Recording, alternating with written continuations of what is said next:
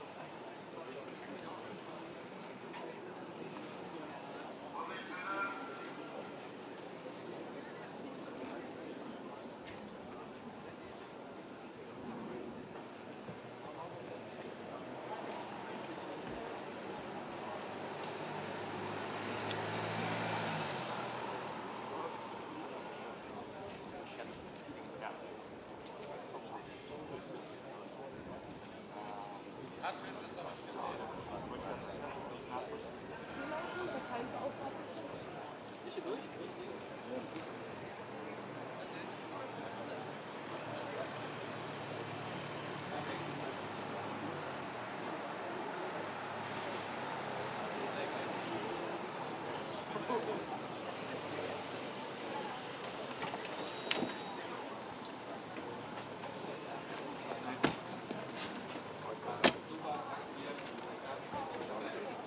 back. Good morning, sir. Thank you. Thank Thank you. you very much. Thank you so much. Kann man stoßen.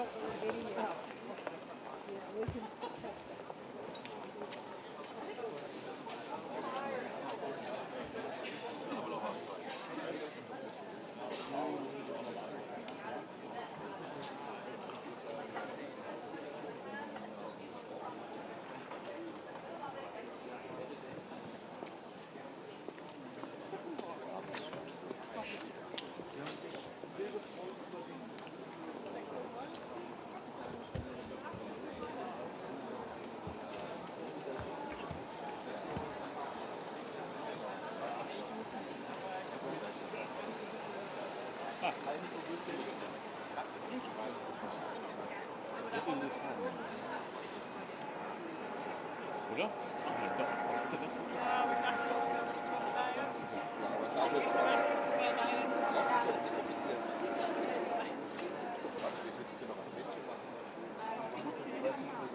Hier unangenehm den Eingang zu benutzen. Im letzten Set steht alles ja. Ja. Genau. Hey, Schenkel.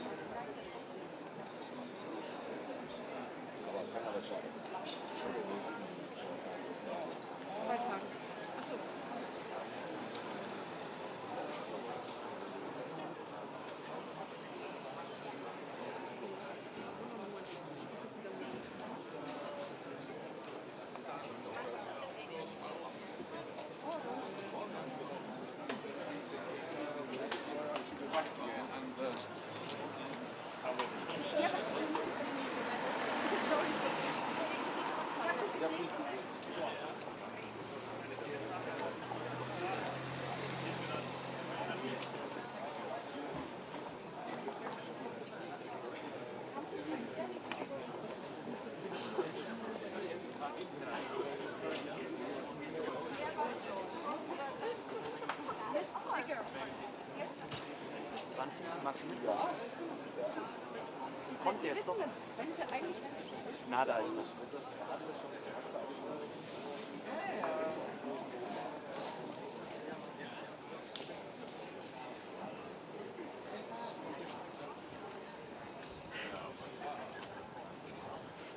das Knie hier angefühlt, das Bein, oder? Wenn man festhält. Ja, alles so eng. Hey, Dave's on the other side. He's going to meet him on the other side. Just go in. First, Dave, something for the bucket. Welcome back. Hello. Thanks. Use this one, yeah?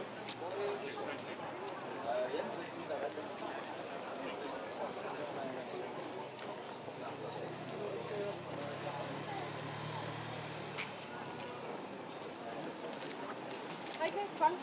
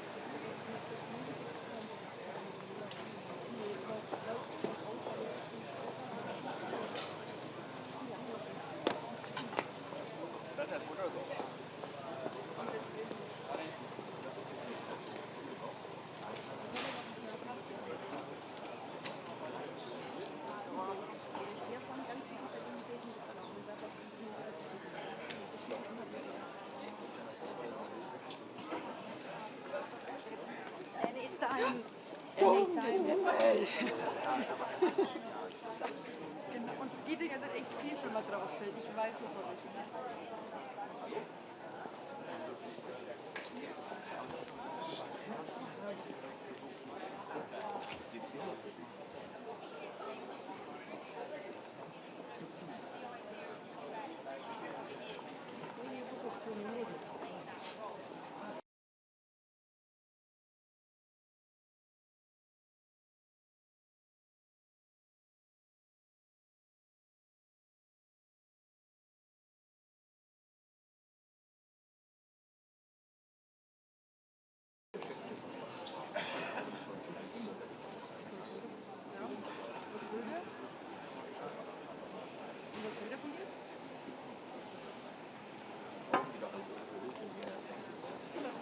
Thank you so much.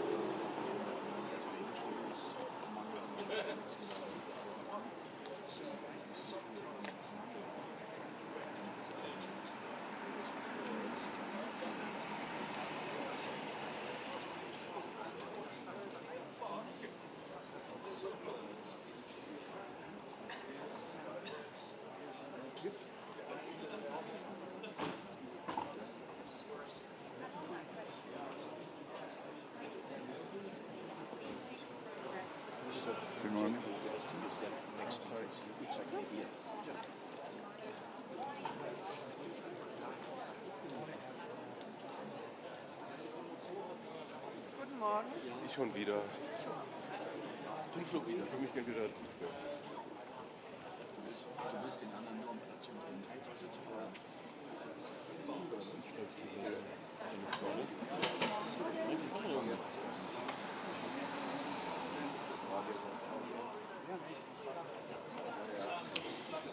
Hey, schlägst du den armen Kerl?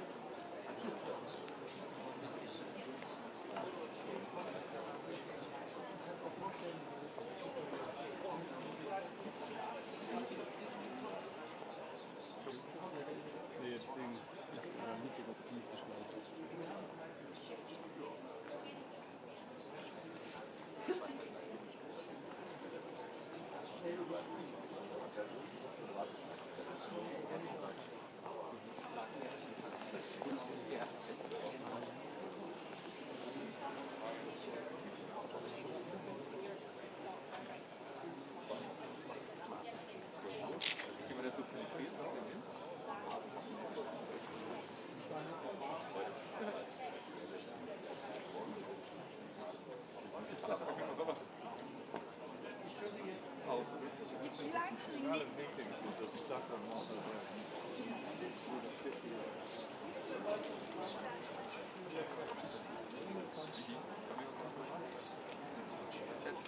Seit 2 Jahren.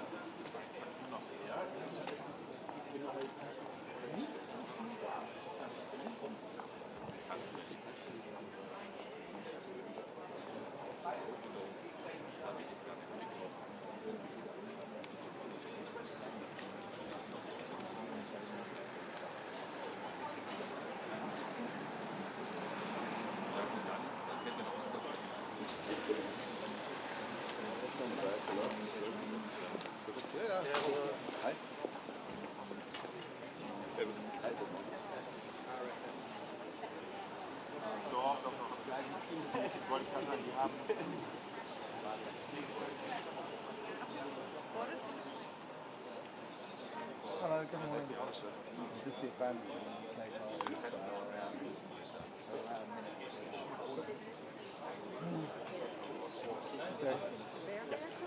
I think this might be You also have so dry hands. I know, it's terrible.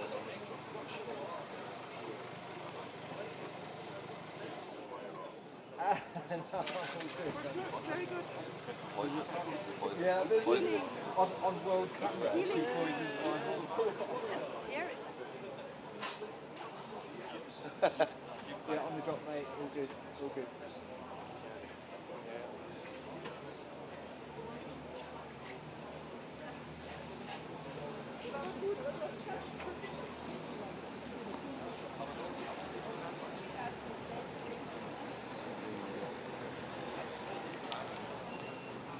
Morning again. Good morning, how are you? Excellent. Just in time delivery. That was spot on. Yeah. Absolutely. Germans got their mojo back.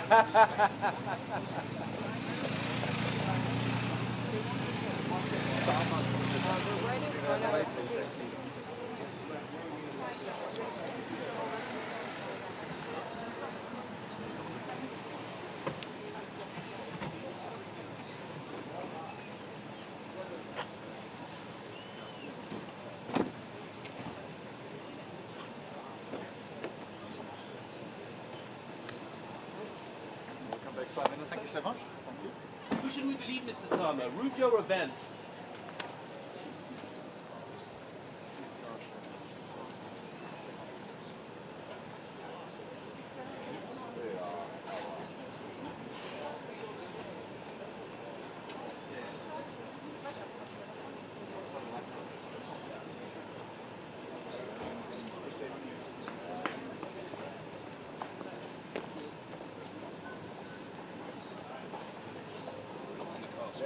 No problem, no problem. Sorry.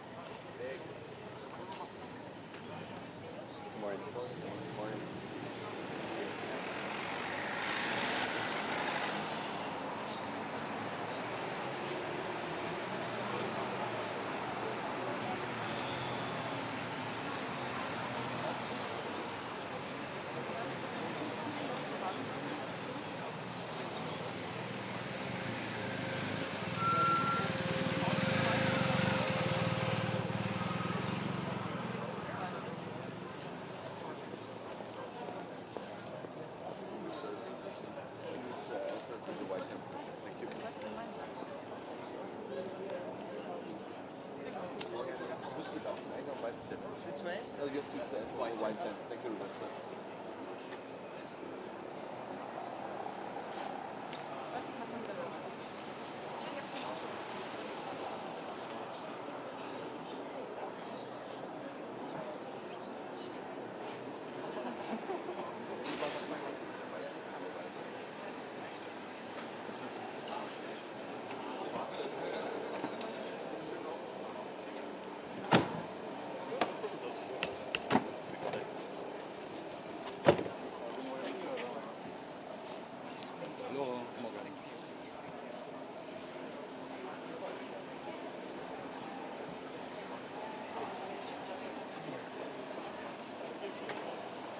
Nicht im Bild rumstehen.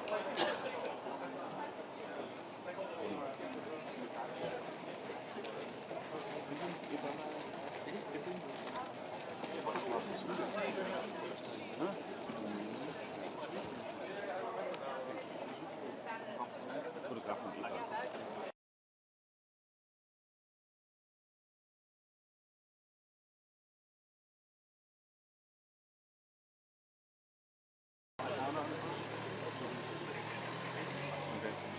Wobei waren die 2%?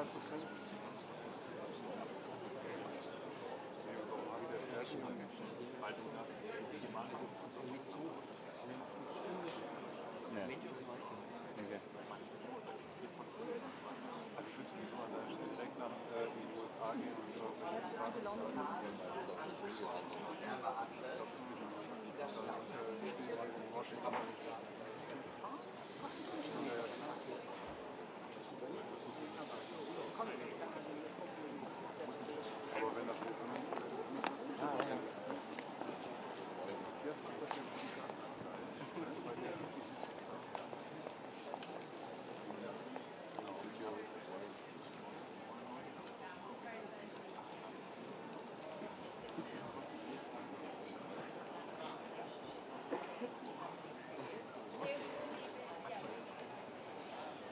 Entschuldigung, darf ich Sie bitten? Ja, ich will. Aber schön, dich gesehen zu haben. Ich habe immer eine Handbreit Spaß unterm Flügel. Ja.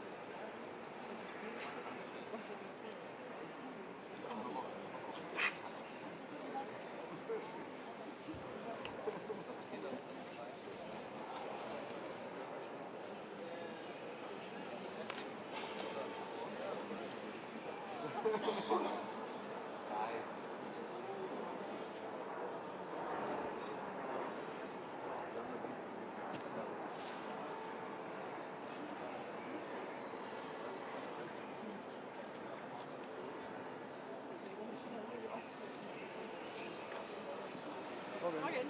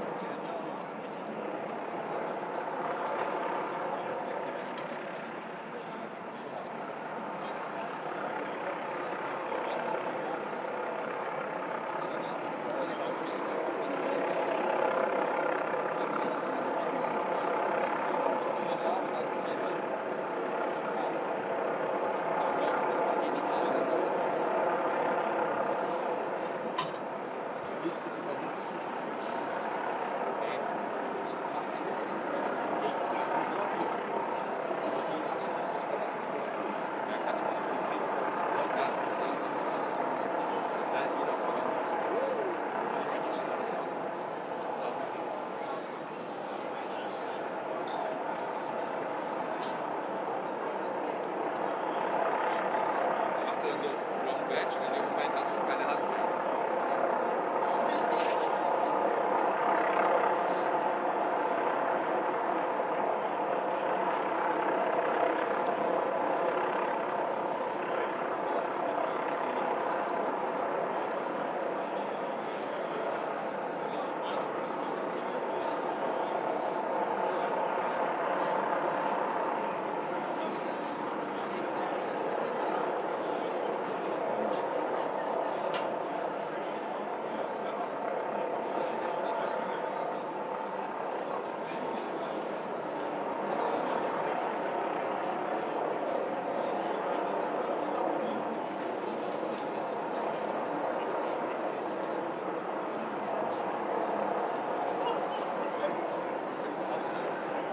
To the same place.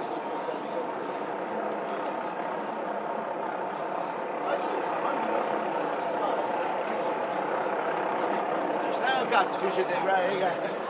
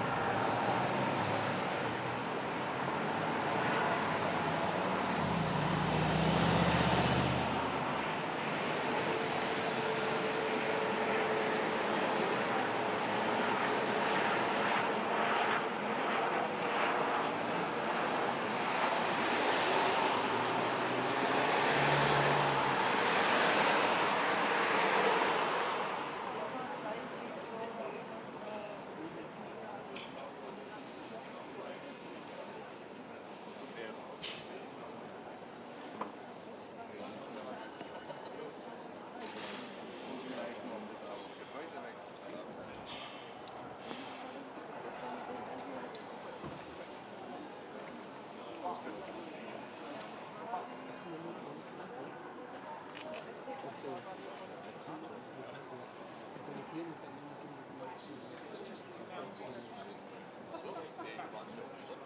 So, nach der Guten Morgen, gut geschlafen.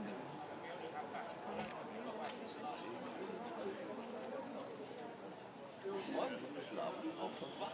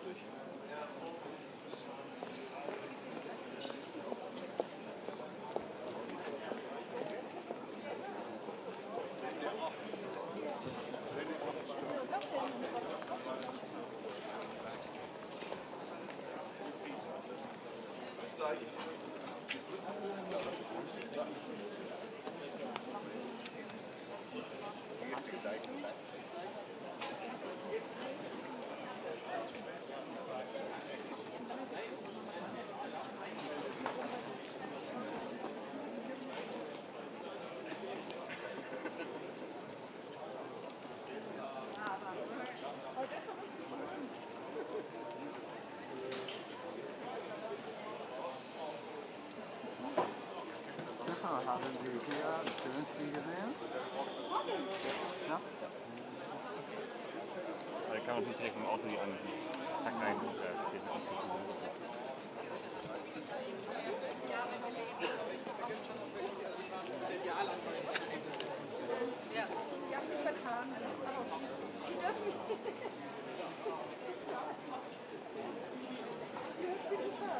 Yes. Thank you so much.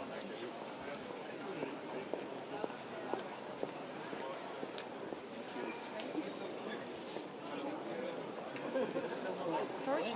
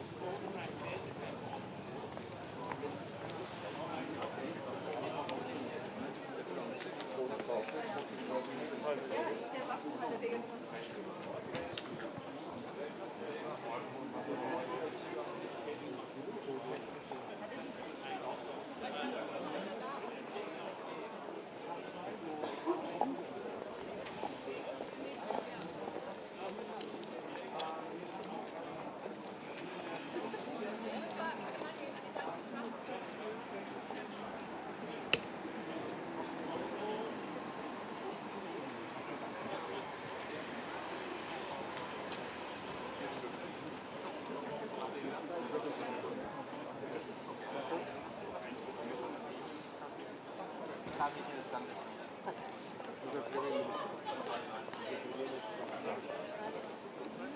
habe so gut bitte mit Boris und Seite, wo sind Die die? sind gerade im Haus, aber wenn Felix? Sie Okay, der ist exzellent.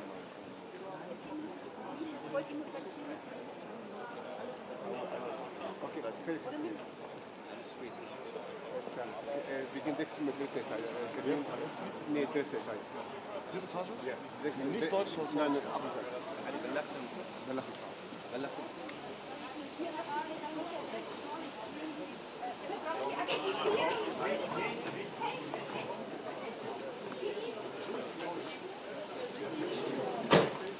ja, wahrscheinlich mit dem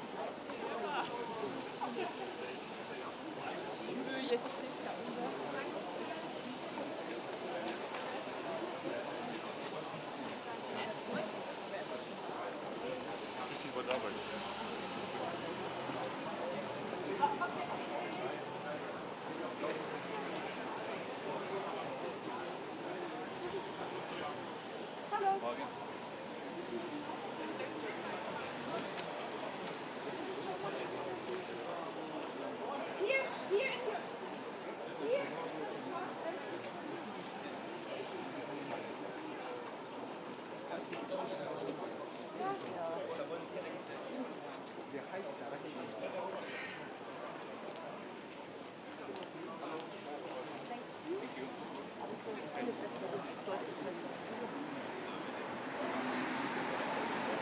Geht's euch gut?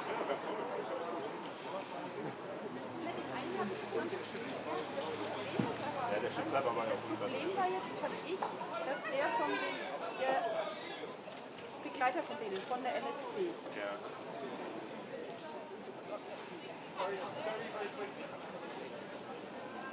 Der hat keine Weisung, das haben die uns gestern gesagt. Zur Firma?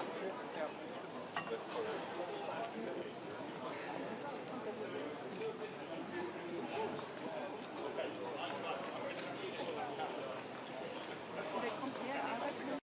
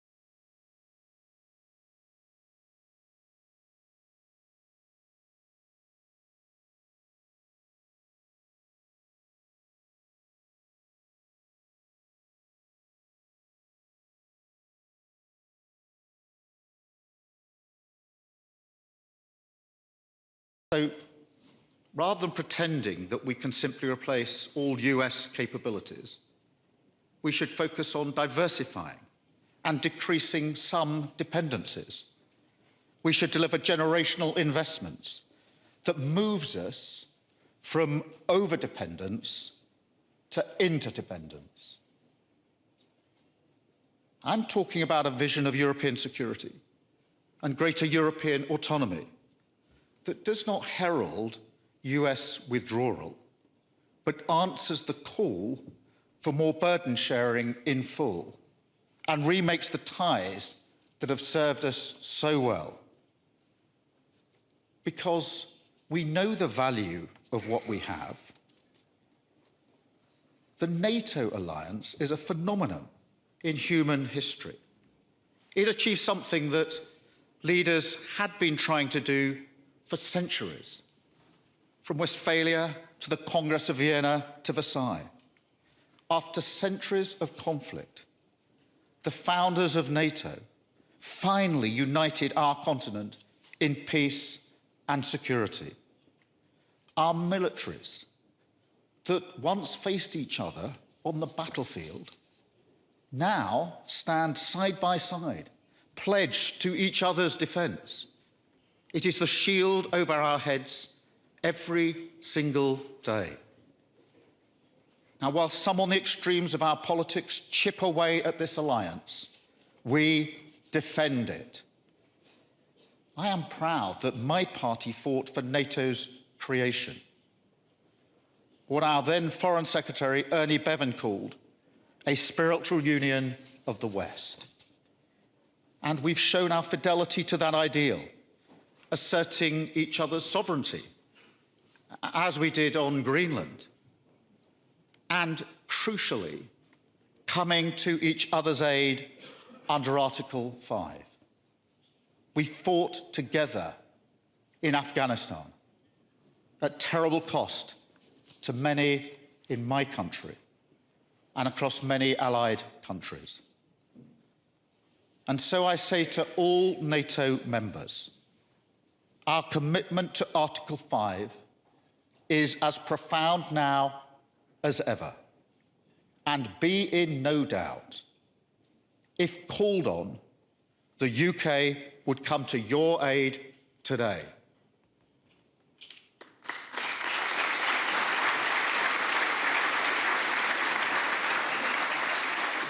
Now, Europe must not turn its back on this. Instead, we must move forward together to create a more European NATO. As I see it, Europe is a sleeping giant. Our economies dwarf Russia's more than 10 times over. We have huge defence capabilities. Yet, too often, this adds up to less than the sum of its parts. Fragmented industrial planning and procurement have led to gaps in some areas and massive duplication in others. Europe has over 20 types of frigate and 10 types of fighter jet. We have over 10 types of main battle tank, whilst the US has one. It's wildly inefficient, and it harms our collective security. Now, the US security umbrella has allowed these bad habits to develop, but now we must break them. And we have shown that we can coordinate to great effect, as Ursula has just set out, supporting Ukraine in a way that Putin never really imagined, creating the coalition of the willing, which now covers almost all of Europe, as well as Canada and our friends in the Asia-Pacific. And going further in our support, with the UK announcing over £500 million this week for more air defence for the Ukrainian people. To meet the wider threat, it is clear that we are going to have to spend more faster. And we've shown our collective intent in this regard as well, with the historic agreement to increase spending to 5% on security and defence. And we're prepared to explore innovative solutions.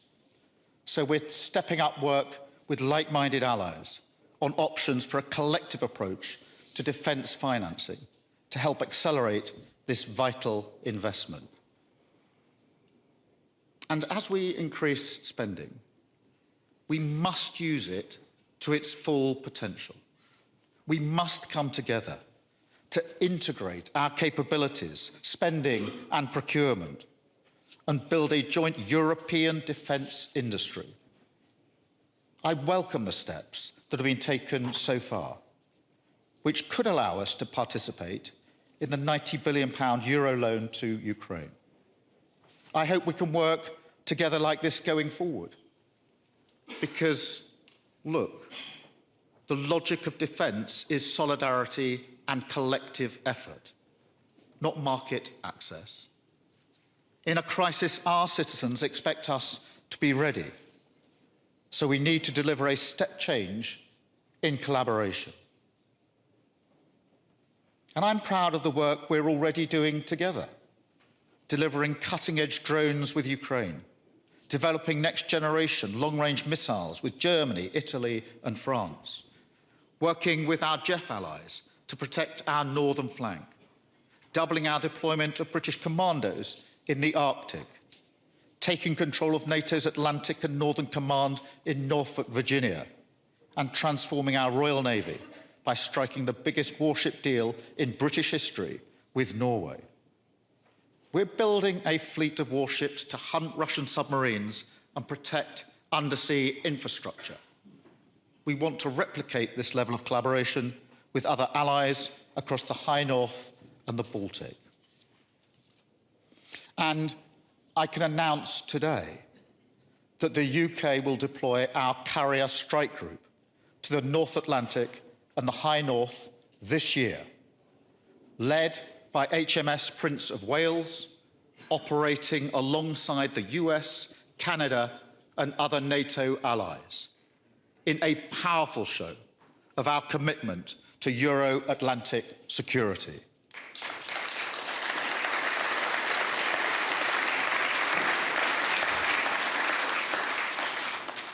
That is also why we're enhancing our nuclear cooperation with France. For decades, the United Kingdom has been the only nuclear power in Europe to commit its deterrent to protect all NATO members. But now, any adversary must know that in a crisis, they could be confronted by our combined strength. It shows beyond doubt how vital it is that we work together. So we must also look at what more we can do with the EU. We must go beyond the historic steps that we took at last year's UK-EU summit to build the formidable productive power and innovative strength that we need. British companies already account for over a quarter of the continent's defence industrial base. They are job-creating, community-building machine, employing around 239,000 people across the United Kingdom, including in Wales, where this month we're launching the first of 5 regional defence growth deals. We want to bring our leadership in defence, tech and AI together with Europe to multiply our strengths and build a shared industrial base across our continent, which can turbocharge our defence production. And that requires leadership to drive greater coherence and coordination across Europe. That is what we're doing with Germany and France in the E3, working closely with EU partners, particularly Italy and Poland, as well as with Norway, Canada and Turkey. So my message today is the United Kingdom is ready.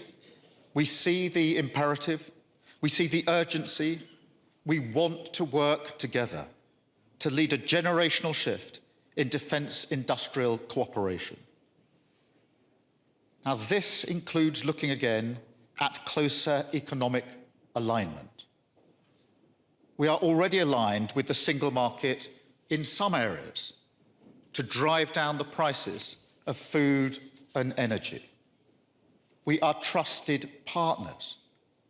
And as the Chancellor of the Exchequer said this week, deeper economic integration is in all of our interests. So we must look at where we could move closer to the single market in other sectors as well, where that would work for both sides. The prize here is greater security, stronger growth for the United Kingdom and the EU, which will fuel increased defence spending, and the chance to place the UK at the centre of a wave of European industrial renewal. I understand the politics very well. It will mean trade-offs, but the status quo is not fit for purpose. And to me, there's no question where the national interest lies, and I will always fight for what's best for my country. I started today talking about avoiding the mistakes of the past, like delaying action or fragmenting our efforts. But there's something else. In the 1930s, leaders were too slow to level with the public about the fundamental shift in mindset that was required. So we must work harder today to build consent for the decisions we must take to keep us safe. Because if we don't, the peddlers of easy answers are ready on the extremes of left and right, and they will offer their solutions instead. It's striking that the different ends of the spectrum share so much. Soft on Russia, weak on NATO, if not outright opposed, and determined to sacrifice the relationship we need on the altar of their ideology. The future they offer is one of division and then capitulation. The lamps would go out across Europe once again. But we will not let that happen. If we believe in our values, in democracy, liberty, and the rule of law, this is the moment to stand up and to fight for them. That is why we must work together and show that by taking responsibility for our own security, we will help our people look forward, not with fear, but with determination and with hope. Thank you very much.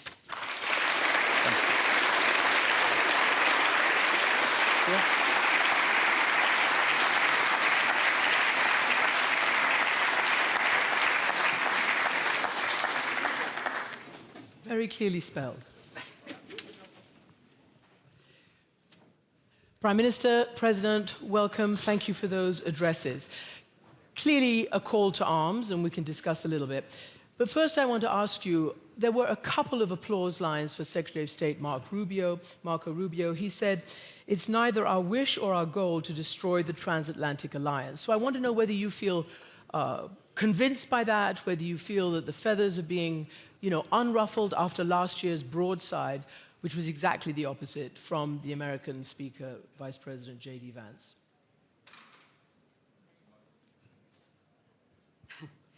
So I was very much reassured by the speech of the Secretary of State.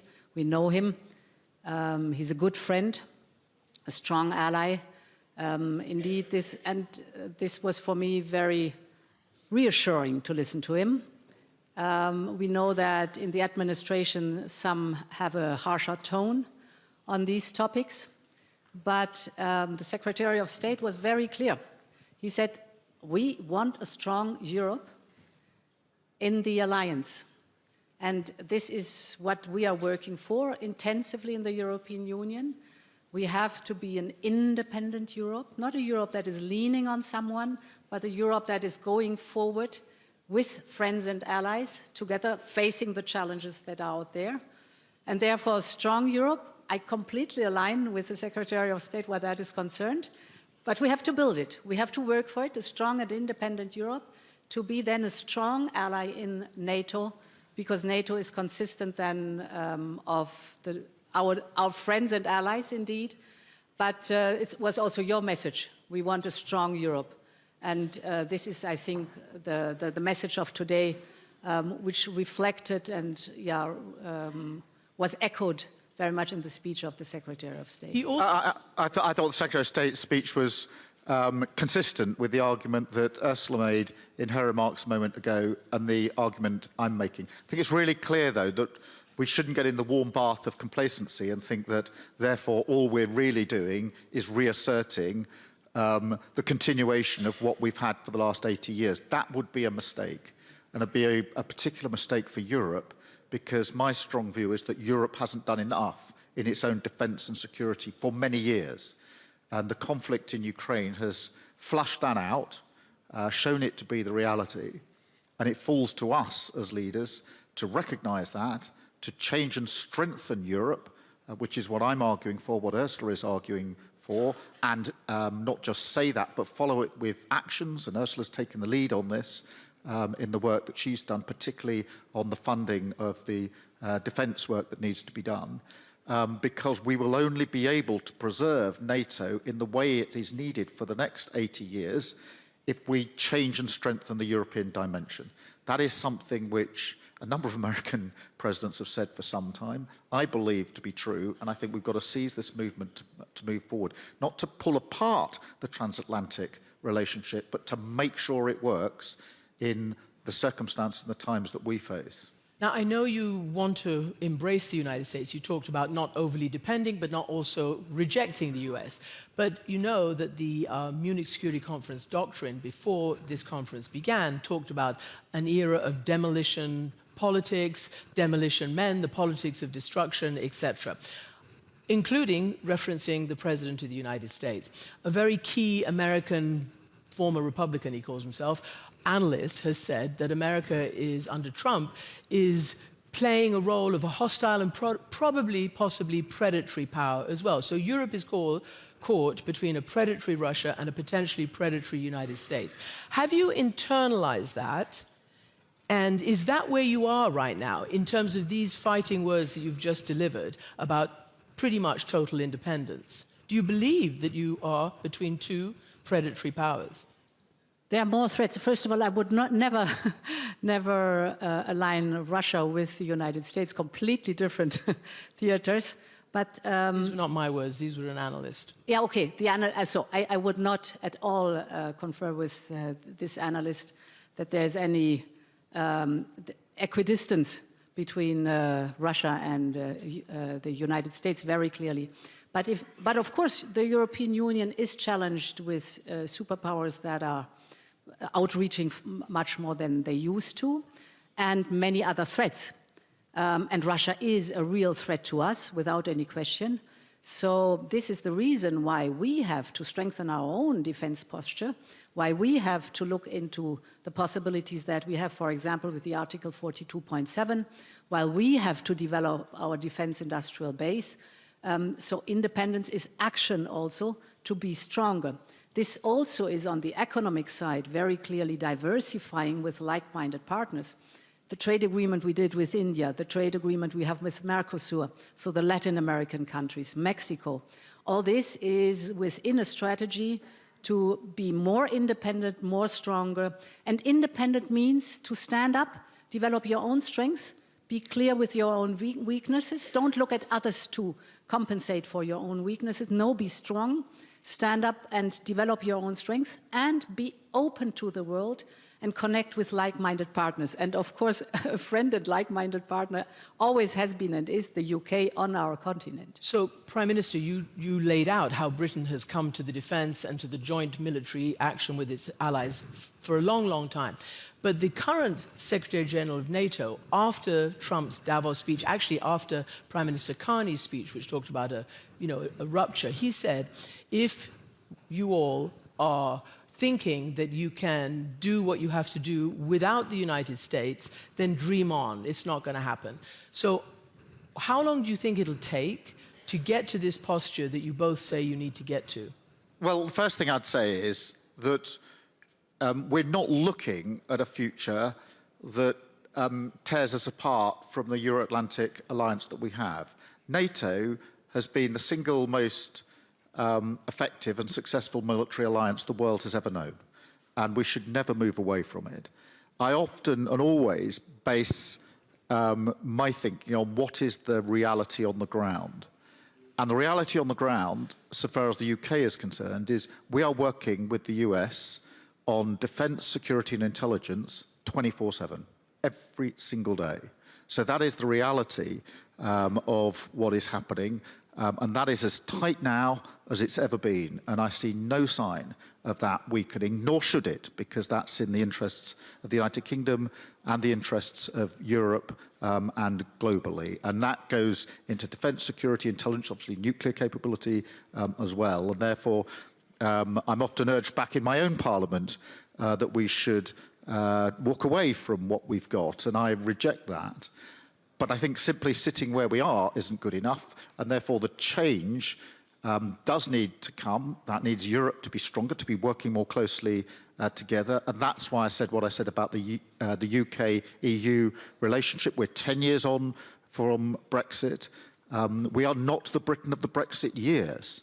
We're a Britain that wants to work with the EU even more closely in light of the challenge that we face here 10 years on. That will take time. We are working together. We had a very good UK-EU summit last year. We will have another one this year where we can make further steps forward. But this is of some urgency because I think that on defence and security, until the Ukraine conflict, we didn't really wake up to the reality that we're facing. And I actually do obviously want to dig into Ukraine because you raised it very clearly towards the beginning of your speech. But you also said, and I want to get to the bottom of this, that some red lines have been crossed and they cannot be uncrossed. You were talking about the United States in your speech, I think. What red lines are you talking about? Because there is a massive deficit of trust between many people in the alliance and certainly leaders who are now having to do what you're doing, workarounds, de-risking, decoupling, whatever you might want to call it, independence. What red lines have been crossed that cannot be uncrossed? So, for example, I want to be very clear, our digital sovereignty is our digital sovereignty. Very clear on that one.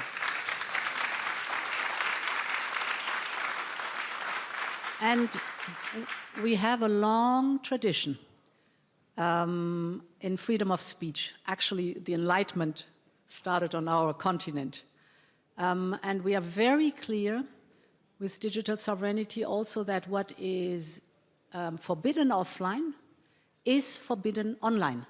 And we will not flinch what that is concerned. We will be very steadfast to pursue this very clear demand for us. But if I may also look at the quote of the Secretary General of NATO, dream on. I would like to tell him, my dear friend, no, my dear friend, there's not only status quo goes on, or division and disruption. There is a lot in between. And status quo is not satisfactory, neither for us, nor for the United States.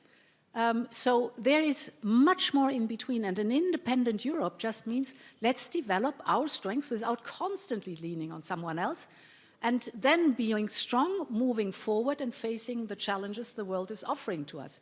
This is what I want to tell my friend Mark Rutte.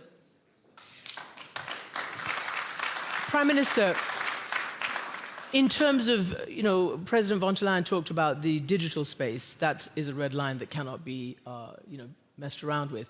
What about the violating international borders space? Do you believe the US threat to Greenland is over? That was a red line for you. It all seemed to stiffen all of your collective spines and you got kind of moving on it. Do you think the threat is over?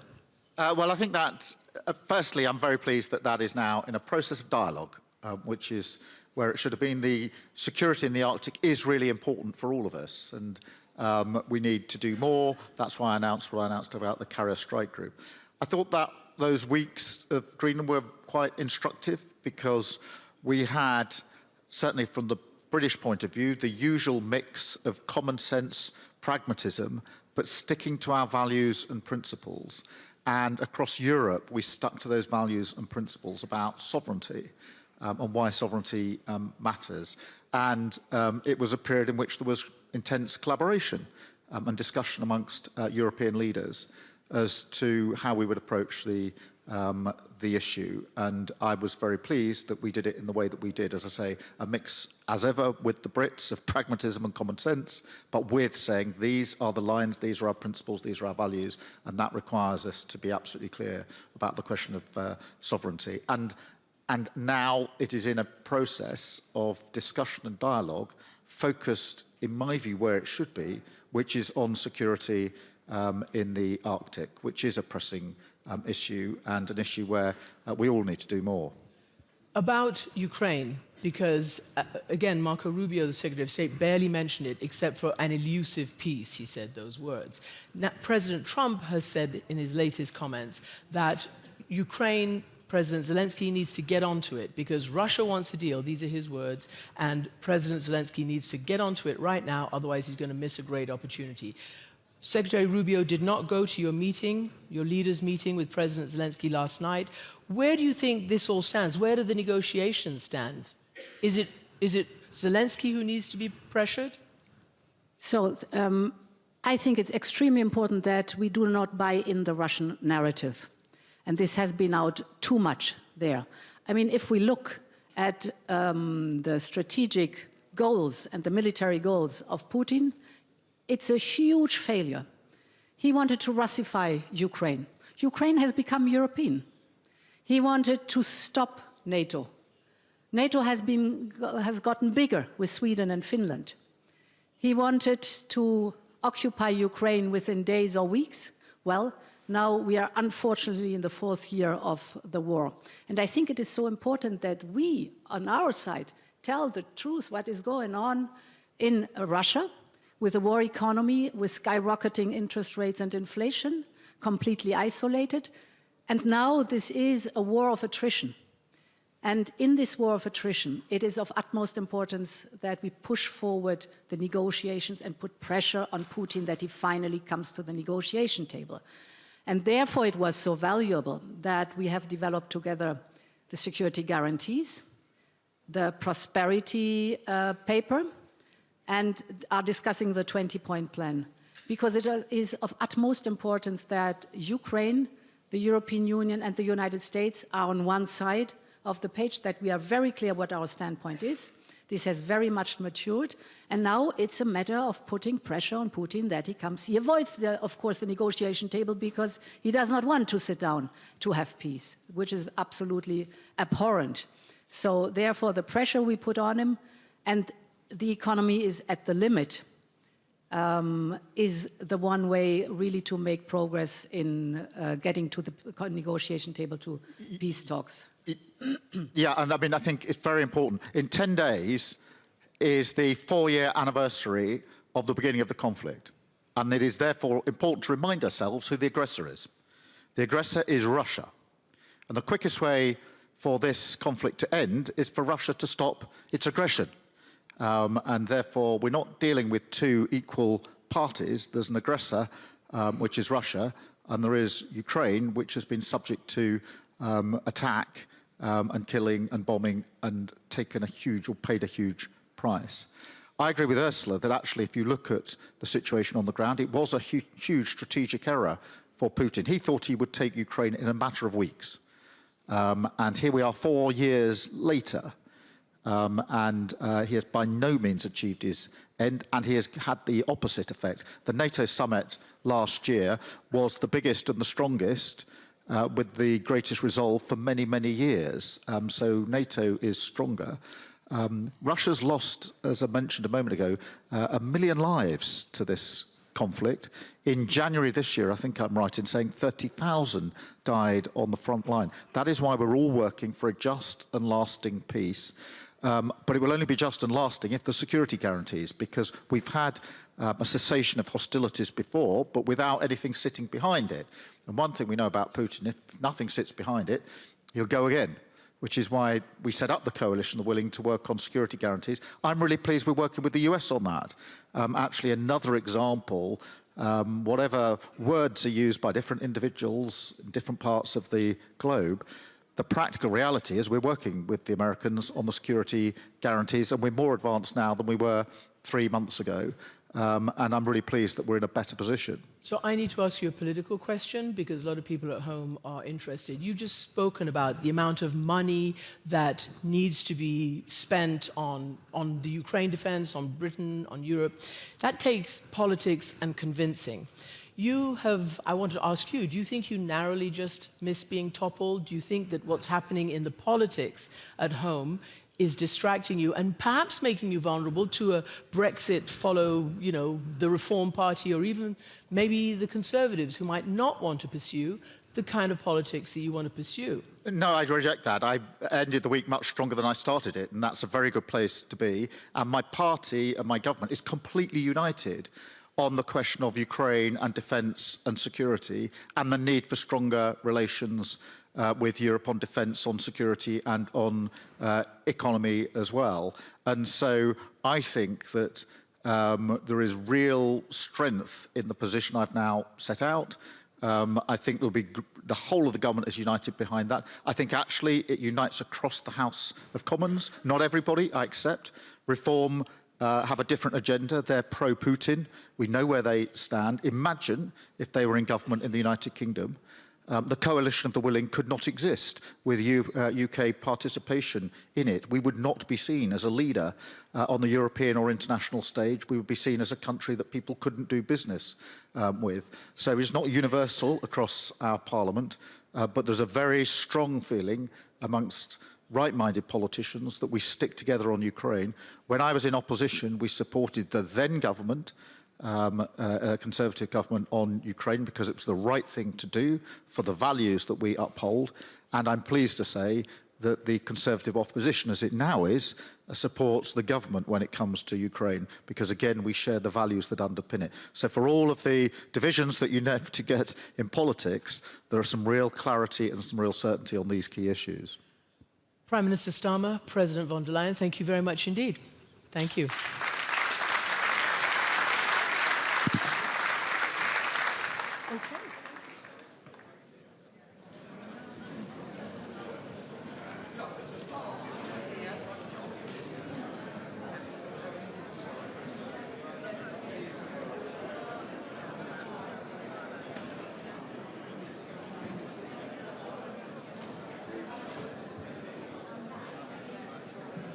Ladies and gentlemen, the program in the conference hall will continue at 11:45 with the session Coalition of the Able, Securing Long-Term Support for Ukraine. Ladies and gentlemen, we welcome you back in the main conference hall at 11:45. Until then, enjoy your coffee.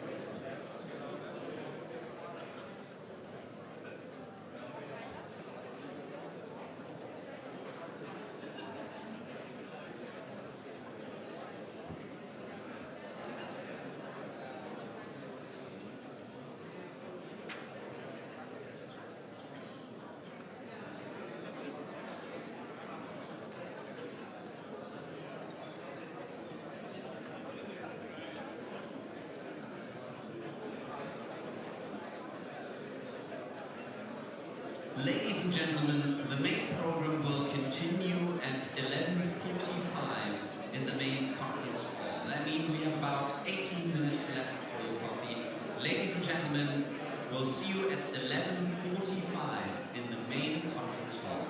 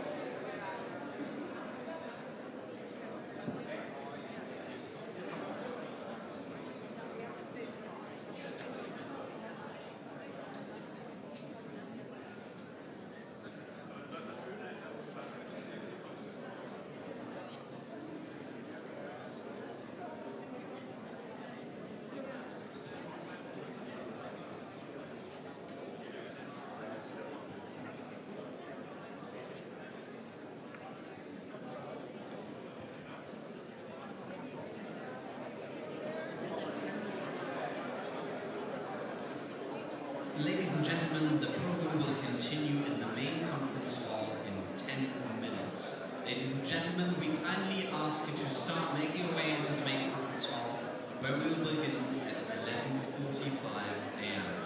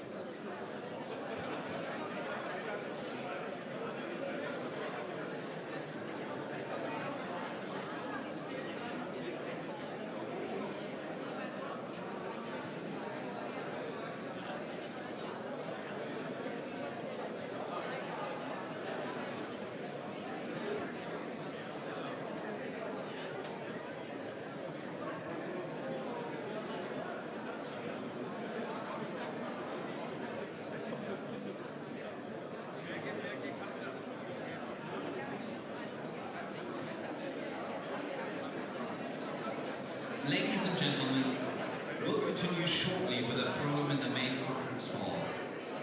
Please make your way into the main conference hall now.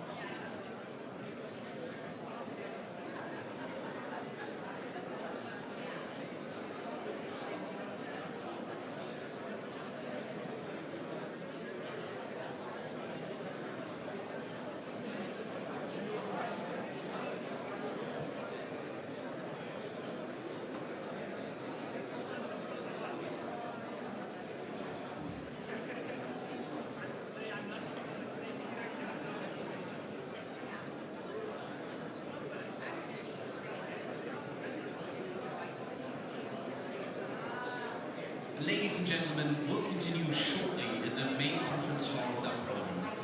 Please make your way to the main conference hall now.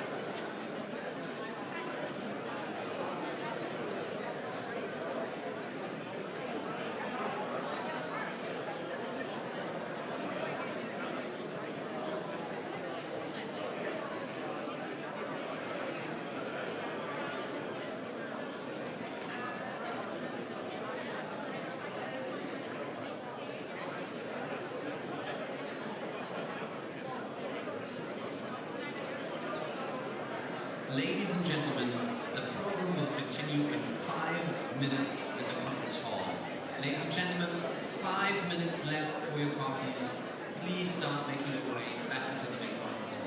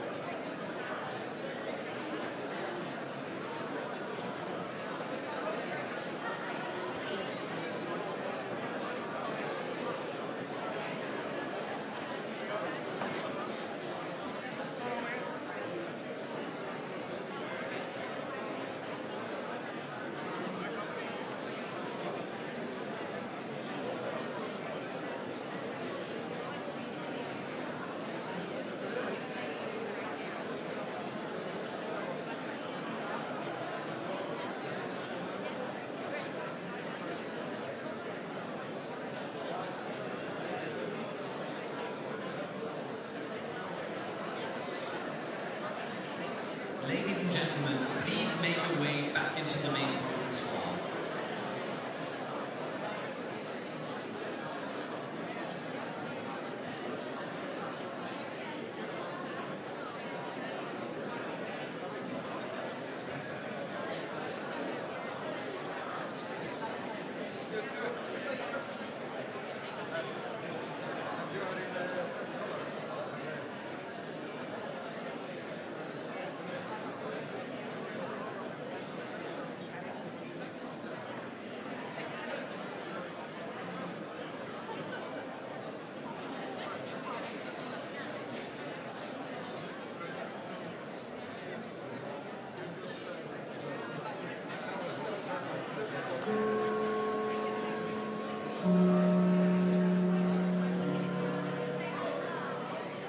Ladies and gentlemen, this is your final call. Please make your way back into the main conference hall now. We'll continue with the program momentarily. Ladies and gentlemen, coffee break is over. Please make your way back into the main conference hall now.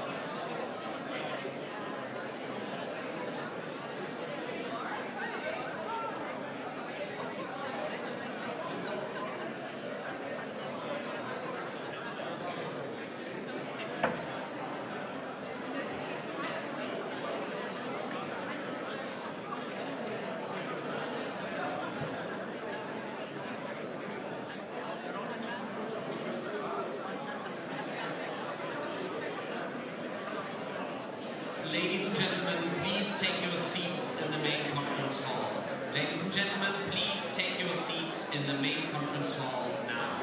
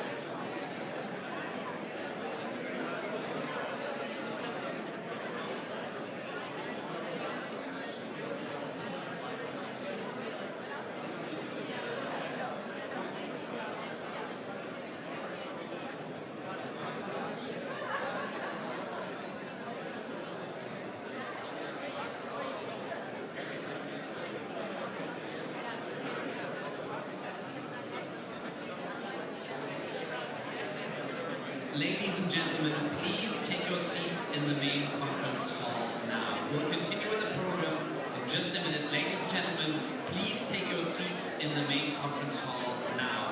We'll soon be closing the doors.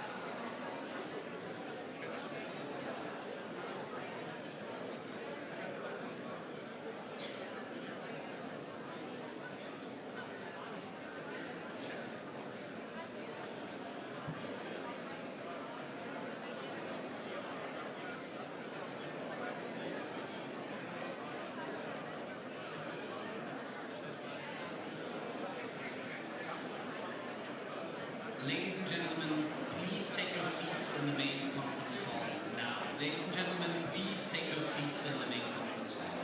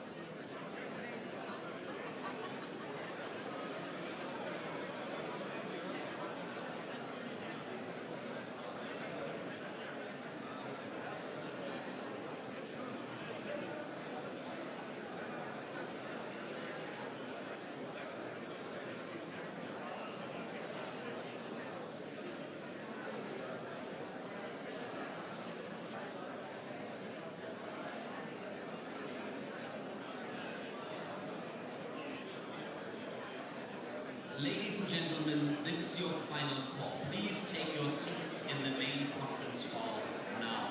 Ladies and gentlemen, I kindly ask you to take your seats in the main conference hall.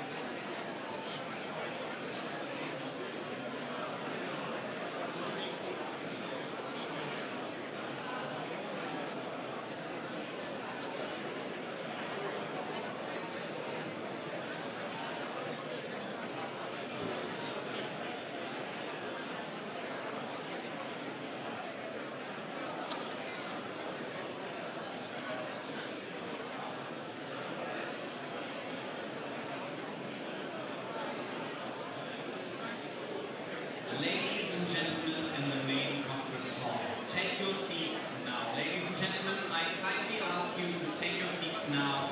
We'll continue with the program in just a minute. Ladies and gentlemen in the main conference hall, please take your seats now.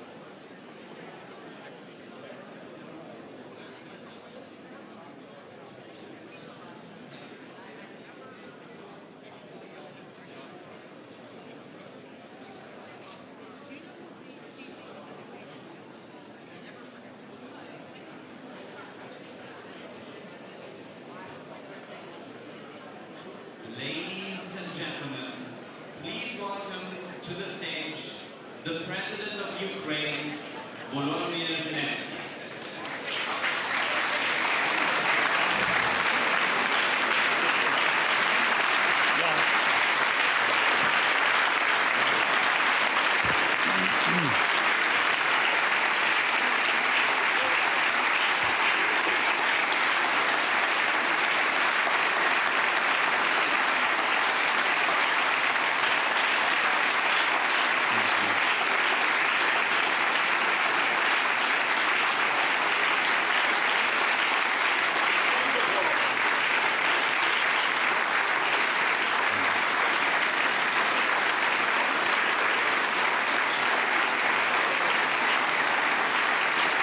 Thank you so much.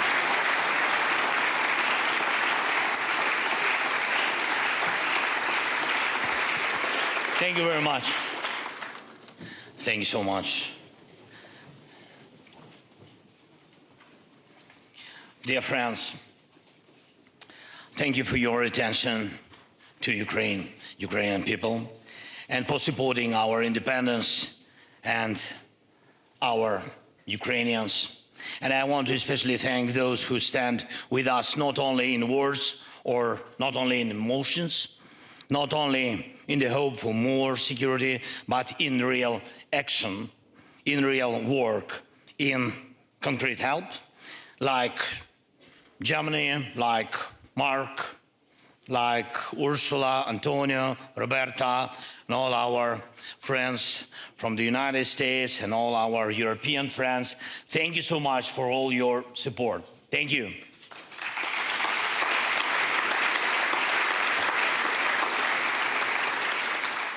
And if you are a European leader and you meet Mark Rutte, you will definitely hear the word pearl. And not just once, and very serious things, really. He starts and ends every conversation with a call to support pearl. And he's right to do so. Thank you, Mark. Pearl is a program that allows us to buy Patriot missiles in the United States and other weapons that protect Ukrainians from Russian attacks, of course. Most of the air defense missiles that can stop Russian ballistic missiles come to us thanks to Pearl. And Pearl exists because of Europe, it's true. Europe is paying for our ability to stop ballistic attacks. Thanks everyone who helps us. Thank you.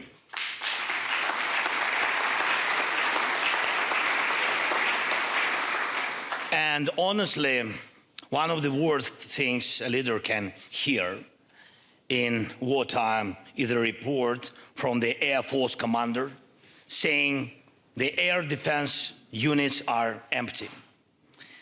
empty, and they used their missiles to stop Russian strikes, and there was no resupply, and intelligence says a new massive attack may come in a day or two. Sometimes we manage to deliver new missiles for our Patriots or NASAMS just before an attack, and sometimes at the very last moment. And I want to especially thank Germany, Norway, Netherlands for their strong leadership in Europe in giving us air defense systems. Thank you very much. These systems save our lives. And thanks to every European leader who invests in Pearl and in other joint defense programs. And I'm proud of our soldiers who repel Russian attacks, and of our logistic teams who have kept this system working for 4 years. And I'm proud of our nation. And it is the courage and resilience of Ukrainians that make the defense, that make the difference. And our people deserve gratitude, they deserve respect. Thank you so much. 4 years of full-scale war. Today I want to show you what that really means. And I want you to ask yourselves, are you ready not only for the challenges that Russian aggression brings, the challenges of modern war, but also for the constant effort to convince the world to fight for support, to defend your country's interests every single day, as Ukraine must do. The world is built on interests, and you have to work tirelessly to align interests and help partners see what this brings. And when you see what is coming, we will be able to convince those in power to act preventively, to stop the evil before it destroys everything. Right now you can see a visualization of one of Russia's attacks. Many of you were already here in Munich when this strike took place. Russia launched 24 ballistic missiles, 1 air-launched guided missile, and 200, can you imagine, 219 attack drones against our cities, Kyiv, Dnipro, Odessa. Just one attack, just one night. Our air defense used the missile that arrived from our partners just a few days earlier. They came on Sunday, it's true, and on Thursday night, the missiles were already protecting our skies. And that is just one night, but Russian attacks happen almost every night in Ukraine, and at least once a week massive strikes. Still, Ukraine has endured 1,451 days of full-scale war, longer than anyone predicted. And I want you to understand the real scale of these attacks on Ukraine. As you can see, in just 1 month, this January, we had, you see it, we had to defend against 6,000 attack drones. Most of them were Shahid drones, and 150 plus Russian missiles of different types, and more than 5,000 glide bombs. And it's like these every month. Imagine this over your own city, shattered streets, destroyed homes, schools built underground. And this is daily life in Ukraine because of course, because of Russia, for 4 long years. Russia uses many ballistic missiles and carries out combined attacks. Most of the strikes target our power plants and other critical infrastructure. And there is not a single power plant left in Ukraine that has not been damaged by Russian attacks. Not one. But we still generate electricity. Thanks to our people.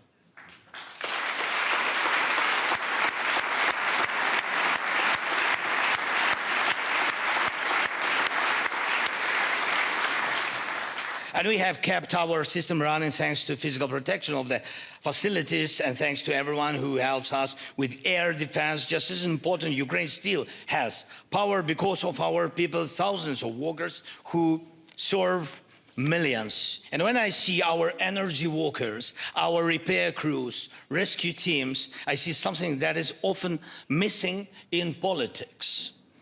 Through dedication, the ability to work at 100%, to act immediately in a real emergency, not in a month, not in a year or two, but they save lives here. They save lives now. All these years. And many politicians could learn and must, I think, must learn from ordinary rescuers, from ordinary repair crews, from ordinary electricians to act, how to act immediately. During this war, thank you. During this war, weapons evolve faster than political decisions meant to stop them. When the Iranian regime first gave Russia the Shahid drones, they were simple weapons. They could be shut down easily. Now the Shahid is different. It has a jet engine. It can fly at different altitudes. It can be guided by an operator in real time. And it can use Starlink to reach its target. It can even carry other drones, acting as the, how we say, mother drone for FPVs. War reveals forms of evil we did not expect. And the longer a war continues, the more resources the aggressor receives. The more dangerous the consequences becomes, the more dangerous the evolution of weapons and of war itself, and the evolution of Putin. And I remember how the full-scale war was seen in the first year, and we were told that support would continue, but not at the scale and speed needed for Ukraine to win, it's true, or for Russia to lose. And what did that mean? It meant time. The idea was that America could manage the pace of the war and the risk of escalation to reach a point where Russia would no longer be able to attack, and Ukraine would agree not to return its occupied territories. Bob Woodward wrote about this approach of the previous US administration in his book, War. And he described how US Defense Secretary Lloyd Austin said, "We own the clock." And Austin had told Jake Sullivan numerous times, we own the clock. And Woodward writes that Sullivan was constantly learning from him. And of course, we are grateful for all the supplies we received. But you saw how it was, how long we had to push, to be allowed to get stronger and stronger weapons. Months for HIMARS, months for tanks, years for aircraft. Everything took time. This did not make the situation easier for anyone, because in war, the war itself owns time. And it uses the time against people, of course. That is why not a single day, not a single opportunity to protect life can be wasted. Everyone who seeks security and peace must understand this. Every day matters. And I'm grateful to every American heart that was helping us no matter what. Thank you. Without you, Americans, Europeans, and everyone who stands with us, it would have been very, very difficult to hold on. Thank you very much.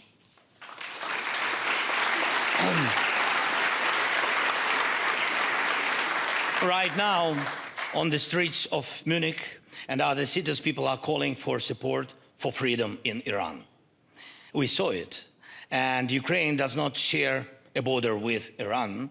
And we have never had a conflict of interests with the Iranian regime.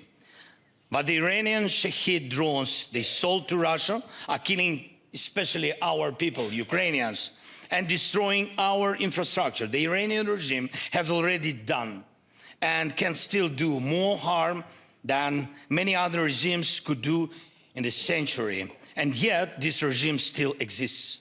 And it hopes to survive everything, even this crisis. Today, the people of Iran expect from the world what we in Ukraine needed on February 24th, when the Russian invasion began: unity, determination, and speed. Of course, speed. Speed in support. And regimes like the one in Iran must not be given time. When they have time, they only kill more. They must be stopped immediately. And this is exactly what should have happened with the Ayatollah after all the wars his regime unleashed and all the lives it took. And with Putin as well, after the war in Georgia, after Syria, after 2014 and the occupation of Crimea. But even in these conditions, when we cannot know how long this war will last, we do everything to keep life going. And today, Ukraine has more experience than anyone in the world in defending against all types of drones. Every night we face fewer than 100 Shahid drones. Some nights there are 400 or even 500 attack drones. And Ukrainians shut down almost 90. Can you imagine? 90% of them. But still not 100. And we are doing everything to increase that rate. Among other tools, we use different types of interceptors. And what you see now are real videos of those interceptors, by the way. Together with our partners, we are producing more and more of them each day. And we will reach the point where we produce enough to make Shahid drones meaningless for Russia. But the key words here are together with partners. And there is no country in Europe that could rely only on its own technology and money to defend itself.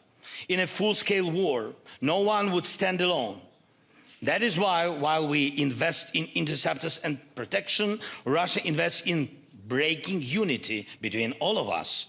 Our unity with you, unity in Europe, unity in the Euro-Atlantic community. They want to break it. Why? Because our unity is the best interceptor against Russia's aggressive plans. The best one. And we still have it.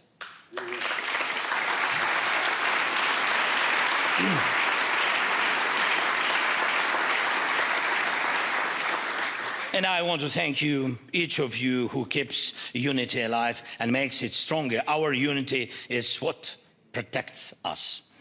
Hundreds of production sites are already operating in Ukraine and in partner countries. And we have the Danish model, thanks Meta, your team, your people, investing in weapons production in Ukraine. We have joint drone production here in Germany, and it officially started yesterday, thanks to everybody and to Friedrich. And we have the joint artillery initiative with Czechia. I see Peter, hi, thank you so much. And we are doing a lot together with the Nordic countries, with the UK and France, Netherlands, Italy and Poland and United States, Canada and Turkey. There are important changes in Japan thanks to Prime Minister, government, and we all value that Japan stands with us in the coalition of the willings. And there are strong decisions from Europe, including 90 billion euros for 2 years for us. Thank you so much.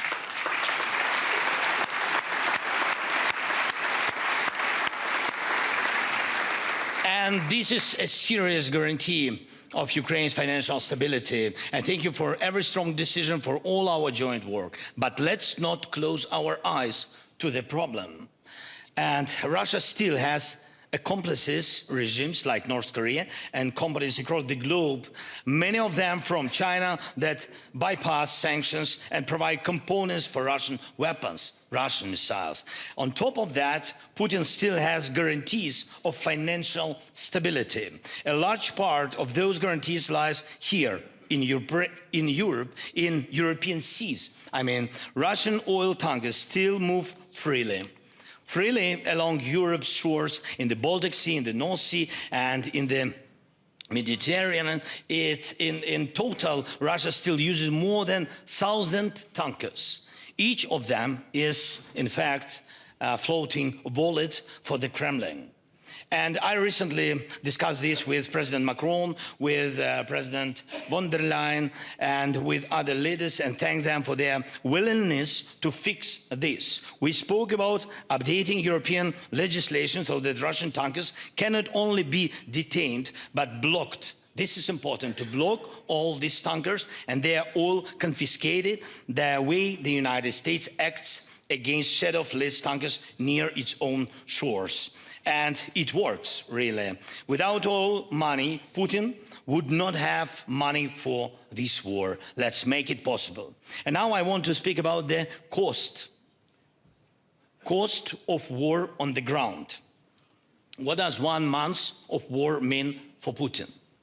Just in December, our forces eliminated 35,000 occupying soldiers, killed and badly wounded. In January, there were fewer Russian assaults, and as a result, Russia's losses were about 30,000 killed and badly wounded.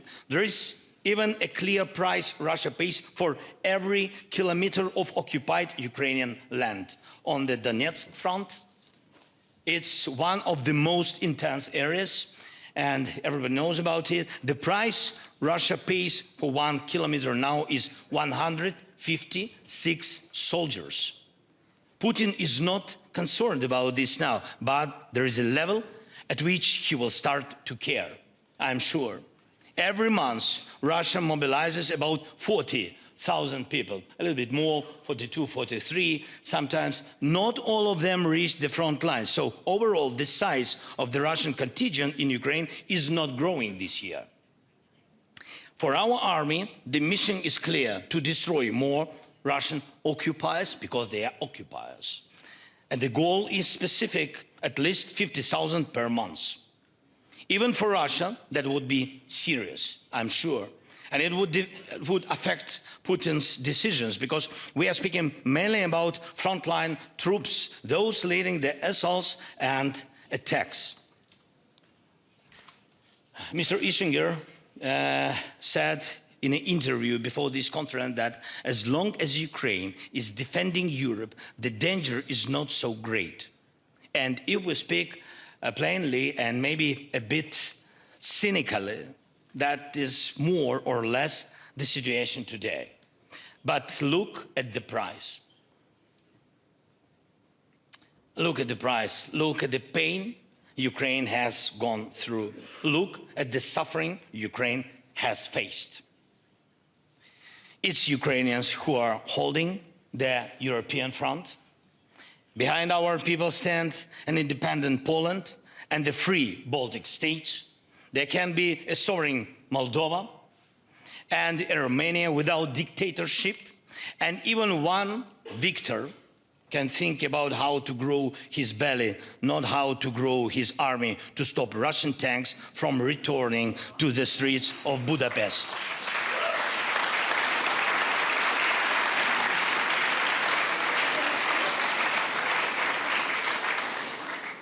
But none of our people choose to be such heroes. Ukraine did not choose this war. And it's wrong to assume that this is a permanent arrangement that others can stay safe behind Ukraine backs forever. Ukrainians are people, not terminators. Our people are dying too. That is why we are doing everything to stop this war and to guarantee security. But the problem is this: Putin is no longer interested in anything else. Putin does not live like ordinary people. He doesn't walk the streets. You will not see him in a cafe. His grandchildren do not go to the normal kindergartens in their hometown. He cannot imagine life without power or after power. Normal things do not interest him. Putin consults more with Tsar Peter and Empress Catherine about territorial gains than with any living person about real life. Can you imagine Putin without war? Be honest. Right now, his focus is on Ukraine, and no one in Ukraine believes he will ever let our people go. But he will not let other European nations go either, because he cannot let go of the very idea of war. He may see himself as a Tsar, but in reality he is a slave to war. And if he lives another 10 years, we can understand it can be, war can return or expand. That is why we say there must be real security guarantees for Ukraine and for Europe, strong security guarantees. And we know clearly what those guarantees must include. And we have strong agreements ready to sign with the United States and with Europe. We think that the agreement on security guarantees should come before any agreement to end the war. Those guarantees answer the main question, how long there will be no war again. And we hope President Trump hears us. We hope the Congress hears us. We hope American people hear us. And we are grateful for all the real help. Thank you.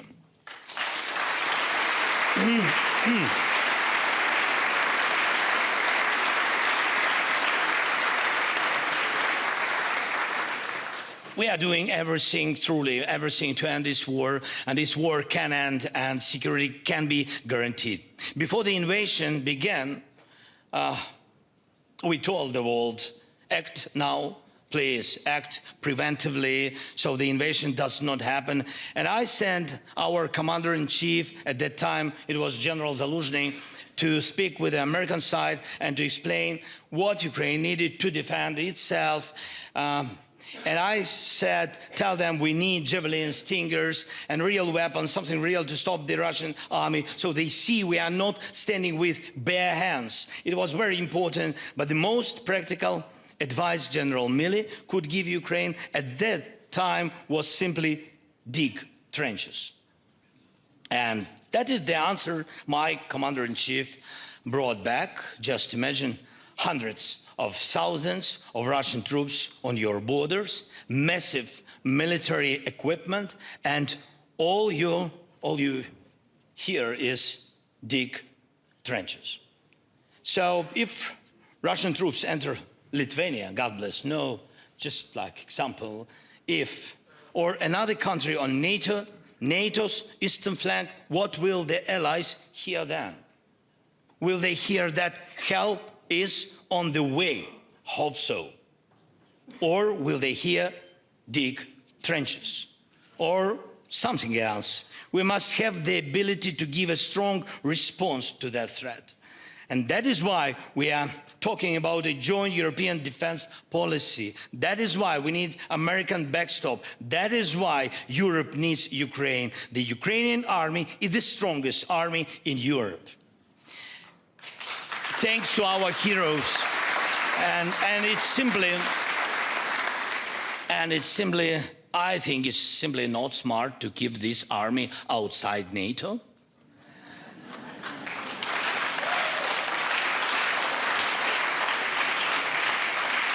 But at the very least, let that be your, friends, your decision, not Putin's decision, please.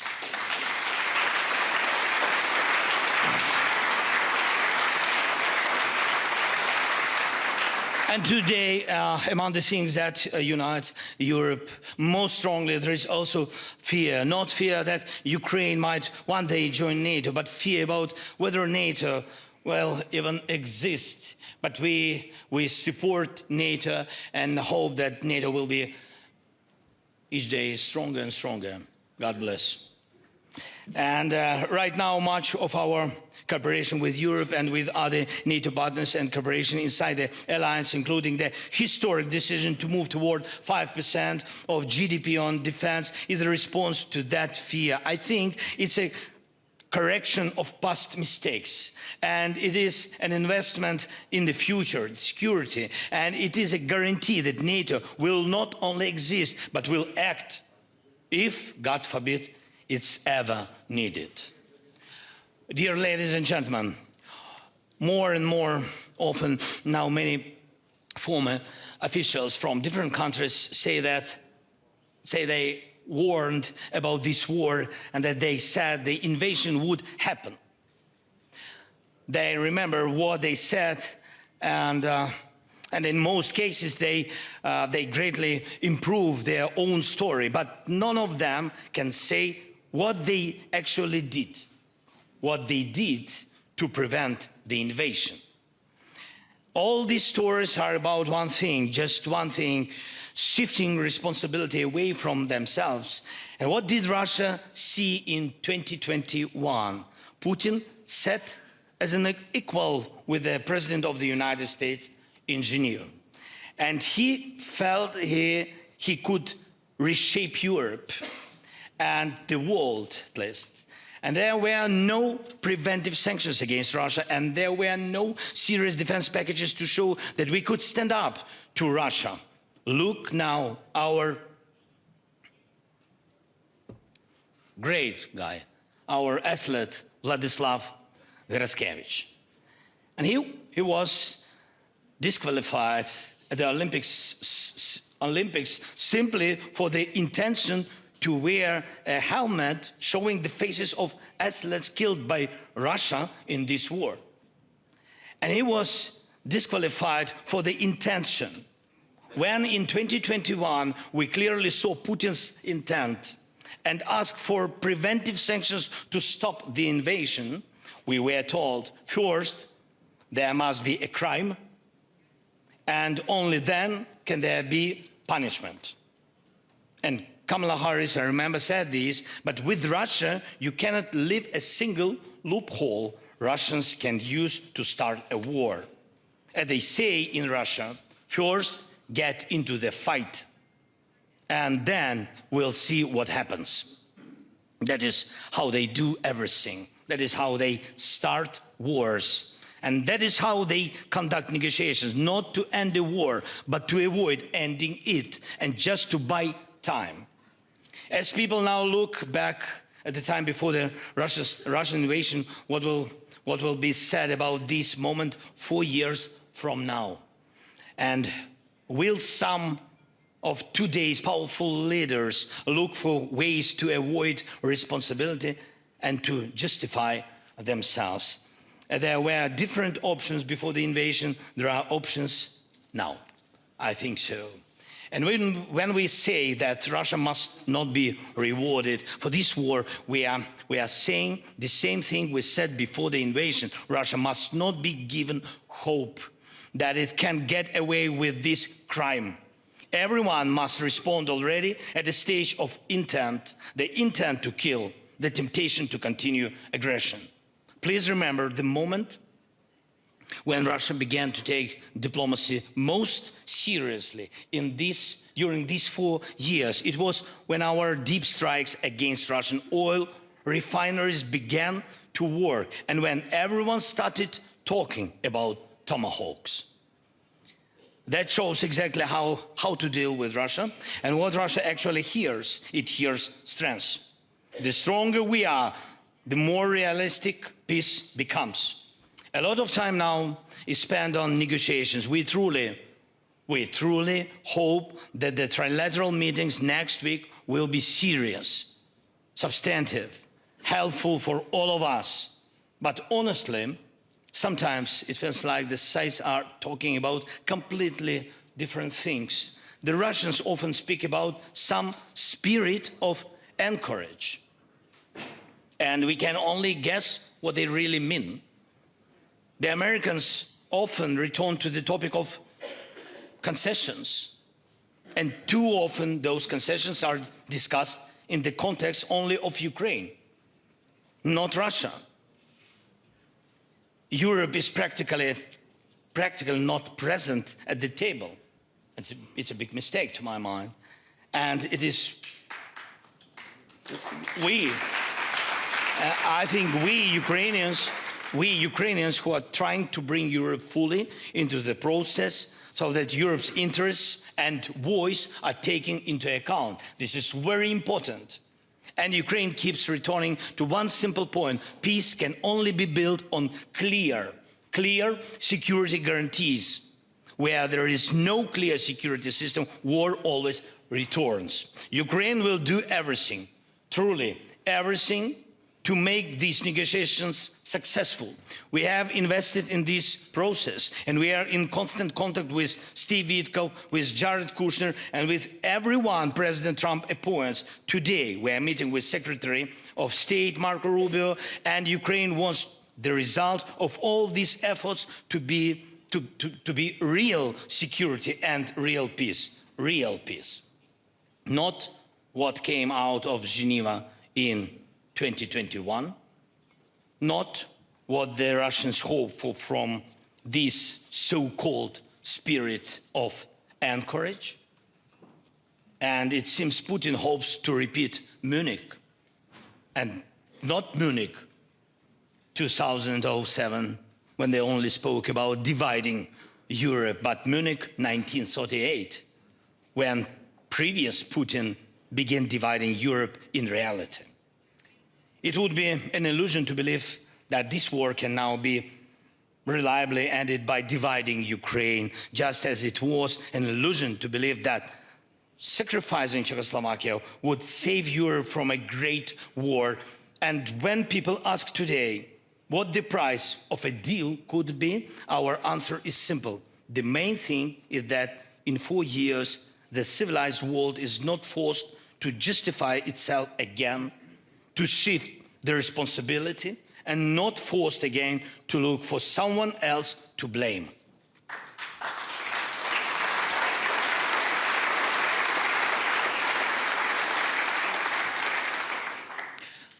Dear friends, Ukraine is ready for a deal that brings real peace to us, to Ukraine, to Europe. And I'm confident that this war can be ended, and ended with dignity. This is the most important for us, with dignity. And we have given our partners everything we believe such a deal must include. And we are ready to invest in common security, everything we have learned while defending ourselves during these years of this war. And we can clearly answer most of the security questions that were raised at the conference yesterday and that will be raised today. And right now, as we work together to protect lives in Ukraine, we are building a new system, a new security, a new response architecture, new approaches to protect lives in any European country when needed. Our wall of drones is your wall of drones. Our expertise in drones is a part of your security. Our ability to stop assaults and Russian sabotage can also be part of your defense. Europe needs a real common defense policy, just as it already has so much in common in the economy, in law, and in social policy. Please pay attention to Ukraine. And if exactly that had happened earlier, this war would not have begun. Thank you. Slava Ukraini.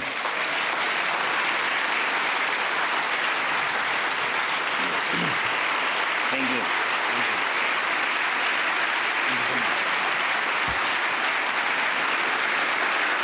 Thank you. Дякую.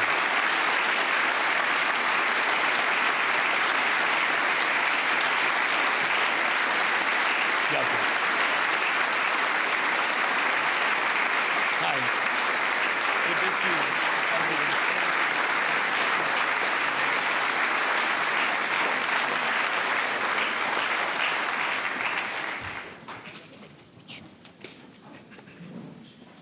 Just getting a chair, Senator. It's coming. Right behind you.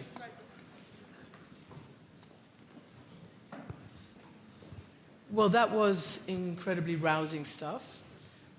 We have spoken at this conference for the last 4 years. And I just wanted to point out before we start the conversation that your Nobel laureate and human rights activist has pointed out that in the year of the Trump administration, so-called peace negotiations, more people have been killed and injured on both sides than in any other previous year, and certainly more civilians, particularly, obviously, in Ukraine. So I guess I want to ask you, Mr. President, and of course you will be speaking in your brilliant English, right, as ever? Yes, yes, yes, English, as always. Can I just ask you, what do you need right now? I'm really conscious of the time and owning time issue that you've talked about, but if you were to put out a wish list or a shopping list right now, is it mostly anti-aircraft and missiles to protect your skies? What do you need right now? Thank you so much. I will use my brilliant You English. will. Thank you. I appreciate it. So, thank you very much for this conversation. Let's look at priorities. All our challenges are first, energy challenge. We need missiles for Patriot systems, first of all for Patriots. Also, we spoke yesterday with our Norway partners, Americans, and also with Germany, so we need also missiles for NASAMS and for IRIS-T systems. This is crucial. This is number one, what we need, missiles, and as quick as possible. I'm very thankful for possibility, Mark, for you, and thanks you, and not only Pearl, we're thankful for Rammstein. I think that it was positive. I will tell you successful when missiles will come to Ukraine. Yeah, so I hope that it will be successful. And it was very difficult, and Germany helped very much. And Minister Pistorius, I don't know where is he. I think he works. Yes, and on this plan, hope so. Yeah, to bring more missiles to us. So this is about energy. We spoke yesterday with our Berlin's group, how we call it, because we had successful meeting yesterday with all the partners, and I think the idea before 24th to strengthen Ukraine as much as possible with energy supplies will be a plan of energy support, plan of missiles. This is important. Then it's Pearl, Mark is sitting here. Now, then I see Roberta, so we need membership in EU. You said wish list.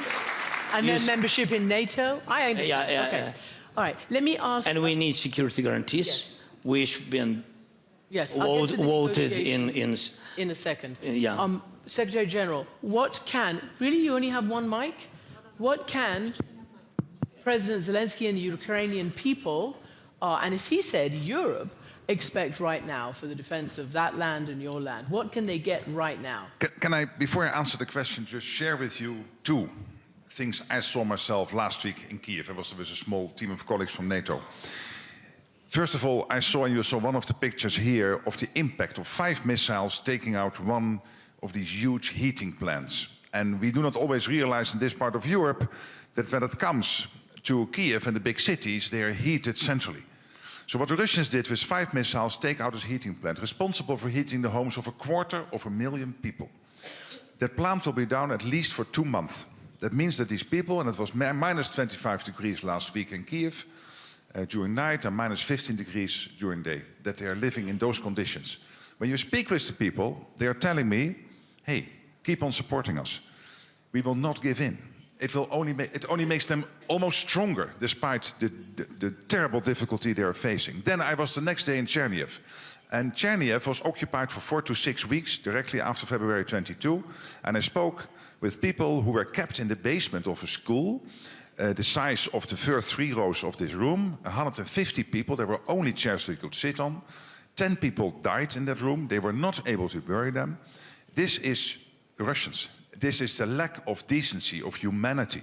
For 6 weeks, these people were kept there. I looked in the eyes of these 2 people who showed me around there.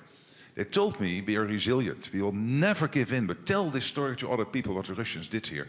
And others of us have been in Bucha and other places around Kiev. This was in Chernihiv, about 2 hours drive from Kiev. And then I met Patron. And Patron is a doc. And the doc is responsible, and he's a sort of hero of Ukraine now, because he sniffs when people are taking rubble away and there is a risk of new explosions coming up. And he is excellent at this. And I agree with you.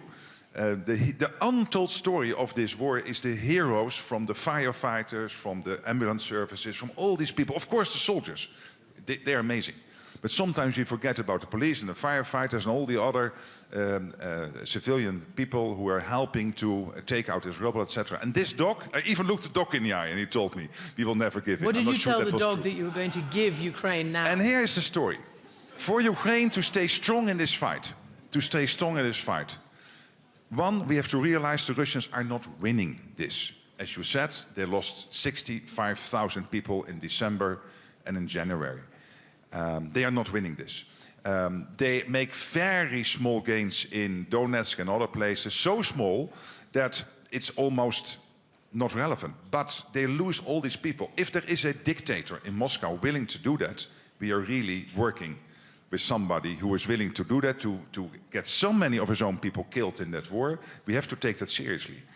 Because this is crazy behavior at every level. So what we need to do here in this room, in all our positions, the politicians and everybody who can influence this, is to make sure that these people who are staunch, who are defending themselves, who will never give up, that they have the offensive stuff they need, so that is all the missiles, etc., to hit whatever they need to hit in Russia, and of course the ammunition, but particularly also to take out the missiles coming into Ukraine.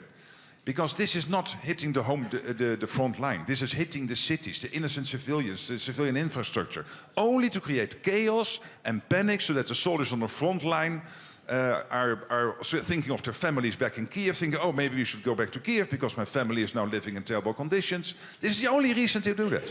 And we have that. The US is still supplying massive amounts of this stuff into Ukraine. This is the Pearl program paid for by Canada and European allies. That will cost this year $15 billion, 12 billion euros. It's crucial that that money is there. And then, of course, the Europeans and the Canadians doing all the bilateral stuff. And please use what SACEUR, the Supreme Allied Commander, has drawn up together with the Ukrainians, the list of stuff they need. Don't give bilateral stuff outside that list, because it is nice. It gives you nice pictures and photographs in the newspapers. But we know exactly what they need. We have, thanks to Jens, this whole structure was set up under his Secretary Generalship, Wiesbaden, the command there, and it is working excellently. So please use that list, the comprehensive Ukraine requirement list, and then Pearl, which is all the stuff the US is supplying. We need to do this. Keep them strong in the fight. They will do it, but they need our support. And the second part of that, the other side of that coin, is putting enough pain on Putin, as you have said and as others have said, to actually get serious about a serious negotiation. And that's exactly what Rubio said today. Right. It is testing him. Is he serious, Putin, about all of this? And he is again sending this historian next week to the talks in Geneva. So he will again lecture the Ukrainians about how to rush from Sweden or whatever. But in his speech, in his speech, he mentioned Ukraine only in passing, and the words were elusive peace. So we'll get to that in a minute. Roberta Metsola, for Europe, you saw a call to arms today from Commission President Ursula von der Leyen, from Prime Minister Starmer, really rebuilding Europe's military-industrial complex. What, though, can you do now? How come you haven't managed to get all those, the money of Russia that you could actually give to Ukraine, and most of the Europeans agree with it? Why can't you just get it done and put pressure on Putin, as President Zelensky says, and as it's patently clear that there is not enough pressure on Putin yet? He doesn't feel enough pain. Well, on that we agree. Next week, I will sign a 90 billion euro loan to Ukraine, agreed in under 4 weeks, in an unprecedented speed. You might say it took us too long. We used to do things much slower before. But when push came to shove, we really put our money where our mouth is. And this is what we need to use as the strongest of message that when I first came to Ukraine, couple of weeks into the beginning of the war, Volodymyr, I told you that we would stand with you. And I preside over a parliament where the majorities are huge. And I want to say this because every second question, wherever we go, we're asked, but there's fatigue and people are looking away and you're losing your priorities on what you should do. My answer is, I was in the opening of the Winter Olympics 1 week ago, and the loudest cheer was for the Ukrainian delegation. And that is what shows spontaneously that the people of Europe are with you. What have we done since the 24th of February 2022?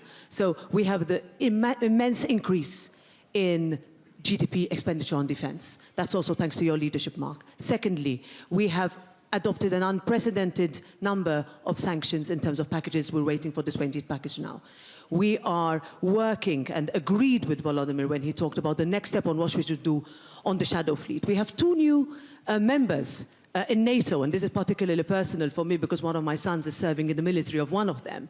And that is what would never have been done if it were not for Ukrainians fighting for the freedom that we took for granted, that we looked away, that we took too long to respond to. But I would say that today we are there, we will be there, we need to take it to the next step. On enlargement, I can answer you. I preside over a parliament massively in favor of that. This is a win-win. It's not about charity. We need Ukraine, and we need Ukraine to be part of the European family. And we can do much more, and we can do much, much, much more.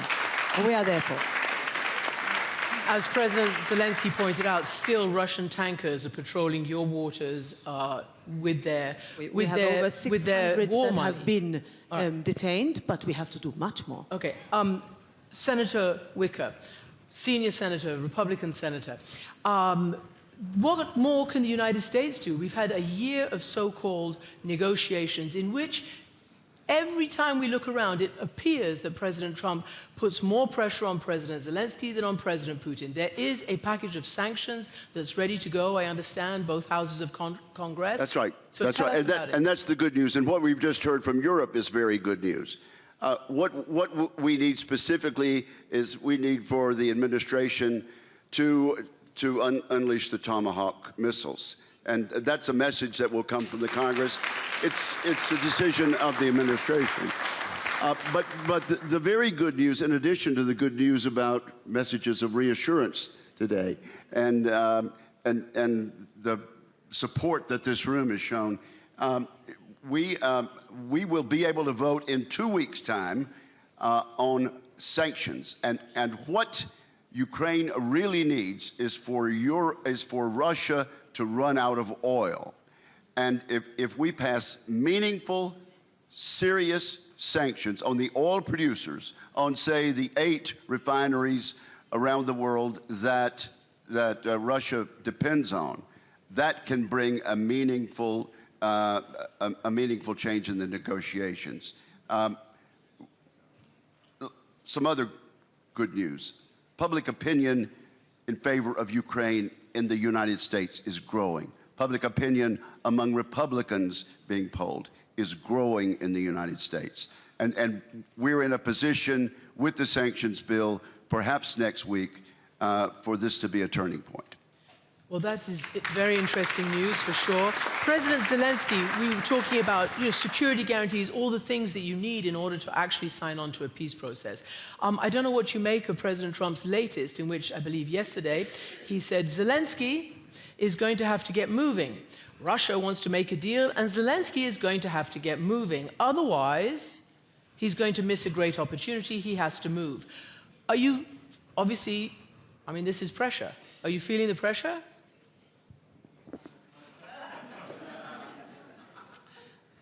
A little bit. I mean, there's. I understand signals of the president. Maybe it's preparing atmosphere before Switzerland meeting, trilateral meeting, and etc. So, not losing our dignity, we can move. We made a lot of compromises, speaking with Russians, beginning even with this. We have trilateral meetings. With all respect to the United States, they proposed us to have such meetings. I think it was a compromise from the side of Ukrainian people. The second point, we are ready to speak and continue. We are ready to speak about constant line. We are ready to speak about the stop on the contact line and then begin to talk. This is also a compromise because we are speaking about our territories, which are temporarily occupied, our people, which have been killed. So a lot of different compromises. Even when American side proposed a free economic zone, such propositions. What we said, look, it's our territory, it has to be our territory. And we can't just withdraw. There are 200,000 people, they are Ukrainians. It's our territory, we can't just run away. We didn't run away from the first day of this war. Why? We will do it today. But we are ready to speak about this free economic zone, maybe something, it can be something important for compromises to renovation of Ukraine and etc. But we are ready. They said, will you ready to do some steps? The question is what Russians are ready to do. We don't hear compromises from Russian side. We want to hear from them something. And I think this is important. Before you carry on, can I just ask you about two press reports? Our people are under pressure, by the way, Of about the course. pressure. Our people, Ukrainians, under pressure. They're being killed. The FT reports that you are prepared to announce a plan for presidential elections and a referendum on a peace deal, that you're prepared to announce that even potentially by the end of this month. True or false? Something new for me. So you don't know? It was new for me. Yes, I think I answered already on this question, but I can repeat. First of all, of course, nobody support elections during the war. It's something strange. I said it about so many times. Then I said, if American side will push this signal, I'm ready to show that we are ready for this. Okay, give us, I'm very honest, give us 2 months of ceasefire, we will go to elections. That's it. Give us ceasefire, give us security infrastructure. Maybe not 2 months, but we need a lot of days to prepare. Then give us possibility, our soldiers, to vote, how they can, defend our lives, our country, and at the same moment to vote. This is something difficult. Even not, this is strange, it's something very difficult, and I don't know who has such experience. We don't have it. And we can't compare. Sometimes I heard, sometimes I heard, yes, we had elections in the United States during Lincoln's time and etc. How we can compare it? We have missiles, our people under missiles. It's not just land war, a lot of missiles. We're under ballistic attacks. So give us ceasefire. President Trump can do it.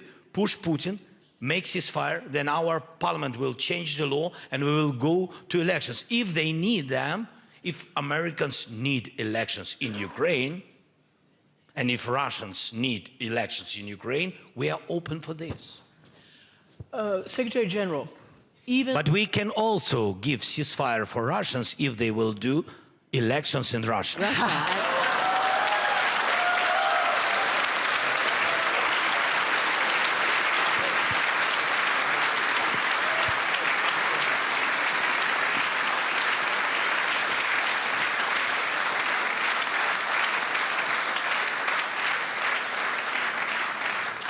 Secretary General, even the Chinese... This is why he is... But that's his previous and his current strength, right?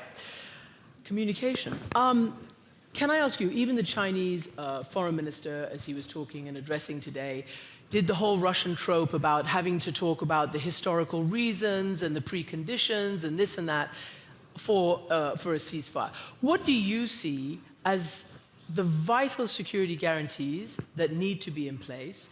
And so far, Russia has said no to even an international monitoring force of Europeans. So what do you see is a realistic security guarantee? Well, let's first of all, answering to the Wang Yi, to the Chinese thing, conclude together that there was absolutely no reason whatsoever for the Russians to invade Ukraine. Not in 2014 with Crimea, not a full-scale onslaught on Ukraine starting late February 2022. So this is absolutely not true. Then, when it comes to security guarantees, the first thing which is crucial is for NATO, that NATO came back together. The last couple of days, there has been a huge shift in mindset within NATO, where the Europeans are now taking more of a leadership role in NATO, where the Europeans take more responsibility for their own defense, and this is making us stronger because it anchors the United States stronger in the NATO alliance. It answers a request from them, and for Ukraine to stay strong, it is important that the 32 NATO allies are stronger together. So I really believe NATO is stronger now than it was ever since the fall of the Berlin Wall. And we are now ready also to help Ukraine, not as an alliance, we will do that individual allies, and this brings me to the security guarantees. We need security guarantees at 3 levels. Level 1 is the Ukrainian armed forces. They have to be so strong and so well trained, and of course they are already battle hardened, that they can first of all, of course, defend themselves.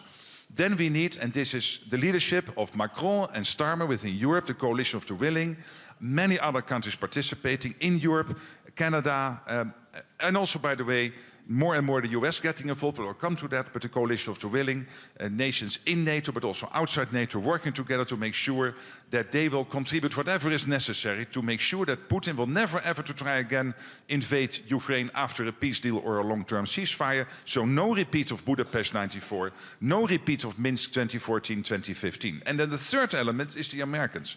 It was a crucial moment when the American President Trump said in August, I want to be part of that. I want to be participating. And then we articulated, the Ukrainians and the Americans and the coalition of the willing, what that will be. And this is exactly as the President said, as Volodymyr said. In January, we had a meeting in Paris, very successful, with the Americans, where I would say 95, 96, 97% of the security guarantees now done. So this is crucial, because that means that when that peace deal is there, we can make sure collectively with the Ukrainian armed forces as the first line of defense that the Russians will not attack again. But obviously to do that you need Putin to play ball. What I am seeing, what the Americans are doing consistently since February under President Trump's leadership, Marco Rubio, Steve Witkoff, Jared Kushner, is they are testing the Russians to see whether they are serious to do this. Yeah, but this has been going on for a year. Hey, how much testing? We can have as much criticism as you want on the present American government, but I'm going to defend them there. Here. No, it's a question. I know. But in the question I hear some criticism. I know, and I don't mind. How long do you test? This has been the deadliest year for Ukraine. But here's the thing. Here's the thing. If we agree that only the American president was able to break the deadlock with Putin, I think it was only him, because he is the leader of the mightiest nation on earth, a quarter of the world economy, the mightiest military on earth. He did that in February. He broke the deadlock. And no one expected this to end soon. It is an extremely difficult situation we are dealing with. And the most important issue here is not Zelensky or the Ukrainian team. They are willing to play ball. They want this to end as soon as possible. Nobody wants to prolong this. So it is the Russians who have to play ball. And this is exactly why the Lindsey Graham-Blumenthal law now, or whatever you call it in the US, law or... the sanctions bill. The sanctions bill you have now in the Senate is so important. What the president did himself, putting sanctions on Rosneft and Lukoil, what he did with the secondary sanctions on India and China when it comes to oil delivery, so still oil buying from Russia. This is all important. This is putting pressure on the Russians. The Europeans doing that with their sanction packages. One problem. China is the main sanction circumventer in the world, and therefore the main contributor to Russia, to the war effort. Of course, together with North Korea and Iran and Belarus, but China is playing that role. We should not be naive. Senator Wicker, as far as I gather, and you can confirm, that Secretary of State Marco Rubio did not choose to go to the special Berlin format meeting of all the President Zelensky, Mark Rutte, and the other leaders. What do you think that signals? And do you think, as Secretary General Rutte says, that the United States is absolutely committed to a fair and just peace and is willing to do the work for it? When I say the United States, I mean this administration.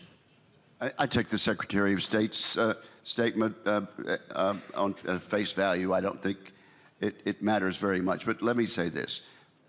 Vladimir Putin has not yet negotiated in good faith. Never once. Vladimir Putin started this war. He's a war criminal. And as you've pointed out, he started committing more war crimes this year by attacking civilians.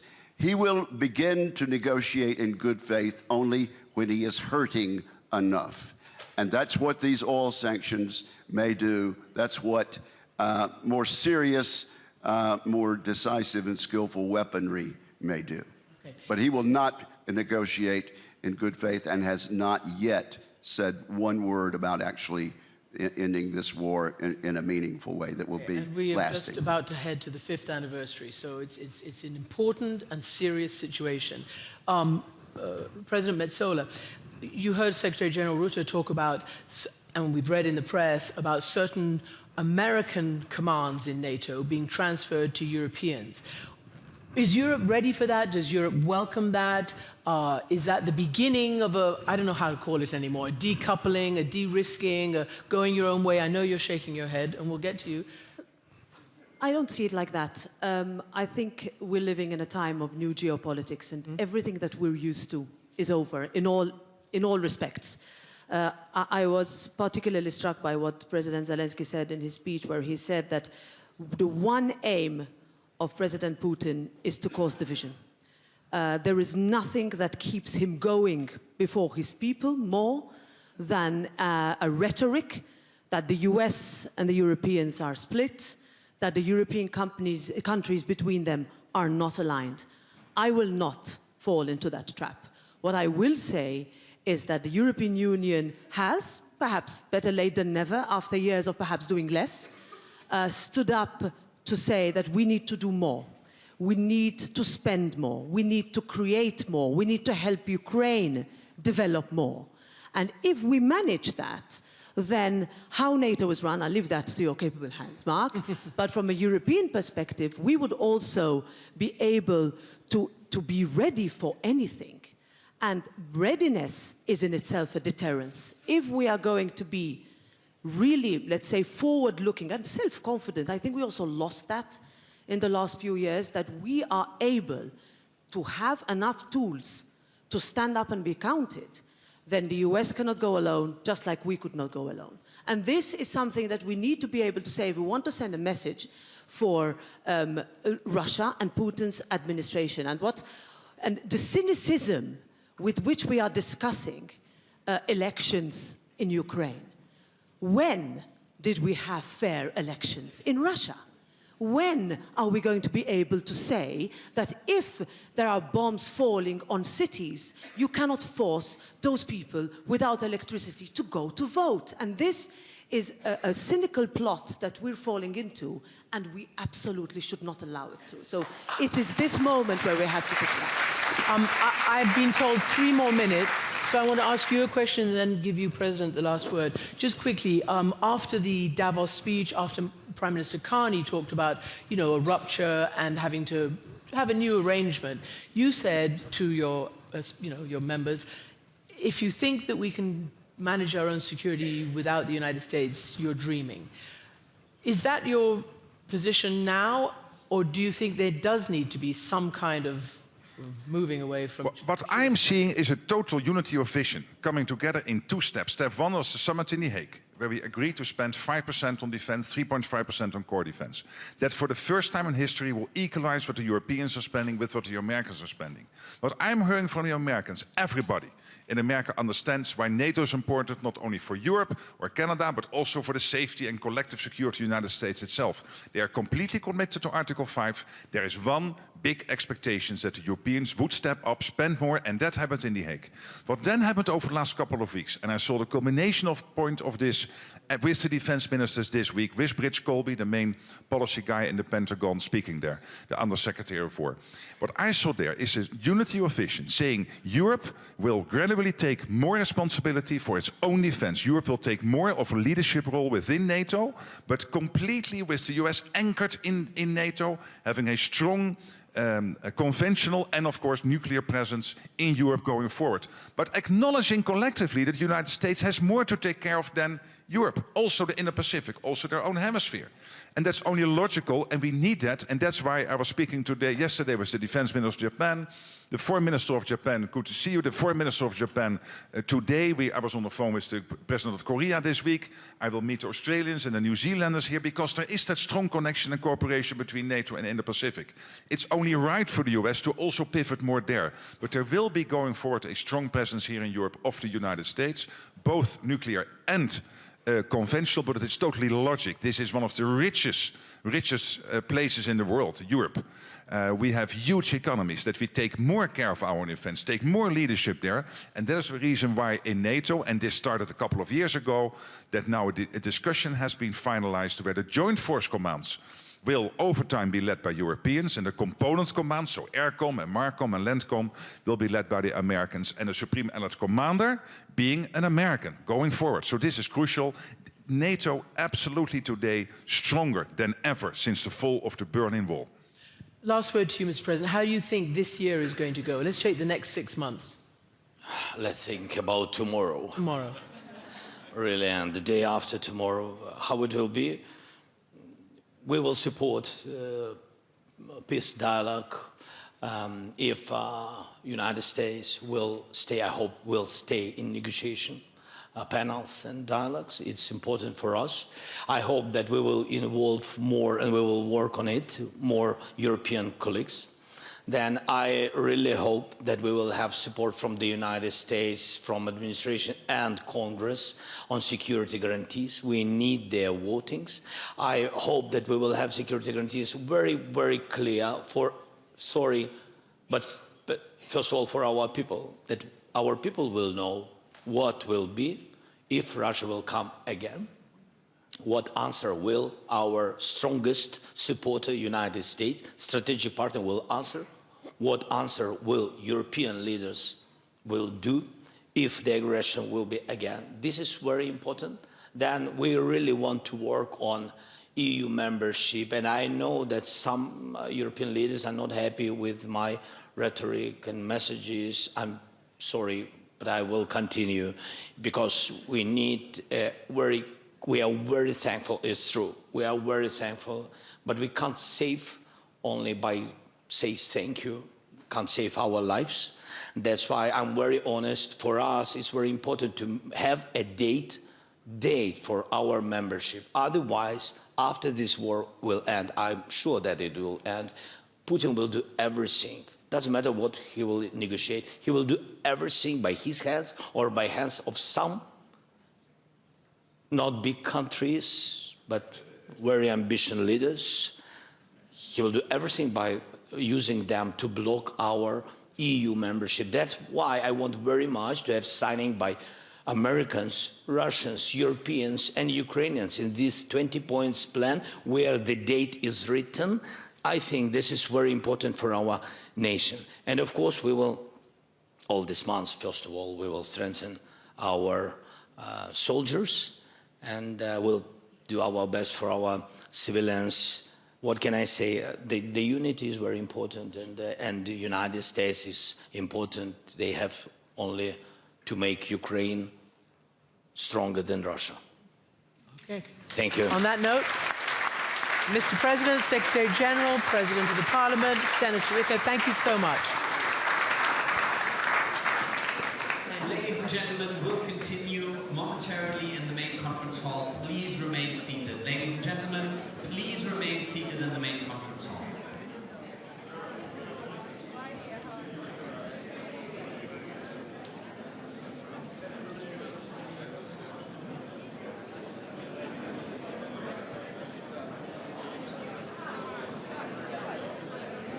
Ladies and gentlemen in the main conference hall, please take your seats in the main conference hall. Ladies and gentlemen, please take your seats.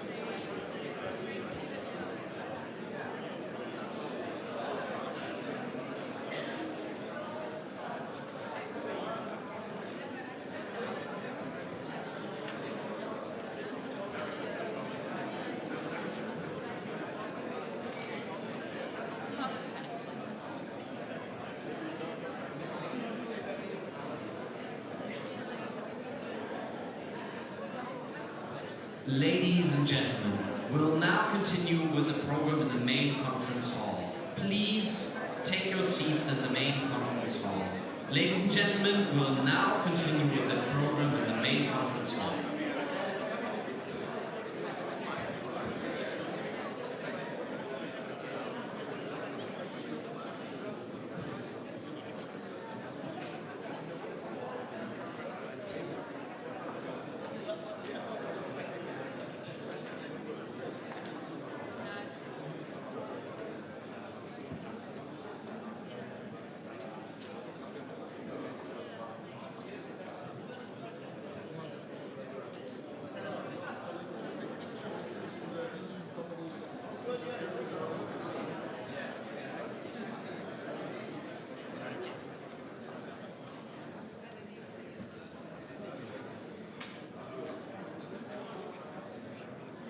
Ladies and gentlemen, we'll now continue with the program in the main conference hall. Please take your seats in the main conference hall.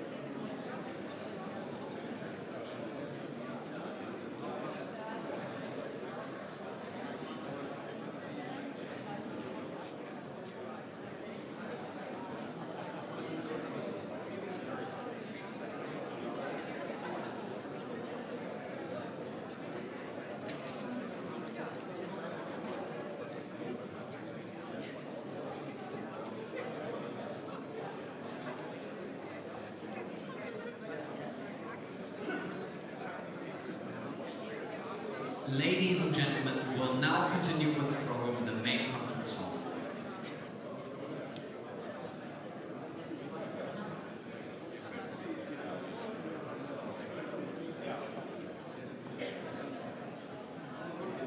Ladies and gentlemen, please welcome on the stage the editor of the Financial Times, Rula Khan.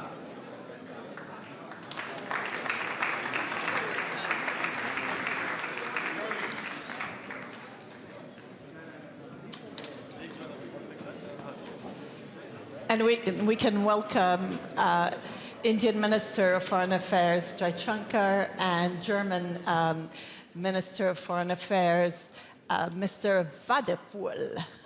Yes, I've been practicing. Our topic this afternoon is navigating uncertainty in a world in disarray. These are pretty dramatic words that we have here. And I was wondering whether I might start by getting your reaction to this morning's speech by Secretary Rubio, and whether you think that it's added or reduced a little bit of uncertainty. Minister Vadeful. Yeah, thank you. Thank you for having me. Good morning, everybody. Yes, this was, I would really admit, this was the speech I expected from Secretary Rubio. I think both of us know him for a longer time. We know where he is. We know that he's a true partner. We know, especially with regard to the congressional delegation we can welcome here in Berlin, that we have really true partners in the United States of America.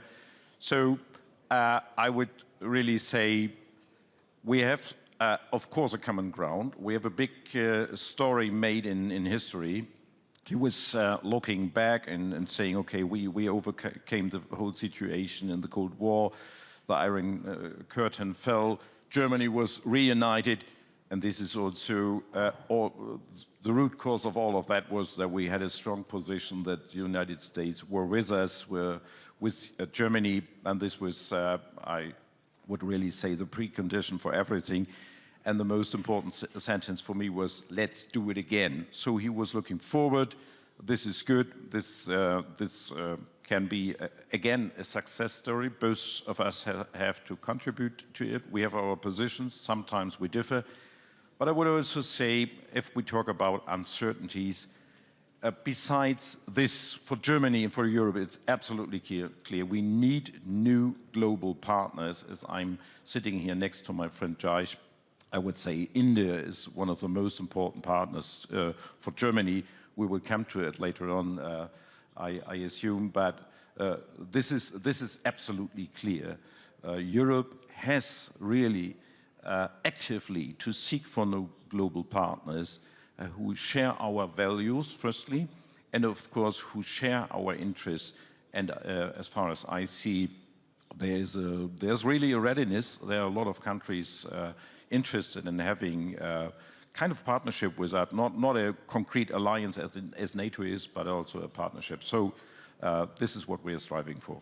I want to come back to that point, but let me get your reaction first, Minister. Well, when you heard this one. Yes, to be fair, I was just coming in. I was just landing in at that time. I listened to parts of that speech. That is a very diplomatic answer. No, but it happens to be true. So it happens to be true, but no, but look, my sense of the parts I heard was that he was capturing both the change as well as a degree of continuity and a degree of reassurance. I mean, that was how I heard it, which was not change as something which was a very abrupt, a complete departure from everything, but really making the point that, look, a lot of things need to reflect the transformations which are underway, and that the US itself had changed and was going to approach a lot of issues and organizations and situations differently from the past. So I mean, to me, there was both sides of it, the continuity side and the change side. And frankly, in many ways, I think, as Johan said, it conforms to what I've heard from Secretary Rubio over the last year. I think, given all the sessions that we've had so far at Munich, the theme is that we are going into some new world order. I wonder whether you could both define it a little bit for me, but also how do you navigate it, Minister van der Poel? I would still say, and this was also, I would say, a very clear message from Secretary Rubio, that we have to beware and we have to stay and stick to our international rules-based order, which is, of course, in first line the United Nations. This is our board of peace, and we keep it like that. We have, of course, to reform it. We have to make it more effective, as Rubio said this morning, and of course, UN has to deliver. And not only to stand at the sidelines. And we are absolutely clear, we are supporting the UN80 process. We as G4 alliance, together with Brazil and Japan, are very much in favor of giving the United Nations a face of the 21st century, and not only reflecting what was after the Second World War. So this is still the framework we are working in. And of course, as I said before, besides these clear alliances we do have, we are a member of the European Union, we are a member of NATO, we are looking for global partners with whom we want to work more concretely, more effective, more closely together. And India is a very best example for that. And so that was a deeper reason that Germany was very, very active in bringing the free trade agreement to a success. So this must be music to your ears, but then you've been hearing for many, many years that there has to be a reform of the UN, and particularly a reform of the UN Security Council. Do you think that that is a more viable or a more likely outcome? I think it's a more urgent outcome, urgently needed outcome. But I'd like to kind of walk back a little bit to your question to Johan. You know, look, all said and done, we've had an order, we still have an order. It's messy, it's imperfect, it has a lot of room for betterment, but it's still there, you know.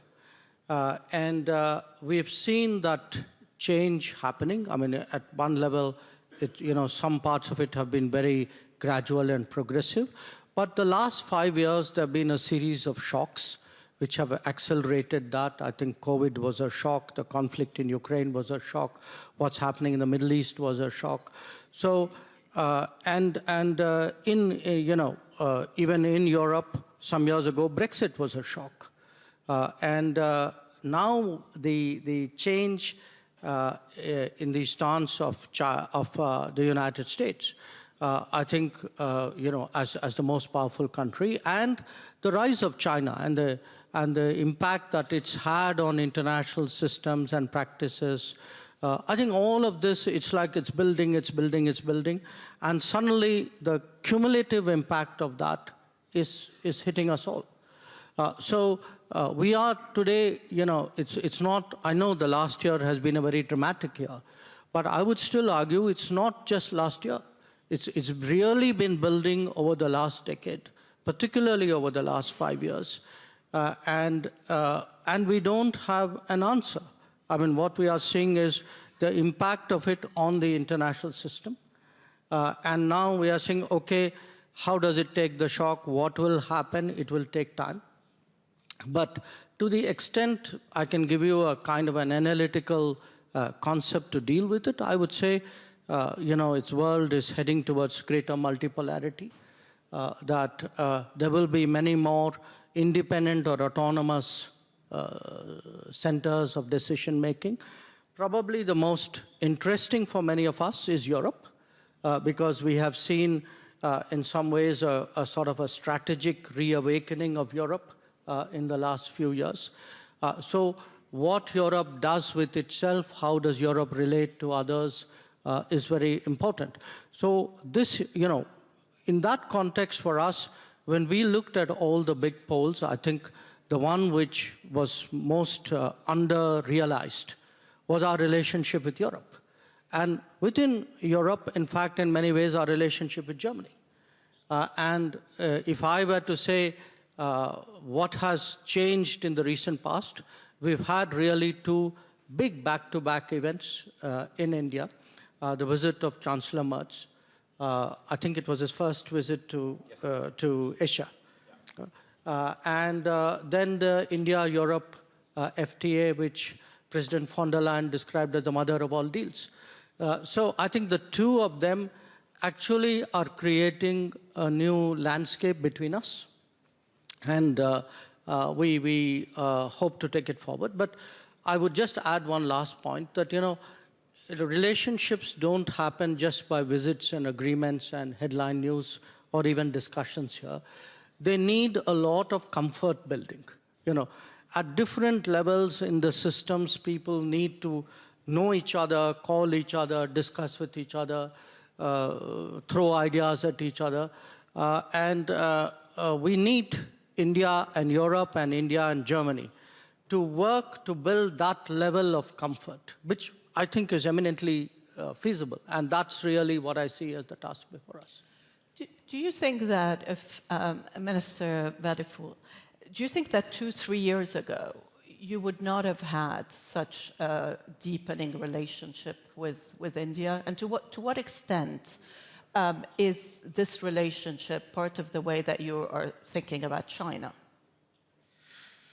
No, to be honest, 2 or 3 years ago, I wouldn't have expected that we would come to that very level of cooperation between us and between the European Union and India as well.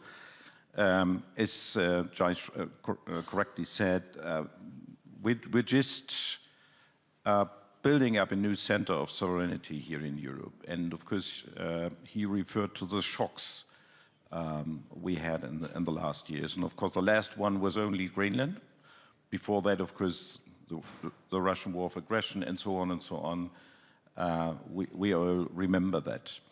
And the conclusion from our side was that really we have to bring Europe to a new level in the decision-making process, to come to a qualified majority voting, to be really able to act when it comes to foreign policy, and also with regard to our enlargement process. The Chancellor just yesterday answered to a question from the Western Balkans that we are very open to the enlargement process. We are not only looking to the Western Balkans, but perhaps also to other countries, not only in the East, but also perhaps in the North.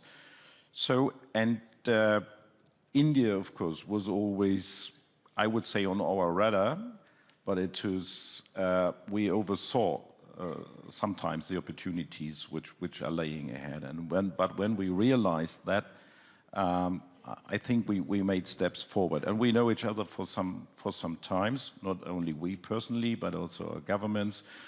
And this is a longer line, which also former governments in Germany took. And for that very reason, there was a common ground. And I would like to quote my friend Jai with a very important sentence, which makes perhaps clear. And he said, quote unquote, "Predictability today carries a huge premium in global politics." And this is so true. And I think perhaps it needed these shocks that we were aware that we know where India is and that you are predictable and that we trust you, and vice versa perhaps. And so this initiated what happened. And this, of course, makes a categorical difference to China. We are both democracies. We have freedom of speech. We have rule of law. And that, of course, means really a lot for us. And so India is a very different partner to us compared to China. Mr. Jaishankar, when one of your themes has been strategic autonomy. Following the recent agreement with the US, the trade agreement, where you are now forced to wean India off of Russian oil, does that not impact your strategic autonomy? Because that's how you were explaining it in the past. No, look, I think, one, we are very much wedded to strategic autonomy because it's very much a part of our history and our evolution. And it's... But can you exercise this strategic autonomy today as much as you want? No, well, we do, and we've always done. I think, you know, it's something which is very deep, and it's something which cuts across the political spectrum as well. Where the energy issues are concerned, look, you know, this is today a complex market. I think oil companies in India, as in Europe, as probably in other parts of the world, look at availability, look at costs, look at risks, and take the decisions that they feel is in the best interest. So I would say, and you know, we have a position which you know on that. So I don't, you know, want to rehash the polemics of that. I think that phase has passed. Today, when you know, coming to Munich, very honestly, I'm kind of coming here in the afterglow of an India-EU FTA and a very successful visit of Chancellor Merz. So I would rather, look, you know, we are not in 22, we are not in 23, we are not even in 25. So many things are changing, and so many of us are doing our calculations and recalculations. It's important for us to say what are the touch points, what are the common grounds, where is it we can strengthen each other. We would not, I mean, we talk to each other quite often. We would not necessarily agree on everything, but I do believe that by doing that, and if there is an inclination to find common ground and overlaps, that would happen. But if the bottom line of your question is, would I remain independent-minded and make my decisions, and you know, would I make choices which sometimes may not agree with your thinking or his thinking or somebody else's thinking out there? Yes, it can happen. This is a question for both of you. Is this new world order that's emerging one in which there are coalitions that get formed for specific issues, whether sometimes it works for trade, sometimes, and this is the sort of the Mark Carney view of the future? I would say yes. Coalition is perhaps a good phrase, not alliances, but specific coalitions. And of course, that includes this is not only for one sector. You cannot have a coalition only orientated perhaps on the economic sector if you have not a common understanding, a basic understanding on other sectors as well. So we are also cooperating on the defense sector very closely. We are cooperating when it comes to build resilience against climate change. We are cooperating when it comes to defending democracies and all these international rules-based standards and so on. So this is, I would say, a new world, a good new world is ahead, is achievable. Of course, we have to strengthen our efforts. The EU has to be to become capable to be effective on the world stage. We're working on that, as I just said. But for Germany, it's absolutely clear that we are looking beyond Europe, and not only over the Atlantic Ocean to the west.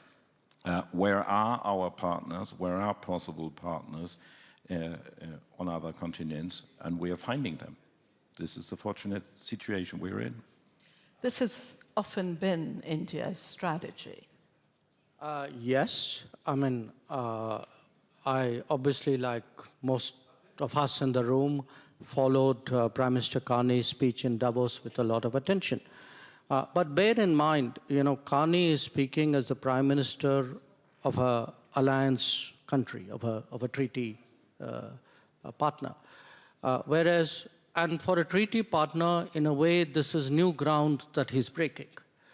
Whereas for a country like India, which never went into that kind of, you know, treaty-based relationships or alliances, we've been in that frame of mind for a long time. I mean, that is part of the strategic autonomy thinking, which belief that I spoke to you about. So if you look at it, you know, we have Quad, which is with the US, Japan, Australia, very important in the Indo-Pacific. We've had BRICS, originally with Brazil, Russia, China, then South Africa, now 5 more are added on. We have a number, you know, if I actually count them, I think we have probably more than 20 of these trilateral or more than trilateral combinations. In fact, we just did one with Canada, with Mr. Carney, India, Australia, and Canada. You're deepening your relationship with Brazil as well, aren't you? Yes, yes, indeed. We have one with India, Brazil, South Africa. So we are as 3 developing democratic countries. So for us, this kind of coalition or working groups, call it what you would, but essentially an effective, practical, agenda-based coming together of countries on a regular basis. This has been very much the hallmark of Indian diplomacy now for about 2 decades. I'm going to open it up for a question after this one for Minister Vadeful. What do you think of a world made up of spheres of influence? And what is your sphere? Yeah, of course, our sphere is of course Europe, but of course, I have to realize that there are powers who are trying to have that spheres of influence, and of course, in a way, we have to build up resilience in Europe against that. So that is a very good reason for us to look for these partners. And like India does have a lot of partners, so do we, as Europeans, as Germans, with a long-lasting relationship with Japan, a big friendship. I was just in Australia and New Zealand and visited Singapore and the Pacific Islands. I will spend my next longer visit to Latin America, so being in Brazil, Argentina, perhaps also Chile. So we have a lot of partners, and of course I would have to mention the African continent as well. But I think the new thing is, some years ago, and that was one of the first questions you raised here correctly, was, did you expect that very development? And I answered no, because some years ago we firstly considered these countries as being members of the BRICS, and that is in a sort of alienated us from them, and that was wrong. So now we realized that, of course, we have a lot of differences with especially Russia that has not to be underscored here. They are very, very fundamental, and also with China, but we have a lot of things in common with countries like India, like Brazil. And why not focusing on these common interests and common values? So this is, I think, the new view Europe and Germany is putting on the world. It's very interesting. There was a question over there. Yes, go ahead.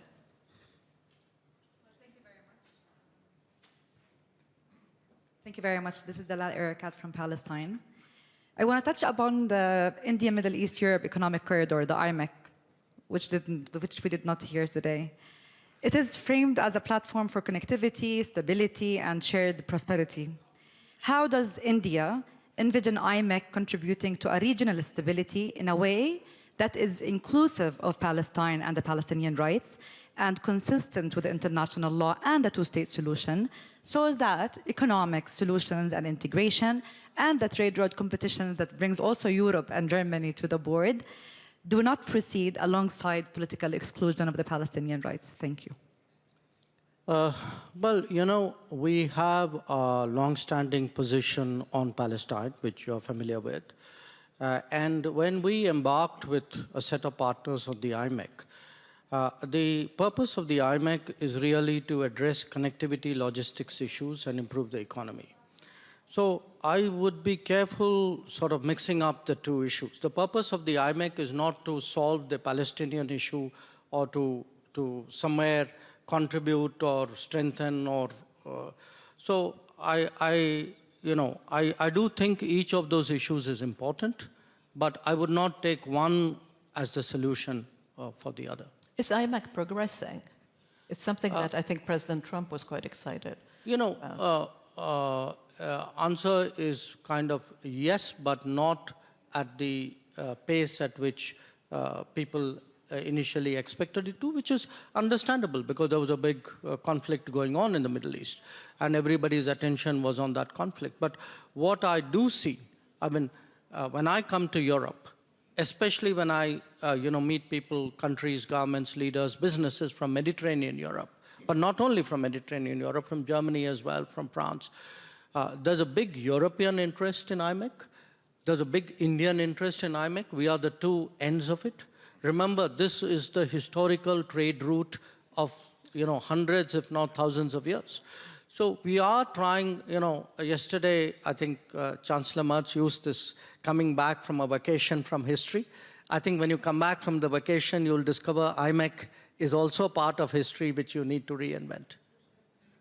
There's another question down there. Yeah. Brankica Jankovic from Serbia, human rights expert. My question is for Minister Vadufel. You are also well known as credible and reliable leaders, and I cannot agree more what you quoted about predictability. And my question is, maybe for $1 billion, how to ensure, how to promote and ensure that predictability became a special value on the global level?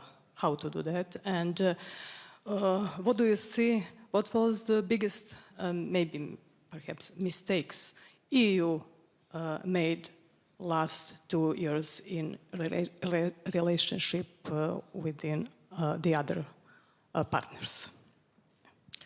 Those are two big questions.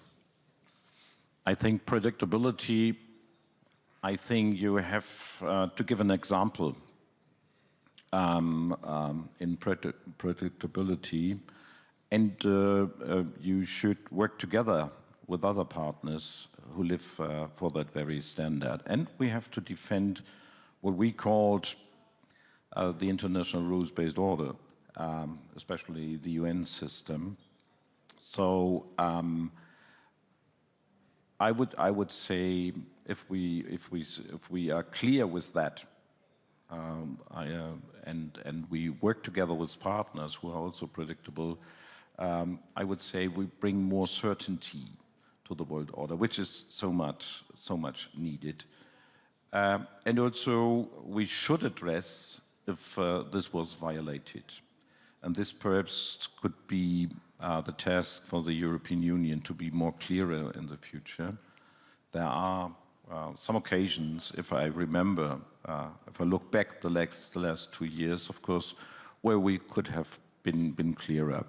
A good example, perhaps put it this way, was our reaction on, of course, the Greenland issue in the last few weeks, where Europe was absolutely clear where we are, and the Chancellor just reiterated it yesterday, that we are, of course, defending the sovereignty of the Kingdom of Denmark and of Greenland, as we were defending and are defending the sovereignty of Ukraine. So this, we cannot be divided on these issues, but we have to be clear and we have to be sustainable on these questions. I think we can take one last question. Oh, sorry, it's the gentleman at the back. Sorry.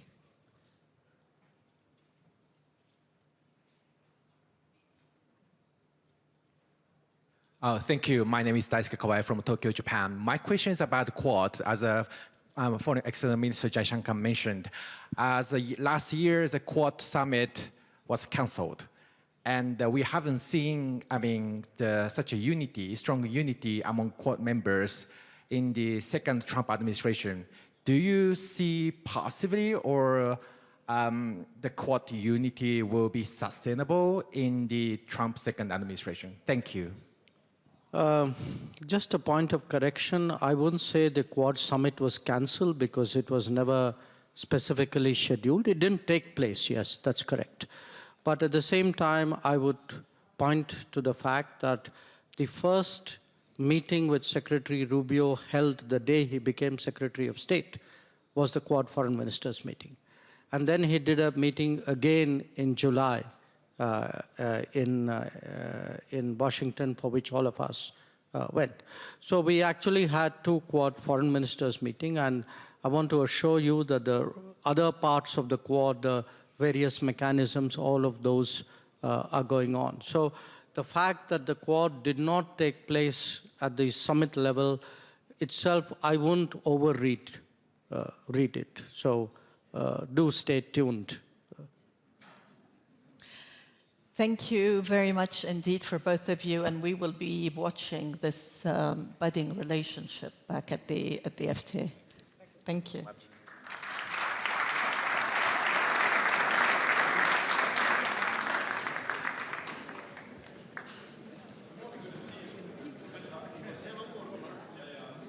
Ladies and gentlemen, time for lunch. The main program will continue at 3 p.m. with the panel discussion on PAR, fortifying the foundation of transatlantic security. Ladies and gentlemen, enjoy lunch.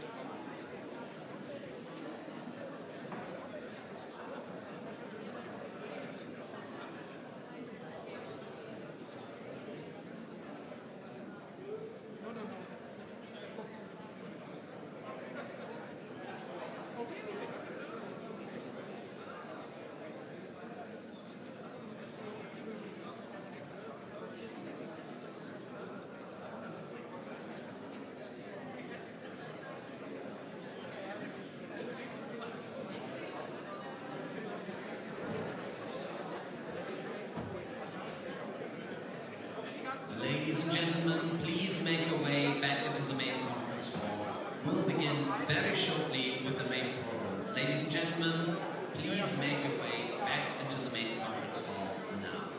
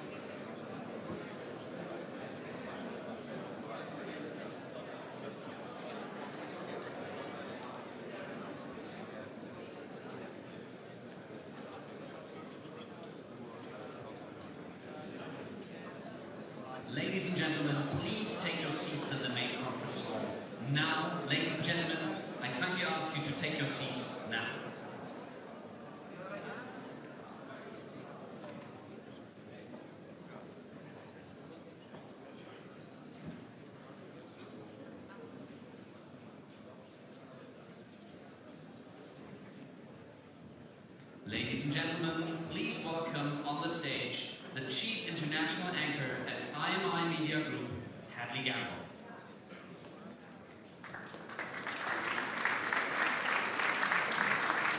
Good afternoon, everybody, and welcome once again to the Munich Security Conference. We're going to be talking today about the future of the Transatlantic Alliance. But before we get started, I'd like to invite His Excellency, the Prime Minister of Spain, to deliver a few remarks.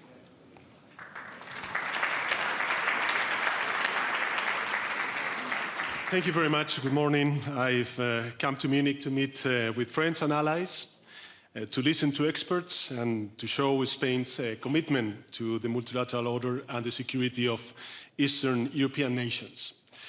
We Spaniards are far away from Russia, but we know quite well that Putin is a real threat, that the world is becoming more unstable, and that we Europeans must strengthen our defense capabilities to protect, of course, our freedom and way of life, but also to provide security guarantees to our international partners.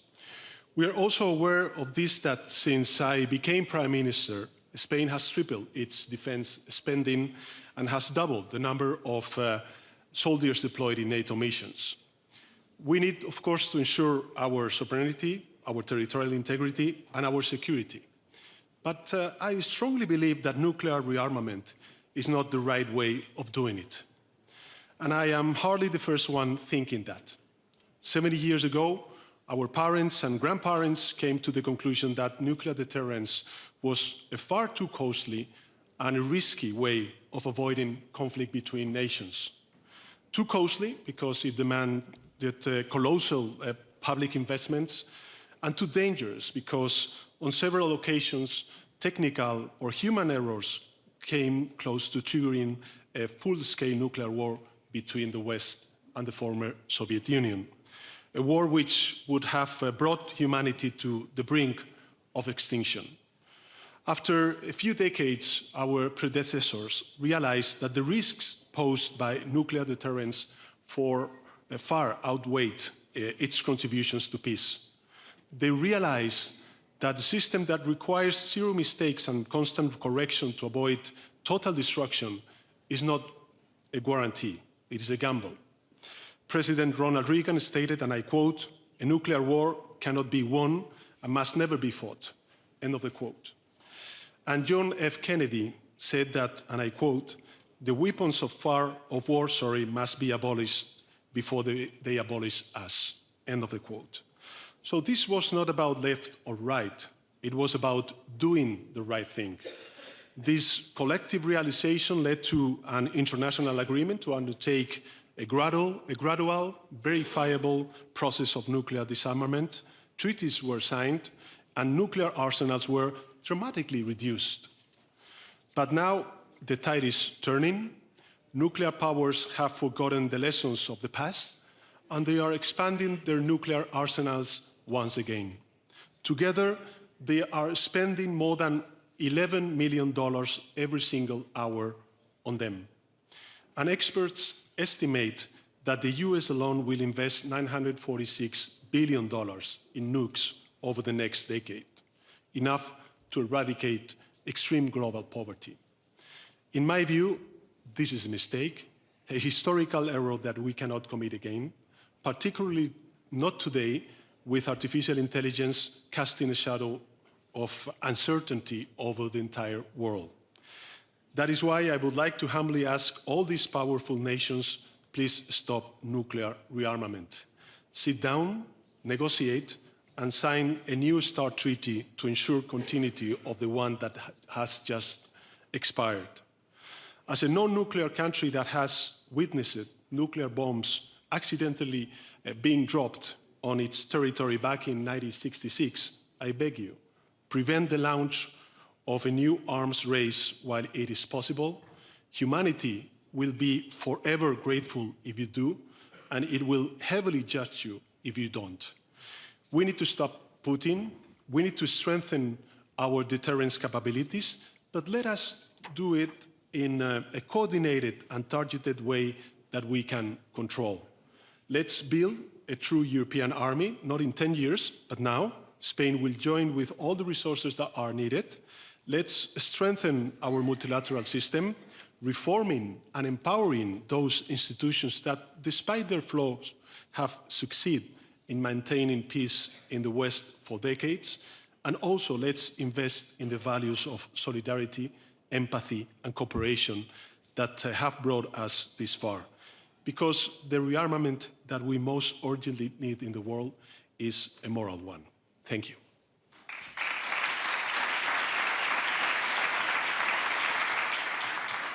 I'd love to invite the rest of our panelists to join us.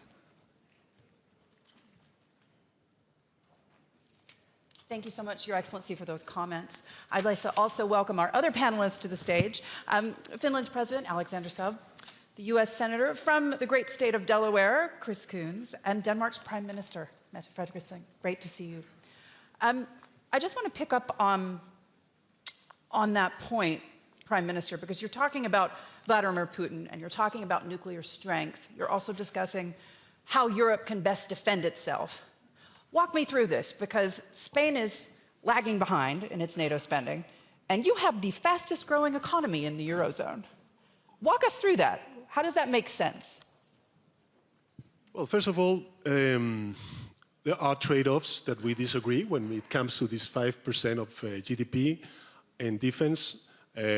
Second, I do believe that we need also to focus on capabilities and contributions. And as I said earlier, of course, we have doubled not only the presence of Spanish soldiers in NATO missions, but also we have tripled the investments on defense expenditure when it comes to our GDP. But last but not least, I think that what we need to do in the coming years is to strengthen the European pillar of NATO, within NATO. And How do you do that without spending? No, we can do it. But what we have to do is to strengthen the European defense industry. And that means that paradoxically, if we agree with this idea of 5%, at the end of the day, we will become more dependent on the US defense industry. And that is why I think that we need to focus more on not only how much do we spend, but how much do we spend together and therefore better. So all in all, what I'm trying to say is that the challenge that we have within the European Union is how do we strengthen the European pillar within NATO. President Stubb, are you buying that? I'm buying a lot of defense equipment, that's for sure. No, I mean, the starting point is that we are, of course, a new member in the alliance and hopefully a security provider rather than a security consumer.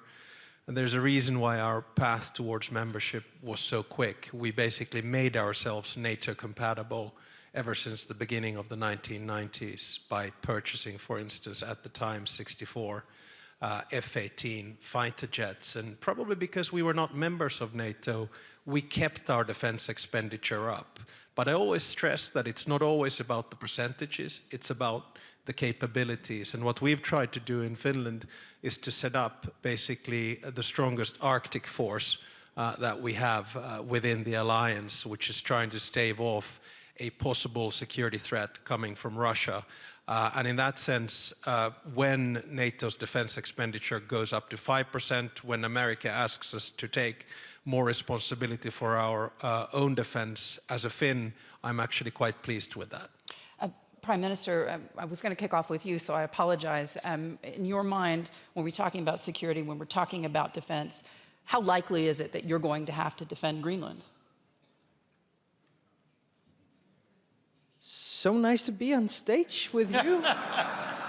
Thank you. And nice to be with my allies and my friends and my partners. Well, let me put it this way. I mean, if one NATO country attacks another NATO country, then NATO ends. It's game over. Then it's game over. So I hope I answer your question by that. Coming back to the other question, I mean, what does it take to defend NATO? I think we have to look at, our circumstances. So it's quite clear we have an eastern flank. It will not be over. I mean, even if we succeed in having some kind of a peace deal, our problem is that Putin don't want peace with us. So he's going, I'm sorry guys, he will continue. He will continue in Ukraine, or he will try to continue somewhere else. So we have an eastern flank, and it's going to be very expensive. We have a southern flank because we have to count terrorism.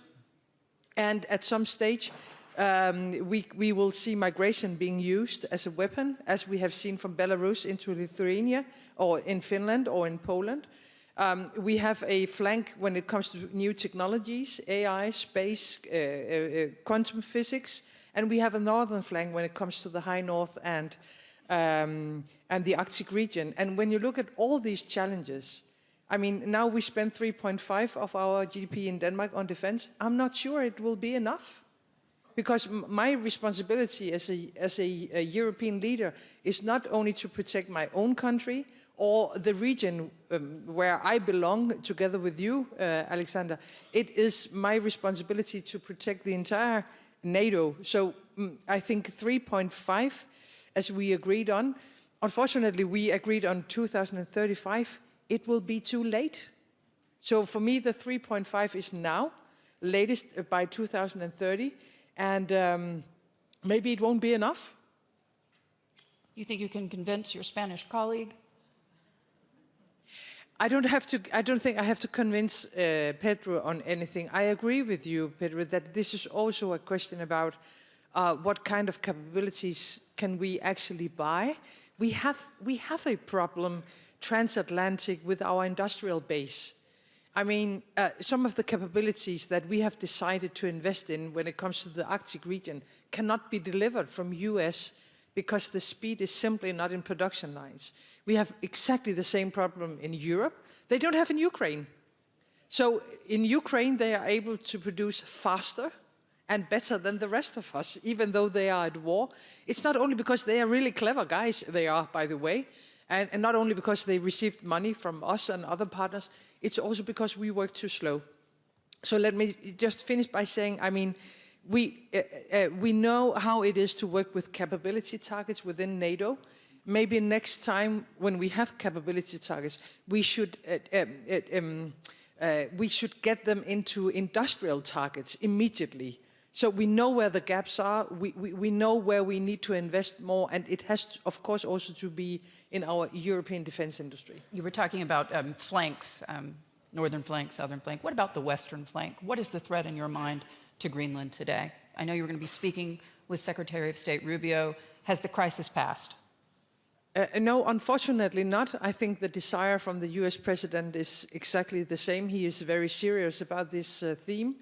And as you know, I disagree with him. And we disagree, of course, as a Kingdom of Denmark. And by the way, Europe disagree because we have received a lot of support and help. And I know some American friends do disagree as well. I do agree that we need to do more collectively when it comes to security in the Arctic region. And by the way, Arctic is a very big area. And if you look at the challenges on stage right now, it's more actually in another direction. But at some point, we will see some challenges around Greenland as well. But I mean, now we have Arctic Sentry. So while we are here in Munich, the day before, we decided within NATO to start Arctic Sentry. I think it's the right framework. And we have a lot of commitments from the Arctic states in NATO and other allies to be now permanent present in and around Greenland. And that's a very, very important step forward. And just to be clear, can you put a price on Greenland? Because he's trying to. Of course not. Can you put a price on a part of Spain or a part of US or a part of anywhere else in the world? I mean, we are in... This is some of the most basic democratic values and principles. We have to respect sovereign states. The Kingdom of Denmark is a sovereign state, of course. And we have to respect people's right for self-determination. And the Greenlandic people have been very clear. They don't want to become Americans. They want to stay as a Greenlandic people. And I, of course, support them in that. Senator, you have the unenviable task of defending America's position at this point. In your mind, where do we go from here? Forward. We've always had the challenge.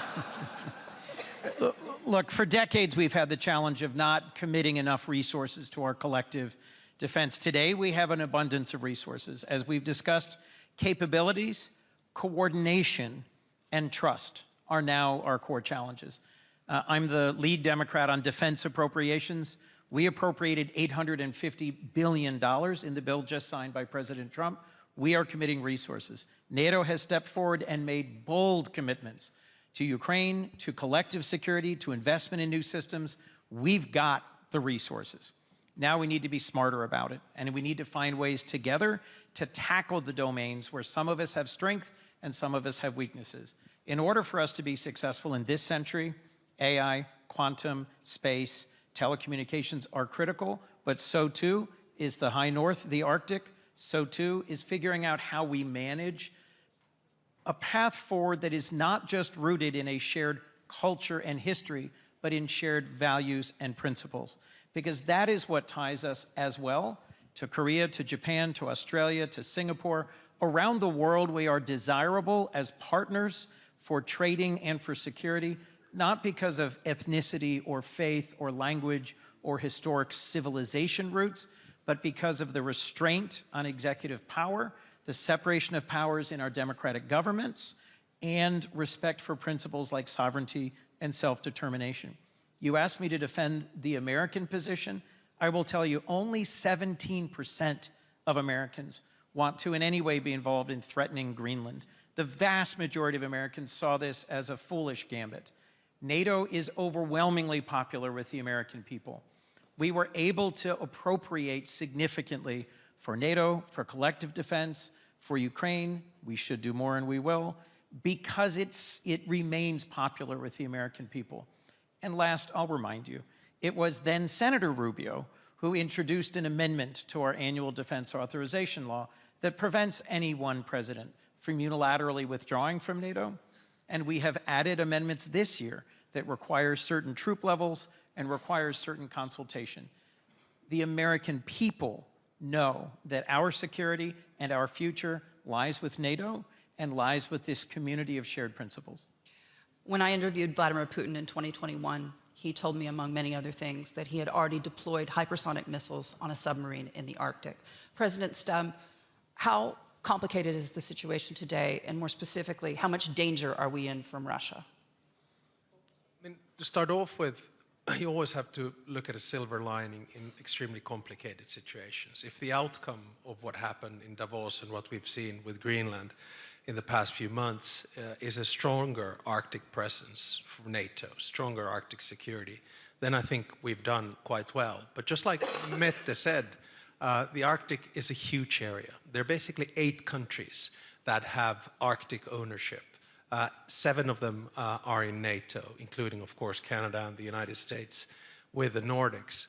The biggest security conglomerate that we have right now in the Arctic is Finland, Sweden, and Norway. So we're very focused on that. Just to give you an example, next week there's going to be an Arctic training with 25,000 NATO soldiers, 5,000 from the US in northern Norway and in northern Finland.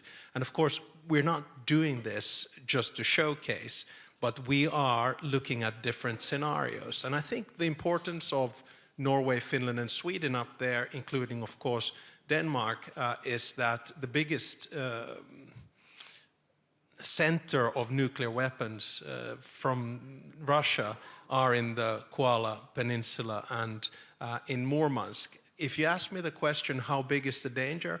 Russia is not going to test the resolve of Article 5. There's a reason why we deter. There's a reason why a country like Finland has one of the largest militaries in NATO. On the eastern flank that has been talked about, there's Turkey, Ukraine, Poland, and Finland. I don't see a direct security threat coming from Russia right now, but I'm so in agreement with Mette that when the war is over in Ukraine, the threat is not going to reduce for the rest of Europe or for Central Asia or the Southern Caucasus, because the inherent DNA of Russia and Putin is imperialism and expansion.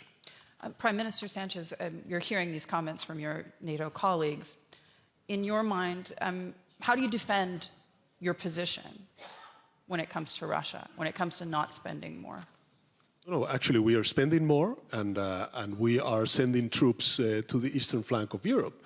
And we are committed, of course, with security and the territorial integrity of the eastern part of Europe and, of course, of Ukraine.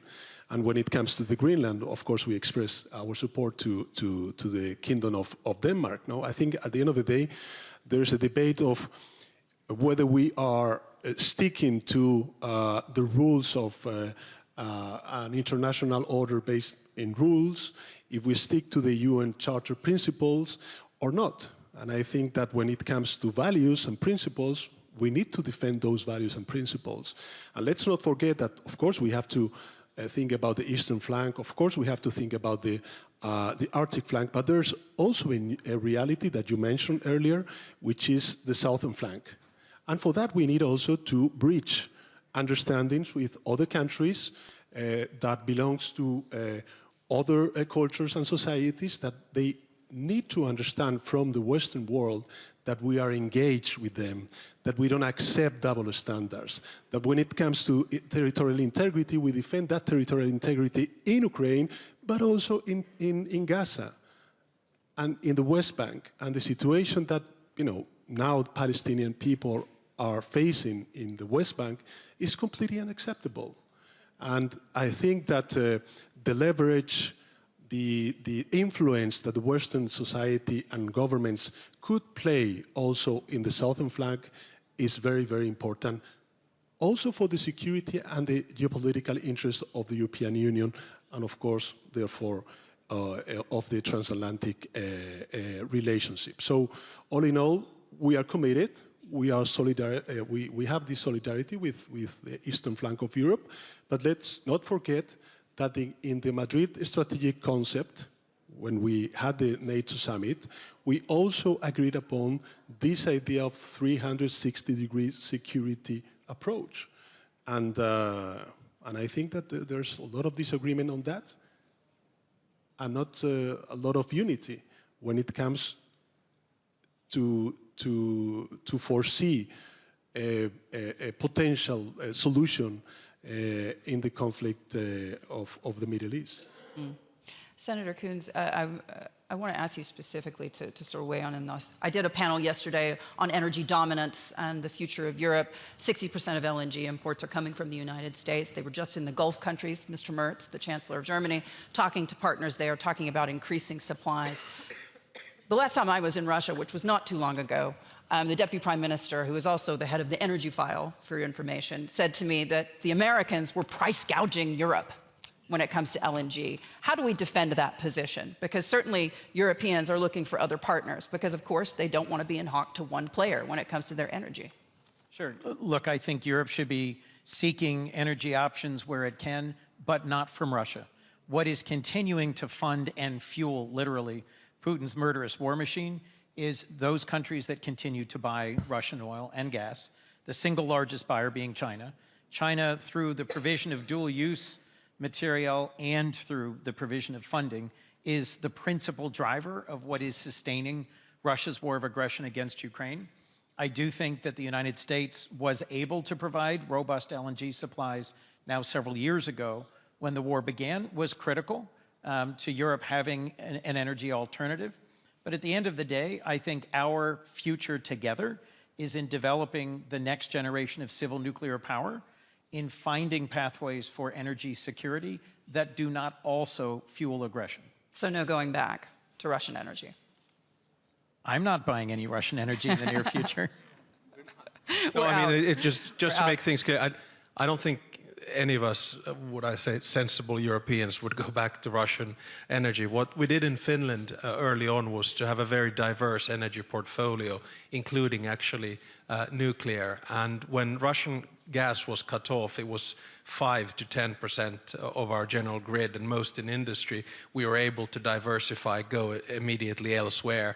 And I think the whole idea that energy binds us together and interdependence is now over. So we're looking at alternative solutions, I think, in Europe. But when you think about this, you need, for heavy industry, you need a base load. And that's not going to come from wind or solar. In your mind, are we going to have to really do a rethink in Europe. And you're seeing that happening now a bit, but a rethink of those climate goals and realistically, pragmatically look at the energy. Okay, I didn't think this was a climate panel, but we can go there as well. I think the starting point is that energy consumption is not going to reduce, and the second starting point is that the transition period from fossil fuels to renewables or clean energy is going to take time, and for that we will need innovation. I still firmly believe that climate change is real. I personally also believe that it is a threat, and I think that those countries that do the conversion through finance, regulation and innovation are going to be ahead of the curve, because we're going to suffocate on fossil fuels before too long. Senator Coons, would you concede that Donald Trump's moves, at least in terms of the oil market, and pushing sanctions with India, pushing sanctions with those who are still consuming Russian oil, have had great effect in damaging President Putin's war machine? It's taken too long to get there, but yes, when President Trump imposed sanctions on two of the largest Russian oil companies and has moved to impose additional sanctions, that's very welcome and broadly supported in Congress. It's the pressure on Putin that is needed to move the war of aggression against Ukraine towards a just and sustainable resolution. Regrettably, President Trump has dedicated as much time to pushing Ukraine to make concessions. I am very grateful that our European partners have stepped up to provide the resources, the weaponry, much of which bought from the United States. But we have to balance this equation and push Putin, raise the costs of this war for him, or he will not conclude. And we have to achieve through negotiation, and we had a meeting earlier today with President Zelensky, a just and sustainable peace, or Putin will simply start again. So we have to be clear-eyed about the costs and risks to all of our security of not succeeding in finally stopping Putin now through a just and sustainable peace. In your mind, is the United States doing enough there? Because right now, No. I'm sure you all are aware, people are actually freezing in Ukraine because of the damage that President Putin has done to their energy infrastructure. I know the Europeans have made many commitments, but in terms of the United States, what more can we do? One of the things that USAID was doing in Ukraine, well and at scale, was helping repair the energy grid, helping to regrow the agricultural economy for export, helping not just sustain but grow Ukraine's economy. When we step back from that, we step back from being a critical partner in Ukraine's viability and in its resiliency in the face of these just merciless attacks on civilian infrastructure. Think about it. The response by Putin to Trump rolling out the red carpet in Alaska was waves and waves of attacks to leave women, children, families in the dark and cold. His answer is clear. Our actions have to be clear as well. We need to do more to put pressure on Putin. Prime Minister. And I mean, it shows exactly what this is all about. I mean, if he wanted peace, he wouldn't do what he's doing these days.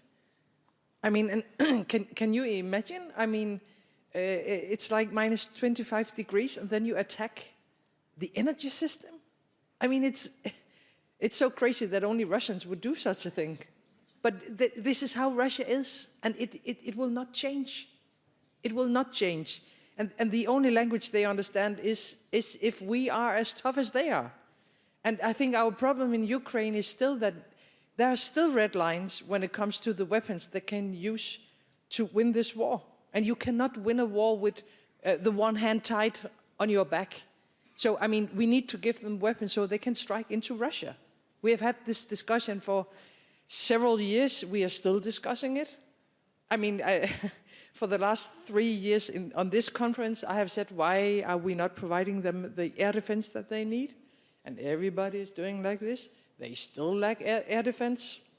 You cannot protect a country without air defense. We know exactly what we need to deliver, including, of course, membership of NATO, because if they were a NATO member now, if we had been able to take that decision in Vilnius, we would be in a completely different situation now.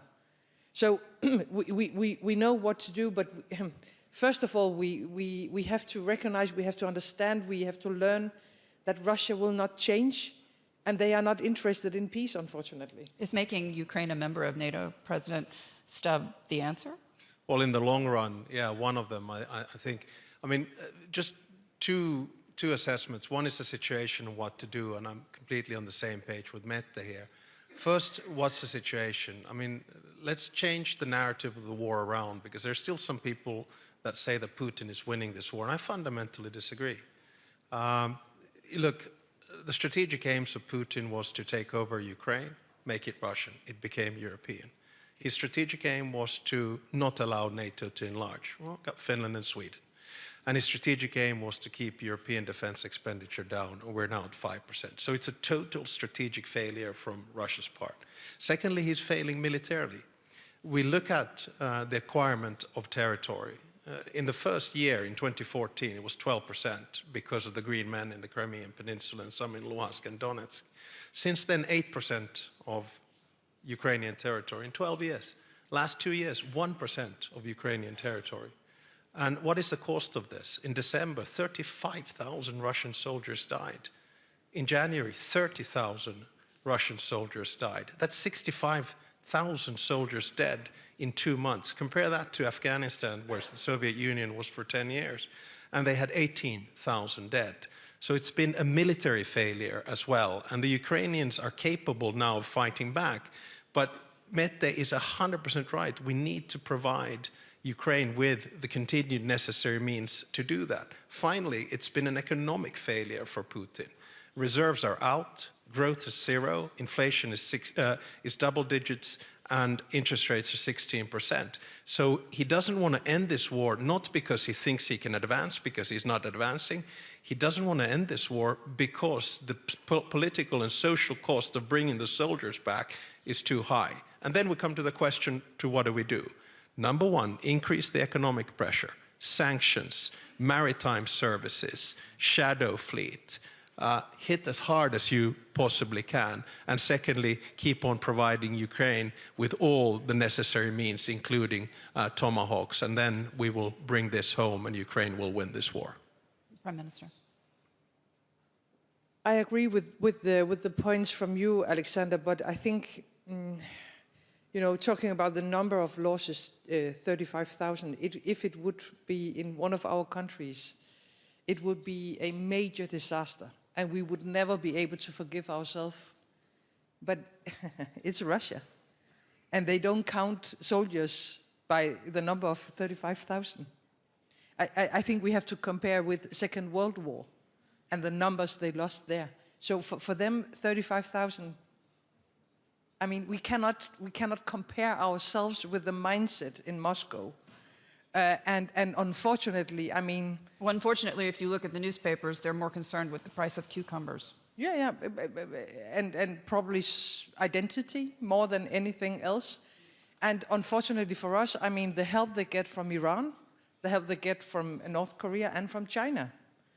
And it will help them to continue. So therefore, I agree with the points you make, because we need to push them back, and it can only be done by adding more pressure economically, of course, but also militarily, and maybe most important militarily.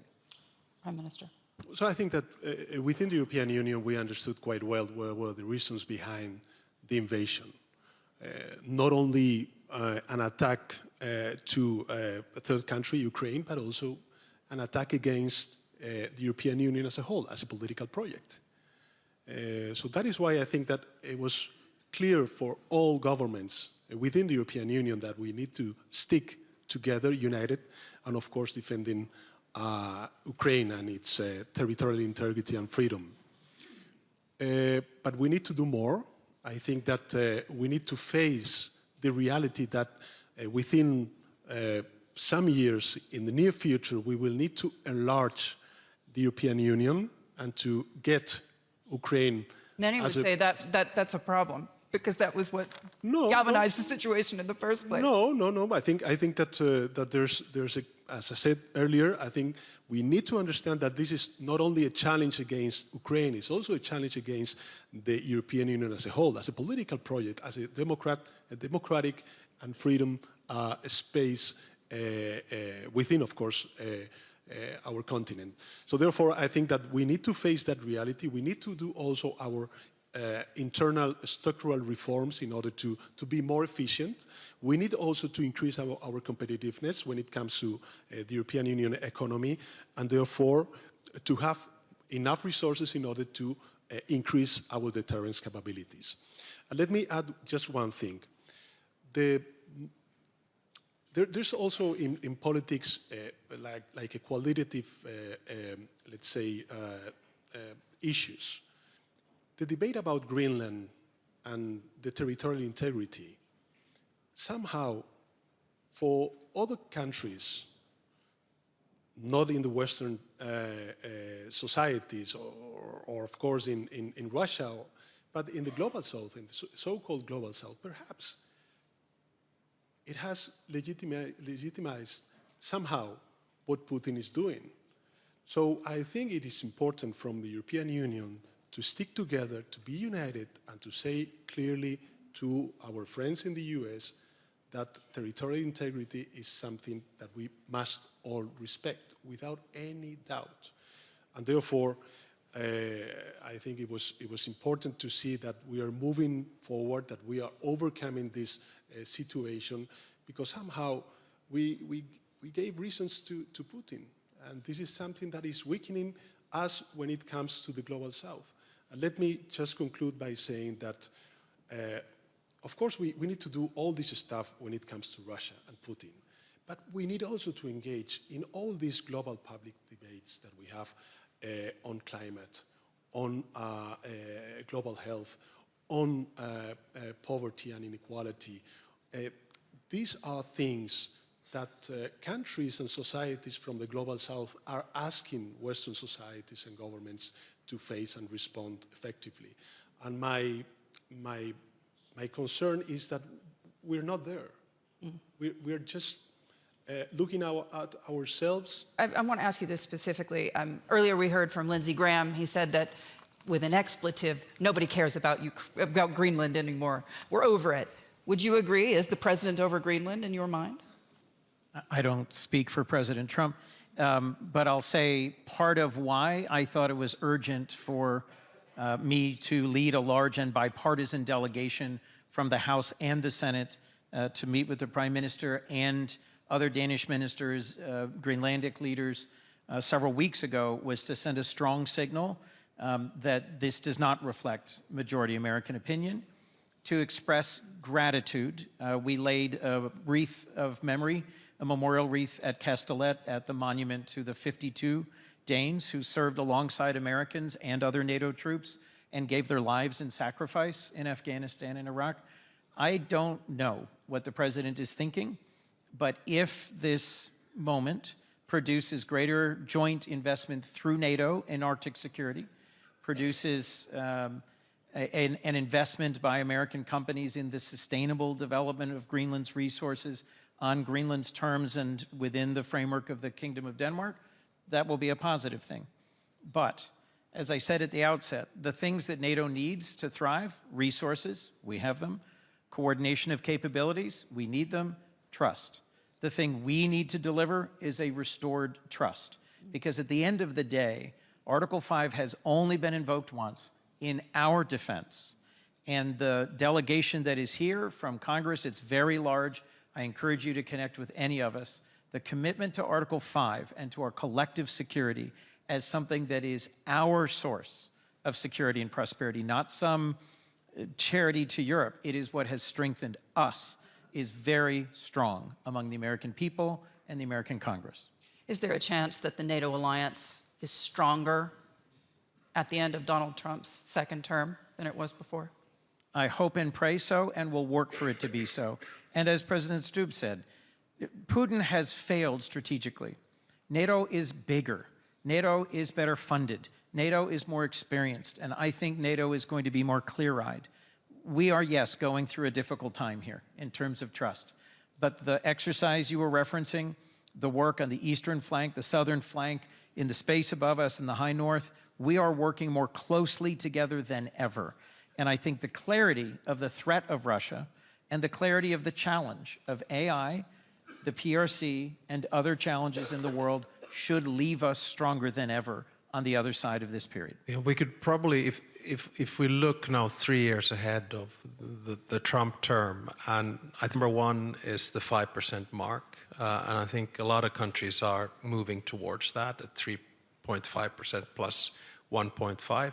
Number two, I think we should have a stronger Arctic security element, just like Chris said. And number three, I think we should strengthen the European pillar of NATO, because what America is asking us now is to take more responsibility for our defense. So if NATO right now is, say, 60-40, let's say if we are at 50-50 or 40-60 in terms of us doing more of the conventional stuff, we're still dependent on the American nuclear umbrella, then I think NATO will have strengthened. But I think the issue of trust is something that we need to work on, as we always do in relationships. Trust and perhaps polite language. Earlier we heard from Secretary Rubio, and I quote, "We have no interest in being polite and orderly caretakers of the West's managed decline."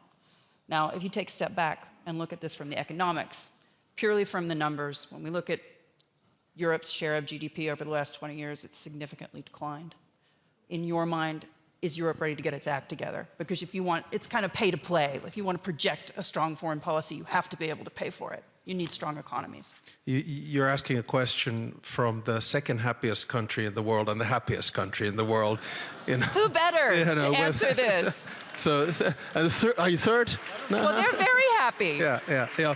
No, I sometimes, sometimes when I hear the discourse, especially of economists who are looking at accrued GDP as the save-all measurements, I think us coming from Nordic countries, we value welfare societies, which are a combination of open market economies and then clear safety nets. And if I look at our Gini coefficient, if I look at all the measures of international data, which 5 countries are in top 10, whether it's justice, whether it's least corrupt, whether it's open, whether it's welfare, whether it's environment, whether it's open media, gender equality, they are the Nordics. So I don't buy the argument that we're doing bad. I'm actually bloody happy.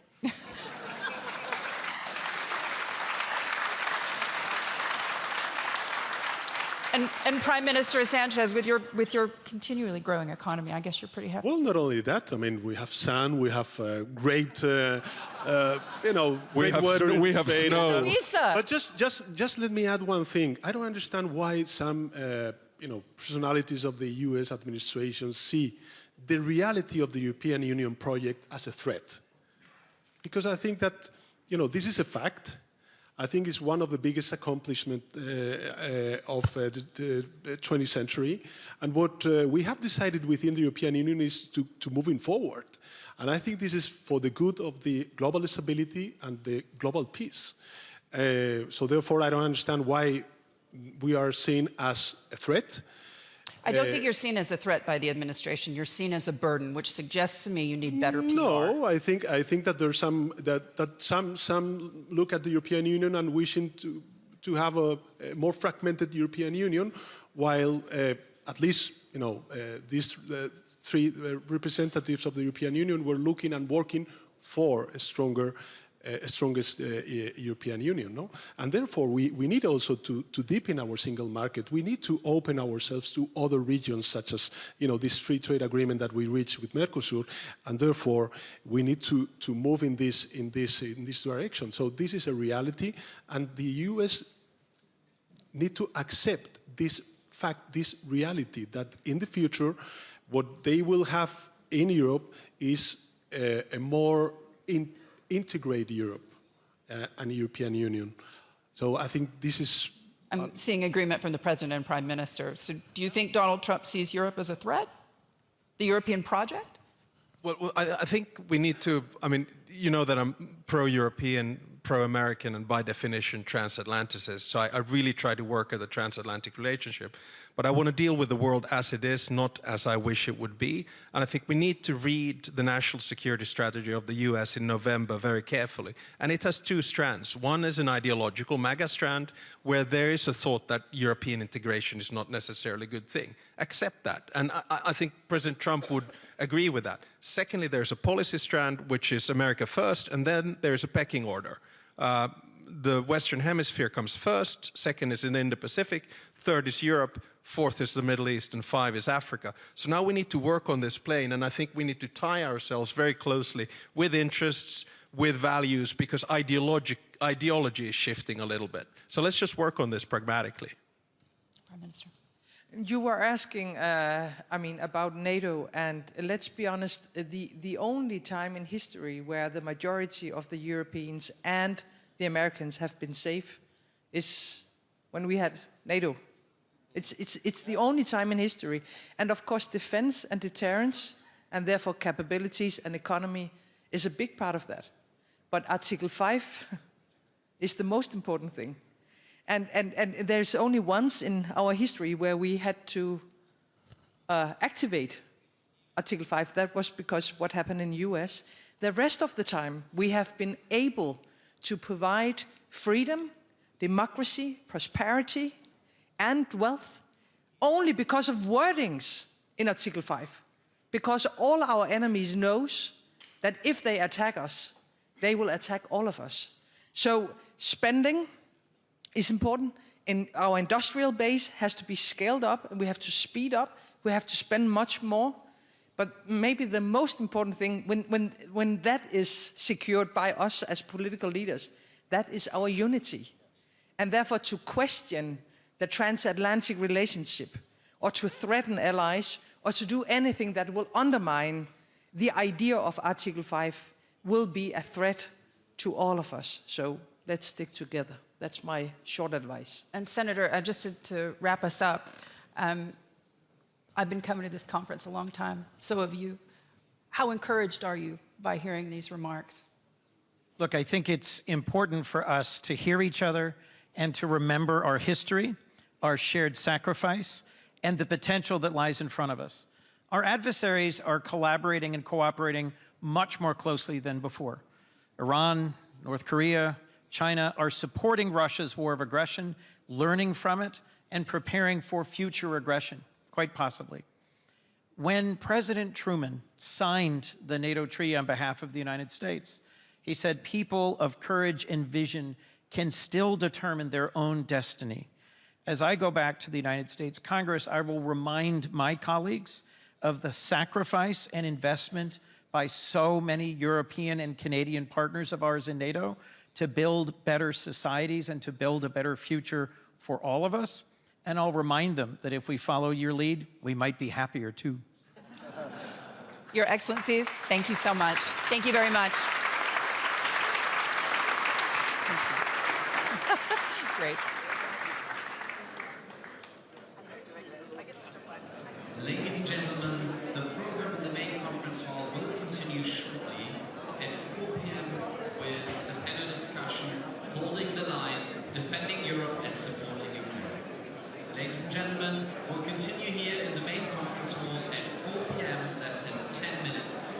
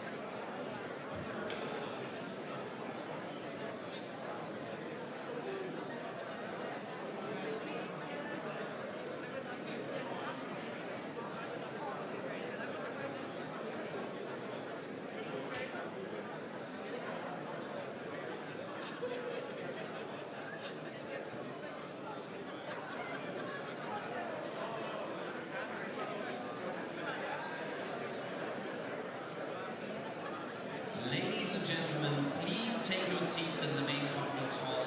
We'll continue with the program shortly. Ladies and gentlemen, please take your seats in the main conference hall. The program will continue shortly.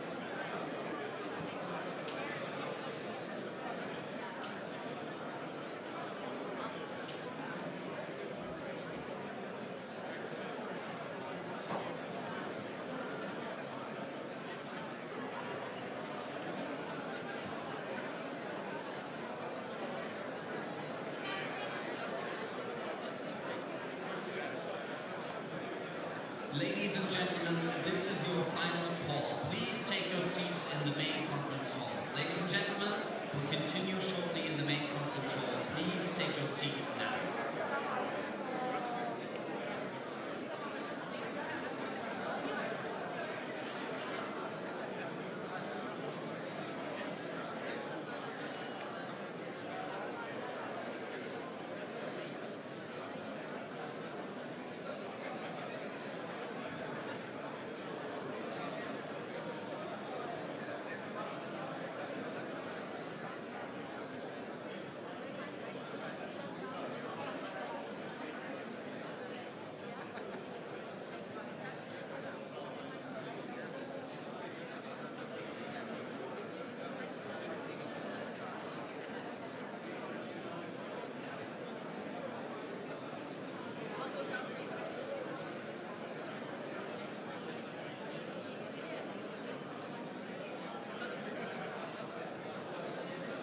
Ladies and gentlemen, please take your seats in the main conference hall. We'll continue with the program shortly.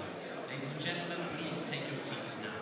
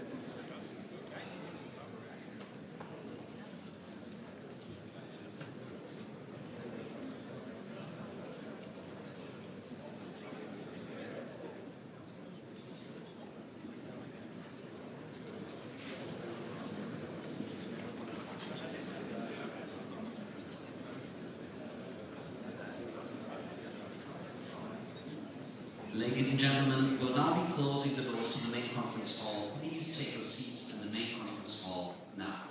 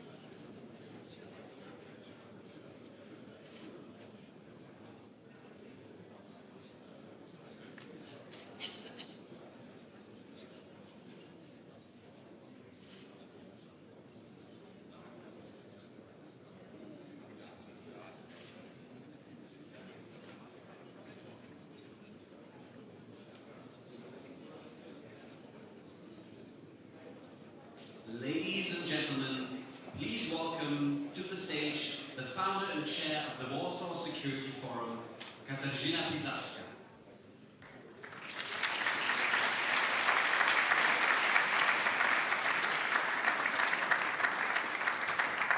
Thank you very much, ladies and gentlemen. It's great to be back here in Munich for an extremely timely debate, holding the line, defending Europe, and of course, securing Ukraine. We will have a fantastic lineup of speakers, but we will start with scene setting to our wonderful debate. I would like to invite Minister Boris Pistorius, the Federal Minister of Defense of Germany.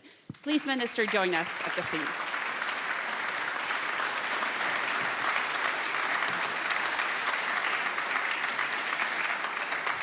President Nauseda, Deputy Prime Minister Kaczka, Minister Sikorski, Senator Slotkin, Professor Psiaska, ladies and gentlemen, my mother was a passionate, freedom-loving politician who taught me a lot about our world.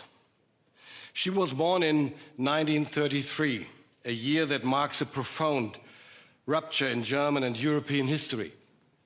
She lived through the Second World War, the collapse of a murderous regime. She had to endure displacement and expulsion, experience the division of Germany and the fall of the Berlin Wall in 1989. Like so many in her generation, she learned firsthand how quickly the tides can turn, how fragile freedom and peace can be. This experience of fragility of the existing order shaped her life and the decisions she made as a politician. Today, international politics is teaching us a similar lesson. Nothing can be taken for granted. Freedom is under attack around the globe, and the international order is crumbling. Wars and crises are on a rise across the planet. America's focus is shifting. With it, a central building block of European security is under reconstruction.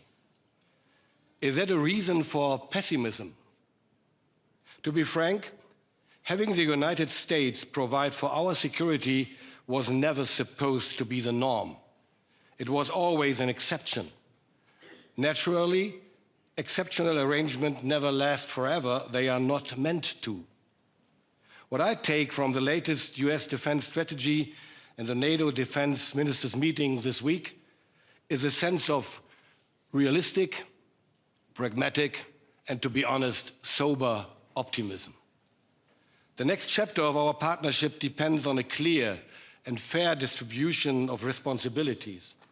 Europe must take the lead in providing robust conventional forces and take on greater responsibility for its own neighborhood, while the United States continues to contribute strategic and nuclear backing for the foreseeable future. The US has made this new burden sharing very clear, and Europe is acting. NATO is becoming more European so that it can remain transatlantic. The alliance needs to make sense for all members. Even the United States cannot act alone in today's world of emerging great powers. It needs allies. Having more than 30 of them all united in one powerful alliance is truly unique. It makes the United States stronger than any other of the great powers, and most importantly, stronger than its adversaries. But our alliance also needs to make sense for Europe. It depends on predictability. It depends on predictability of actions, and it depends on reliability of the American commitment. Questioning the territorial sovereignty and integrity of a NATO member state, excluding European allies from negotiations that are crucial to the security on the continent, all this damages our alliance and strengthens our adversaries, ladies and gentlemen. Let me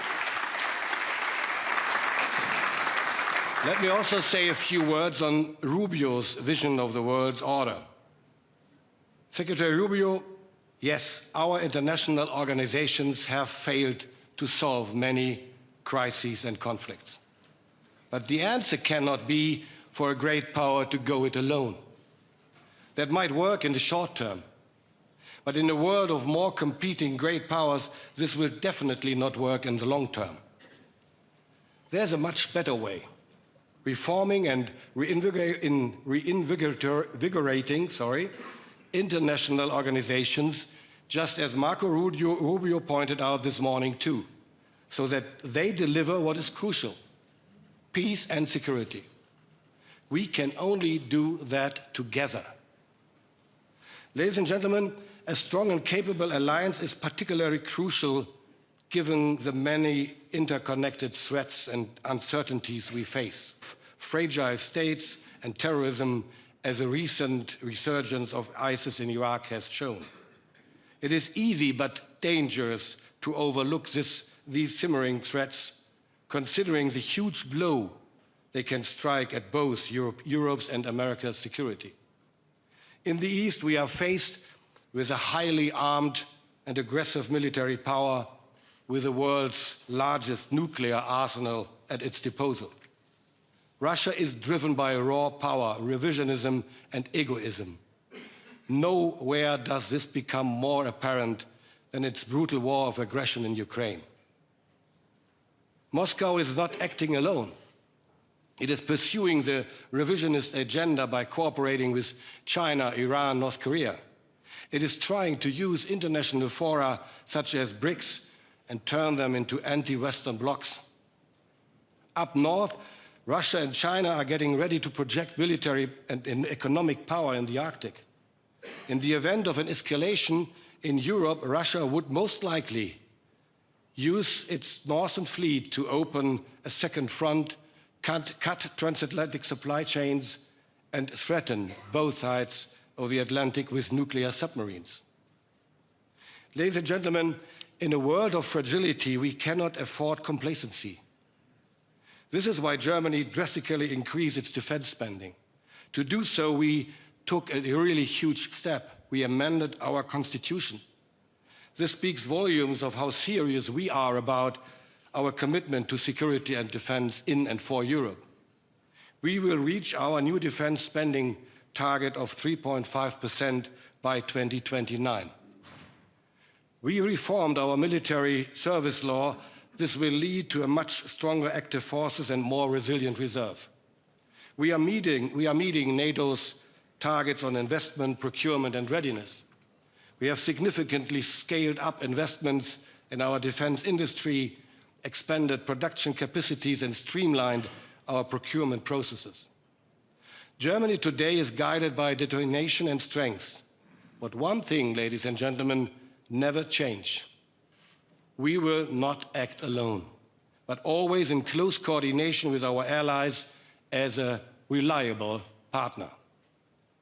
Division is weakness, especially when facing revisionist powers. We cannot allow internal or external powers to drive a wedge into our alliance. It is unity that gives us strength, ladies and gentlemen. And that is why we are deploying a full combat-ready brigade to Lithuania. That is why we are strengthening maritime security with Canada, Norway, Denmark, and Iceland in the North Atlantic. That is why we are now the largest supporter of Ukraine. And that is why our support for Ukraine will not waver, even as Putin's brutal war of aggression is entering its fifth year now. And when it comes to the future of Ukraine, ladies and gentlemen, 3 points are crucial in my view. First, we will keep looking for paths to a reliable peace, because Ukraine's future is fundamental, not just to European security, but to global security. We need a peace deal that safeguards both Ukraine's and our European interests. Second, the ball is in Putin's court. He is the one who is dragging out negotiations and is showing no willingness to compromise. He is shifting the cost of war to his own people. But he must not be mistaken. We will continue doing everything in our power to protect Ukraine as an independent, sovereign European nation.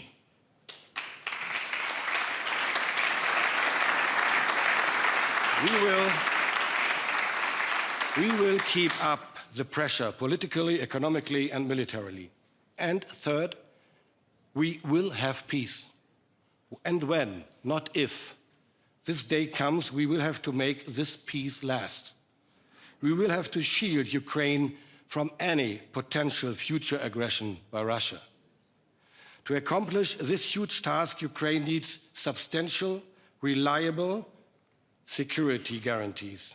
And it was, in fact, Marco Rubio who made an important point in 2014 before the US Senate. He reminded everyone that the 1994 Budapest Memorandum did ultimately not serve the purpose of providing for Ukraine's security. Quite the opposite. 20 years later, Russia invaded and annexed Crimea. Therefore, our lesson for today, ladies and gentlemen, must be we cannot afford another paper tiger like the Budapest Memorandum.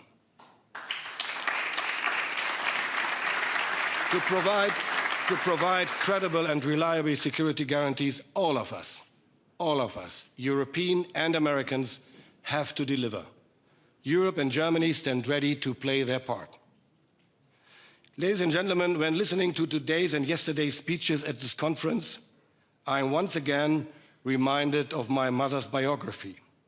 She lived through the radical because not enough people in Germany and elsewhere stood up to those who wanted to destroy and replace it with their barbarian ideology of war and suppression. But she also witnessed the emergence of a new, stable, free and rules-based order, thanks to the dedication of those who worked to establish it. This brought peace and freedom to large parts of Europe. There were times when we Europeans took this all for granted, and when we did too little to support the precious order, when we dwelled on our weakness, when we complained, when we criticized each other for inaction. And Radoslav, we all remember your famous words about German inactivity. The reality today is very different. Combined European armies outnumber any other army in the world. We are spending much more on defense than ever before. Our defense industry produces top-tier equipment. We are taking our future into our own hands in the areas of joint capability development and procurement financing. But, to be clear and honest, there's room for more, for much more. I want German and European security and defense policy to be more effective and more hard-edged. I want Europe to be more than a strong economic force. It must develop more military power. It must take over more responsibility for its own security. I want our actions to be better coordinated internationally, and I want them to be more visible. I want security to be not just a whole of government, but a whole of society matter. This is key to building real resilience in Europe. I want us to be able to pursue our own interests and to stay the course even when the going gets tough. With the debates over Greenland, we have proven that we are capable, ladies and gentlemen, of doing so. We have to reform and harden our international organizations so that they can better deliver. We have to do more to strengthen our institutions and conventions, with both our traditional and potential new partners and, if need be, just us Europeans.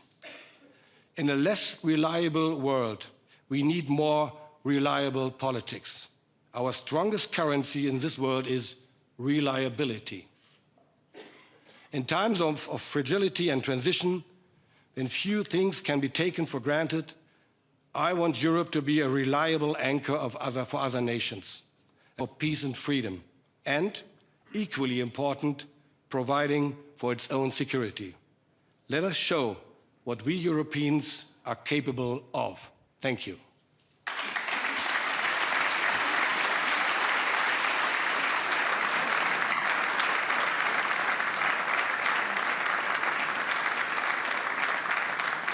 Thank you very much, Minister Pistorius. And now I would like to invite our distinguished panel to join us here. First and foremost, the President of the Republic of Lithuania, Gitanas Nausėda. Please, Mr. President, please join us here.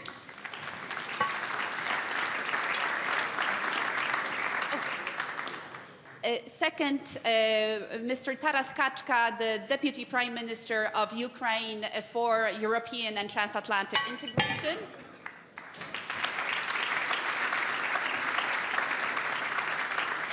Next, the Deputy Prime Minister of Poland and Minister of Foreign Affairs, Radosław Sikorski.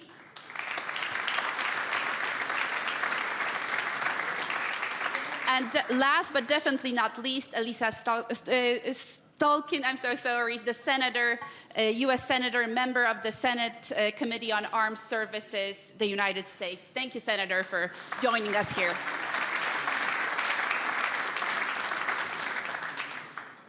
So, ladies and gentlemen, let me maybe start for allowing to take the floor to our Ukrainian guests here. Prime Minister Kachka, if you could tell us what is the current situation in Ukraine and how has this hardest winter of all affected the civilian population?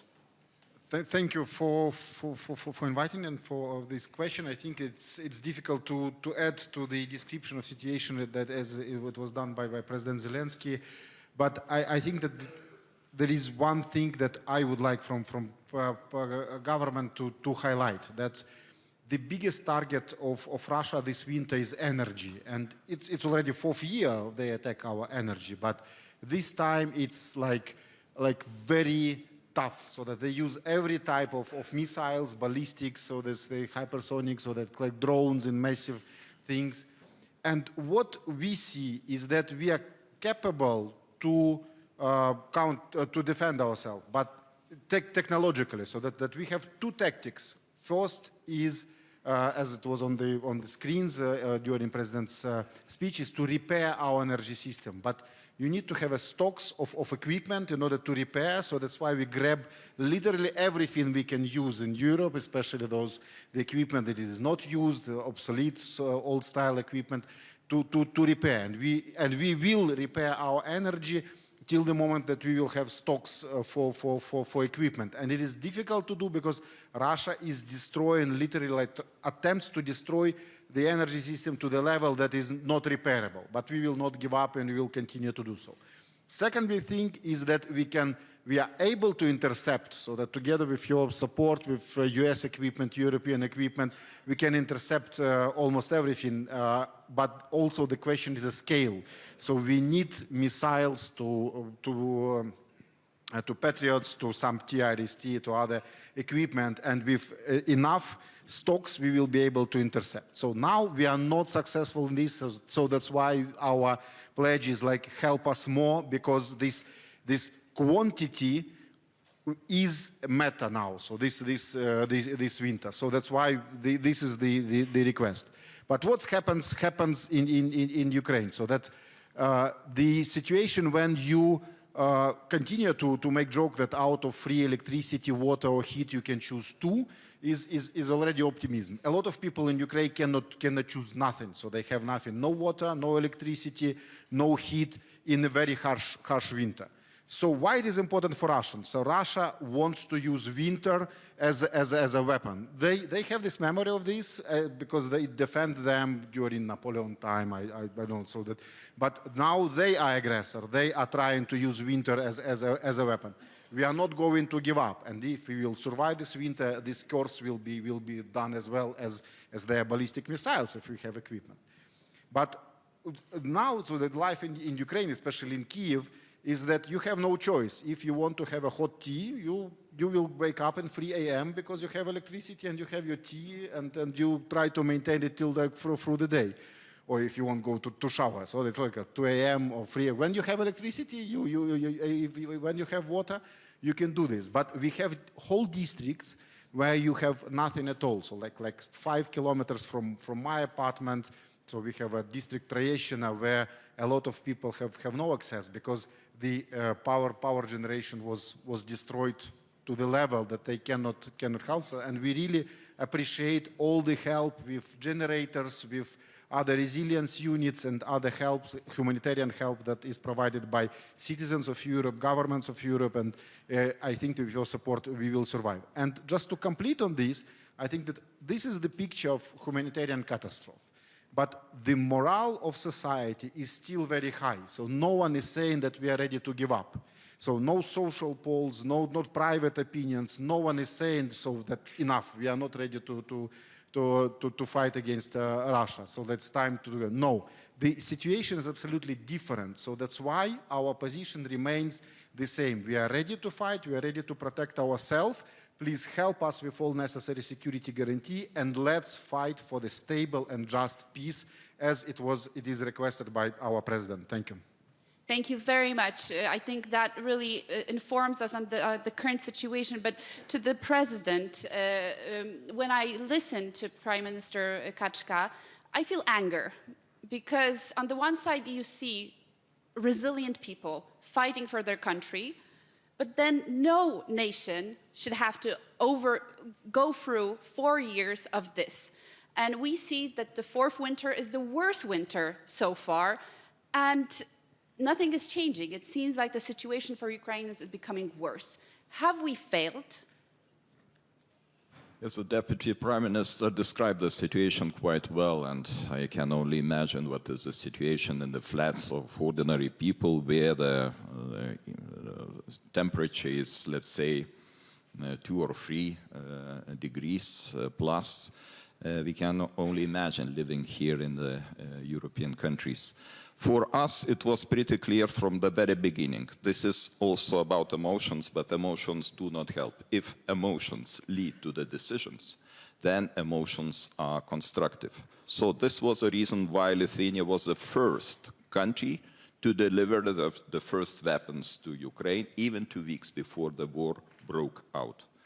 I visited Kiev actually last day before the war started, together with former President of Poland, Andrzej Duda. And since then, I saw the big transformation of the thinking of European nations regarding the Ukraine. We started from the discussions, should we deliver the helmets, should we deliver life jackets or something else? And now where we are in the situation where we are talking about the delivering of deep strike capabilities, missiles, air defense systems, ammunition. Yes, they are still in lack of these goods, and we try to do our best in order to support them consequently. But what is my thinking, and Russia is proving every day that Russia is not ready for the peace. And I don't think that they will be ready to peace negotiations. I don't know, maybe in 27, 28, but not in 26. Because all the actions show that they are just imitating the negotiations process and at the same time trying to break the morale of Ukrainian people. Yes, they are not successful by think of Ukrainian nation, Ukrainian people, brave Ukrainian people. I really admire this nation. This nation is exceptional, being able to withstand this huge pressure of big country, big aggressor, 4 years in a row. But without our support, they will be not able to succeed. So what is needed right now? Our support, continuous support, our readiness and our unity with our transatlantic partner too. And we try to do it in European Union formats. I am the member of European Council. I am happy that we were able to take the decision regarding 90 billion euros as a military support to Ukraine. Not always we are successful. Sometimes we face some delays. We face differences in the opinions. But we are ready to provide these decisions, and we are ready to stay with Ukraine until the end of the war. Thank you. Prime Minister Sikorski, I think we all agree here that we don't believe in Russia's intention to end this conflict anytime soon. Where do you think we're going to be a year from now, sitting at this stage? Where would we want to be, and where are we going to be? And what can we do today to make sure that Ukraine will not be going for a 5th year of war and a 5th winter that might be even more devastating than this one? I'll answer your question, but let me make 2 brief points first. First of all, I'd like to associate myself with what Minister Pistorius said, that it was natural for the United States to be in the lead in these negotiations when the United States was providing the bulk of the military assistance. And the United States was also brave and effective in deploying strategic intelligence to deprive the Russians of the casus belli in the days before the war and in the early days of the war. But I would like particularly our American guests to know, because it's not fully in the American infosphere, we are now paying for this war. The American outlay for the war for last year was close to 0. We are buying American weapons to be delivered to Ukraine. There is no package in the US Congress, and that there isn't even the prospect of a package. If we are paying, if this is affecting our security, not just Ukraine's, then we deserve the seat at the table, because the outcome of this war will affect us.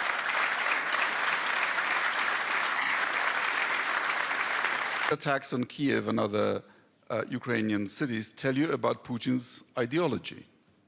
The whole invasion was justified on the pseudo-Tsarist and Soviet grounds of Ukrainians being really just misguided Russians.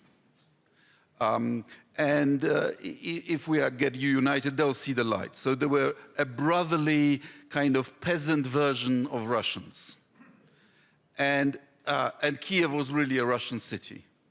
So Putin is now bombing his brothers and bombing a Russian city. I think that shows you that this is in fact a colonial war. He is just bent on conquering Ukraine again. This is the 3rd attempt. In the 19th century, they banned the printing of Ukrainian books. In the 20th century, they caused an artificial famine in which 5 million people were murdered, and the entire culture-bearing Ukrainian class was obliterated in the 1930s, and this is the 3rd attempt. And now to your question. Putin says he wants peace, and in a sense, every dictator and every conqueror wants peace. If you give up and you capitulate, you'll have peace. But the question is, under what conditions? And Russia can tolerate Ukrainianness as a sort of provincial version, a Russian folklore. But Russia cannot tolerate Ukraine, or at least Putin cannot, as a nation with its own identity, history, interests, including security interests, and its own desire to integrate with other organizations than Russia's. And the question in this war is, who will crack first? And Ukrainians are showing that they're not cracking on the front line. Russian advances are tiny. And history teaches us that bombing populations doesn't work. The Luftwaffe didn't break the spirit of London. The Royal Air Force didn't break the will to fight of the people of Germany. In fact, they get stiffened. So the real question is, when will Putin run out of resources to carry out this war? And cracks are beginning to show in the Russian economy. We have given Ukraine 90 billion euros. That should be enough to sustain them for 2 years. If we gave them 10 or 20 billion more, they could actually get their defense industry up to full capacity, and then the fight would be more equal. Thank you very much. We'll go back. We'll come back to the state of the Russian economy and the state of Russia in just a moment, but I wanted to hear from Minister Pistorius, actually, when Minister Sikorski says that we deserve a place at the negotiating table. How do we do that? And when are we going to be sitting at the negotiating table? I have no idea, to be honest, because it's not up to us. So we're paying the bill. We are paying the bill, but we are not paying the bill to Vladimir Putin. And Vladimir Putin refuses to negotiate with Europeans. And the Americans let that happen. That is our problem at the moment, at least from my perspective. Washington lets that happen. We can't push ourselves at the negotiation table when Putin is not willing to talk with us. And again, Washington lets that happen. So what we should do is to confirm our will every day that we will proceed supporting Ukraine. And this is what we really need to focus on, especially when I think about the last UDCGs and the last contributions. We need more, we need it faster, we need it more efficiently. And I mean, we just have been talking about air defense and the attacks on Kiev every night and killing people in their apartments because they die by cold. We need to get faster in scaling our production in the US and in Europe to be able to deliver and to provide more and faster what is needed so urgently when it comes to air defense. Otherwise, I'm afraid that the morale of the brave Ukrainian people might break finally. Thank you. Senator, I know this is not probably a question to you, but we have to ask it. Why is Washington not letting the Europeans be at the negotiating table and listening to Vladimir Putin, who's saying a tough no? Yeah, I'm happy to answer a rhetorical question, but I think, like, it's not hidden to anyone here at the Munich Security Conference that the United States is going through something. That we have, like, is anyone missing that? Tell us more, tell us more. Is anyone missing that? So I think we're going through something at a fundamental level in our democracy. And because of that, we're going through something profound as it relates to foreign policy. It's the theme of this entire conference, or every side conversation at least. Under destruction. So, right. So I think and when it comes to Ukraine, given where we were a year ago, right, for those of you who were here and the Vice President came and stood on this stage and gave a speech, I was sitting up there. Like the breath fell out of my lungs. A year later, we still have this good cop, bad cop, what do we want to do with Ukraine from the White House? Right? Do we want to pull completely back, give it to the Europeans, not our problem? Or quite the opposite, do we feel like it's extremely important to bring this to some sort of resolution? You can talk to 3 different Americans and get 4 different opinions, okay? So I think that's why you don't have Europeans at the table, and we have a saying, I used to work at the Pentagon, that you don't talk about them without them. And if you want the Europeans to be part of the ultimate settlement, which we desperately do, which the president says he does, then of course the Europeans should be at the table. But the fundamentals of the conflict, where the Ukrainians have fought so bravely, change the nature of tactical warfare, I think, with what they have done. We're all learning lessons from the Ukrainians. But let's not mistake that the fundamental question is, are we willing to exert more military or economic pain on Vladimir Putin? And because we're a mess back home in the United States, because we don't know the answer to that question, we're in this merry-go-round. And you're not on it with us. When you come on, it's not any more organized. We have to answer that fundamental question, and that's something we're deeply grappling with in the United States. And while at it, I'll give the floor in a moment to Minister Sikorski, but we see, and we've been told many times during the last 2 days, that the American people continue to support Ukraine, that there's actually an increase in the pollings when it comes to support. Majority of Americans actually don't know that there's now 0 funding coming from the United States. But what would you, or what are you as the Senator of the United States doing to actually convince the majorities to push, for example, in the Senate, some of these aid packages, sanction packages? Yeah, well, I come from the state of Michigan. We happen to have a lot of Ukrainian Michiganders, so it's never far from people's minds, especially in certain communities. But I think while the American people may not follow the day-to-day in Ukraine, I'm going to be honest with you, right? They're worried about their kids, their, house, whether they're going to be able to live a middle-class life. We are struggling deeply with that in the United States. They do understand power, and they understand a bully. And they understand that sometimes, we all want the conflict in Ukraine to end, and sometimes in order for it to end, you have to exert more pressure, right? For a short time in order to bring it to a conclusion. But if you keep going around the merry-go-round, it just extends out the stress, the pain, the suffering, the killing. So they may not understand the day-to-day, but I think if there were leaders who were willing to articulate that in order to bring this to a conclusion, we must get in deeper in putting that pressure on a bully, they would understand that basic power conversation. Do you see those leaders?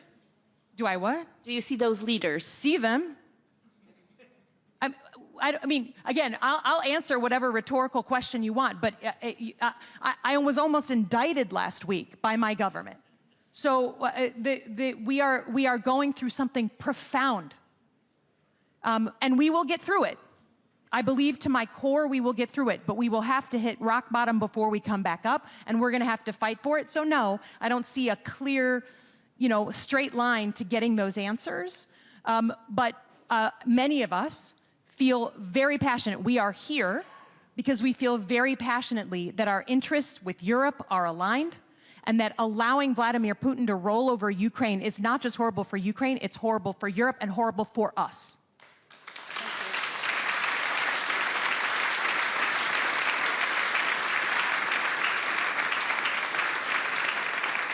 Minister Sikorski.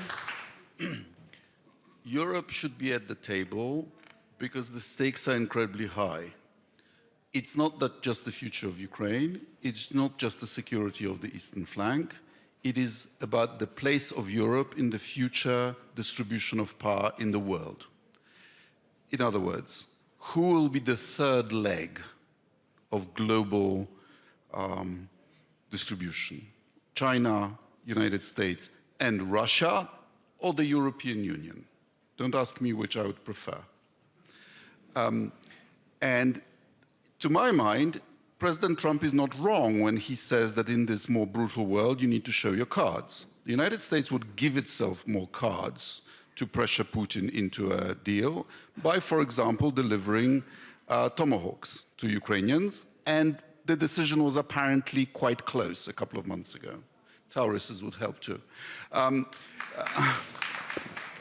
But as Europe, what we should say is that if the US forces Ukraine into an unfair deal, we will continue with our commitment to Ukraine, and it is Ukraine that will decide when to make a deal.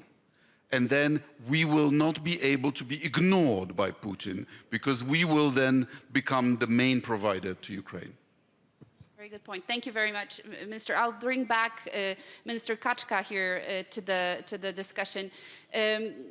Unfortunately, many leaders around the world, people believe that Russia is invincible. That for some reason, Russia wins every war at the end of the game because of its, willingness to take the long-haul perspective and sacrifice. What do you say as a Ukrainian to these people? First, I think that with Minister Sikorski, I think we can say that Soviet Union collapsed in Afghanistan. Yeah, so that's also an example that not every war was won. Yeah, and I think that my personal thing is I always highlight that Russia was able to win the war when Ukraine was part of Russian Empire. So with us, it is possible. Against us, it is impossible.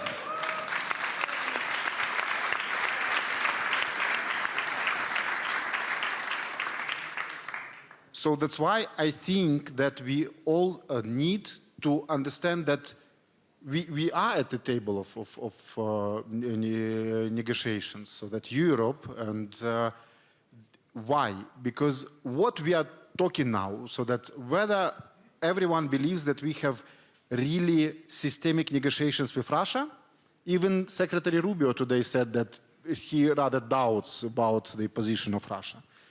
We are at the moment when we are thinking, doing, finding a way how to force Russia to be at the table of negotiations. It is impossible without European pressure. It was impossible without US pressure in terms of sanctions, and we had a lot of tactical discuss. But it's also impossible without showing that we have really strong security guarantees. And these security guarantees should be designed, developed, and implemented as a first initial step before the negotiations, just to show Russia that they cannot win against us, but they definitely will lose if we are all together. And we have these security guarantees as a political, legal, but also practical commitment. Practical commitment in terms of training, in terms of establishing our cooperation, but also supplying weapons. So that's why what is happening now is a creation of this environment and this universe for negotiations, and we are all at the table.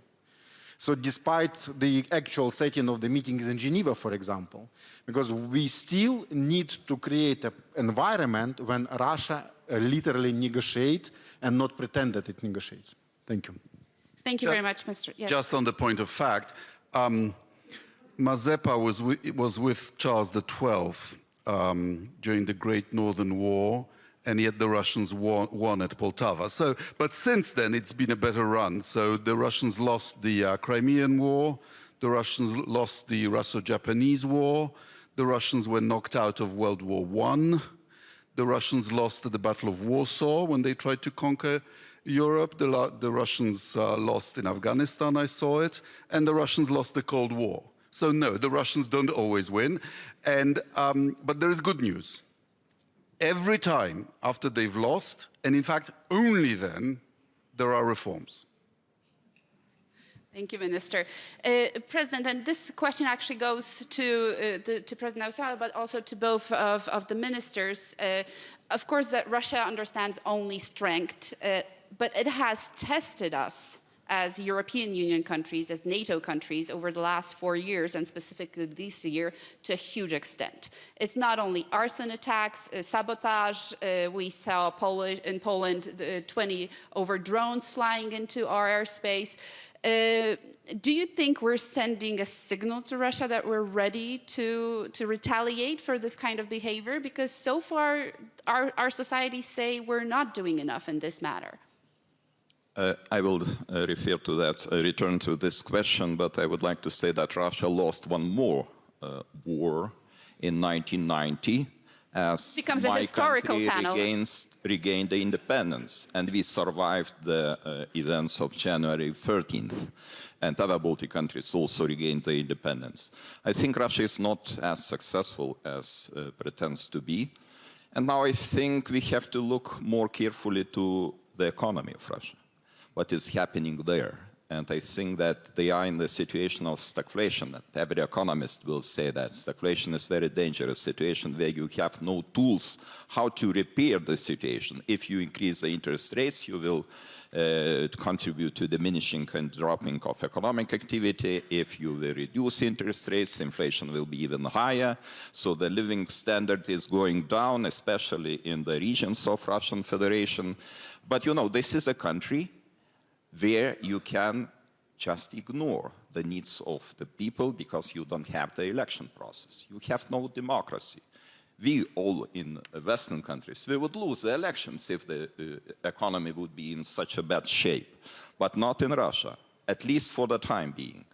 Now, so where is the pain? Where is the pain? Where's the pain? I think the pain, the line of the pain is not far away. But of course, Russia is still on the way to this situation. Now, please remind me your question. Hybrid warfare. Hybrid war. Arson. Yes, you know, we are very good specialists in this regard because Lithuania has very long border with Belarus, close ally, close proxy with Russian Federation. And we have also 120 kilometers borderline with Kaliningrad region. So all the time, we are exposed to different kind of hybrid attacks. No matter, in 2021, it was illegal migration, artificially created problem by Alexander Lukashenko, sending the people from Middle East, from North Africa to Minsk, then from Minsk to the border. And we could see the officials and employees of Alexander Lukashenko regime instructing them how to cross the border, how to create, destabilize the situation at the border. Then later, now we are suffering the flights of balloons, meteor balloons, actually for smuggling purpose, for cigarettes, but actually... But are we responding effectively? Do you think the Russians are getting the signal that we're responding? Solutions, and we count on the European Union flagship initiatives like Eastern Flank Watch. And I think the more successful we are, because this is, yes, this is really the threat to our society. Society is under threat. Society is asking politicians what to do. Do you have enough tools to respond to it? But I think those hybrid attacks contribute that we are looking for the solutions on European Union level. And this is a good point, that we are ready to respond, we are ready to take the solutions, and we are looking forward. I think we should understand that Belarus should be included in the sanctions list, sanctions which were imposed on the Russian Federation, because this country is destabilizing and destabilizing the situation at the border deliberately. Yeah. Intentionally. Thank you. The same, very shortly, Minister Pistorius, Minister Sikorski, are we doing enough? Are we able to take our gloves off when it comes to responding? Germany also had drones over your airports, many other attacks in the cyberspace. You know, are we signaling Russia the way we should? At least we started doing so. We're speeding up, we're ramping up, we're becoming better and better every day by developing new technologies, by procuring what is available. So we are better every day. And at the same time, I would fully agree with Mr. Nausėdas, Mr. President, that it is a European issue in the first place, because it is not a national, can't be a national issue for smaller or bigger countries in Europe. We all know that disinformation, fake news, and hybrid warfare does not stop at frontiers of some single small countries. And the third point I would like to raise is, it is a matter of mindset in our societies, how we react to that, how serious we take what's going on. And for my country, I can say, I really have been seeing in the last years an incredible, at least 3 years ago or 5 years ago, an incredible change of mindset in terms of that. The society is getting more and more resilient, and at the same time, of course, hoping and praying for peace, but more and more resilient, and that is what we need, more resilient societies. Thank you very much. I want to take 2 or 3 questions, but please, Minister, and then very shortly on this. I think Putin makes a mistake by provoking us through hybrid activities, because it stiffens our resistance and allows us to have higher defense budgets. But what he does is incredibly active. You've had assassinations in Germany and Britain. We've all had arsons. We've had attempted arsons on board airliners. We have cutting of cables and pipelines at sea. We've had the suppression of GPS signal. We've had an attempt to explode rail lines under a moving train on a high escarpment. People would have died were it not for the incompetence of the assailants. And we've had mass intrusions of Russian drones and cruise missiles into our airspace. This is all making us, forcing us to take countermeasures. And there are further things that we could do. So I've closed down 3 Russian consulates. We've restricted the movement of Russian diplomats in Poland. We still have over 2,000 Russian diplomats. Our security services think up to 40% of them are spies. We should not be tolerating them. They should not benefit from the freedom of movement across the Schengen zone, which they are trying to destroy. And we've also spent almost €1 billion on building a big and beautiful fence on our border with Belarus, through which they were pushing migrants on purpose. So it's all costing us. It's all making us more resilient. but there are more things that we could do together.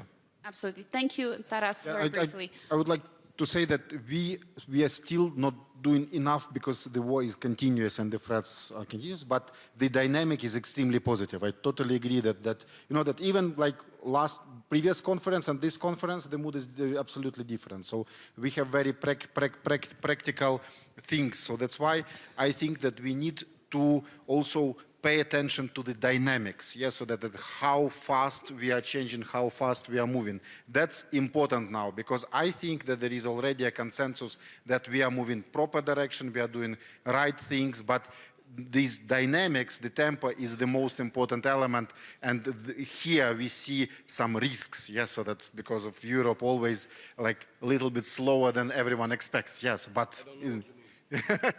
So let's take some questions. If we can take them together, I'm already seeing here 2 and 3. So let's start with the lady in the red, Lisa. The floor is yours.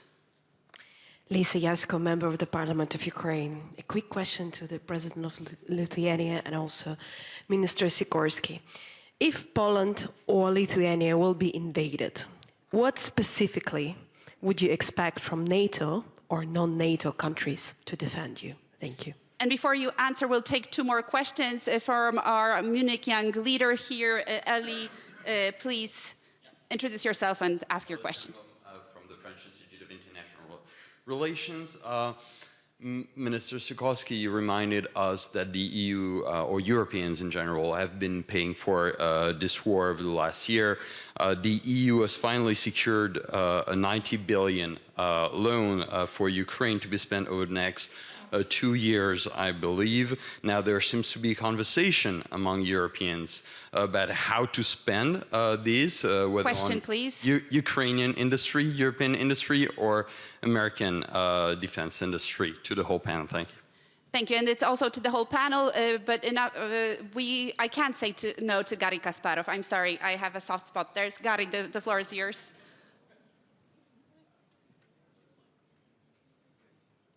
And then we'll Thank you, Katarina. 4th question. Question to Minister Pistorius, just following your presentation.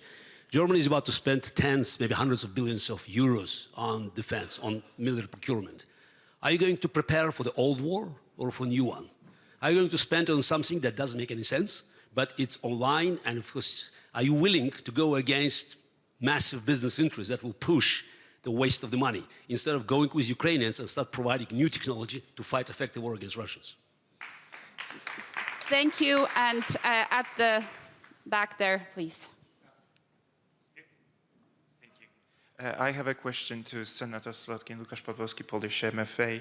You said that US society is going through something and that it is going to hit the rock bottom before it comes back up. Would you care to define what the rock bottom is? So let us start with Senator Slotkin, please.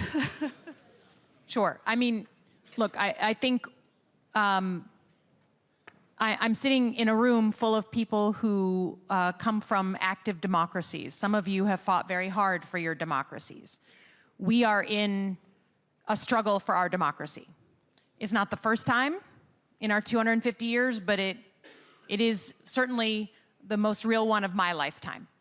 And I think what we're seeing happen right now is as things deteriorate, for instance, in Minneapolis, right? It is hitting something in the American consciousness, a sort of barometer for authoritarianism that they instinctively look at and don't like. Now, because of confusion over years on what media source to listen to, what political party you come from, people are very, they're very unsure about what they read.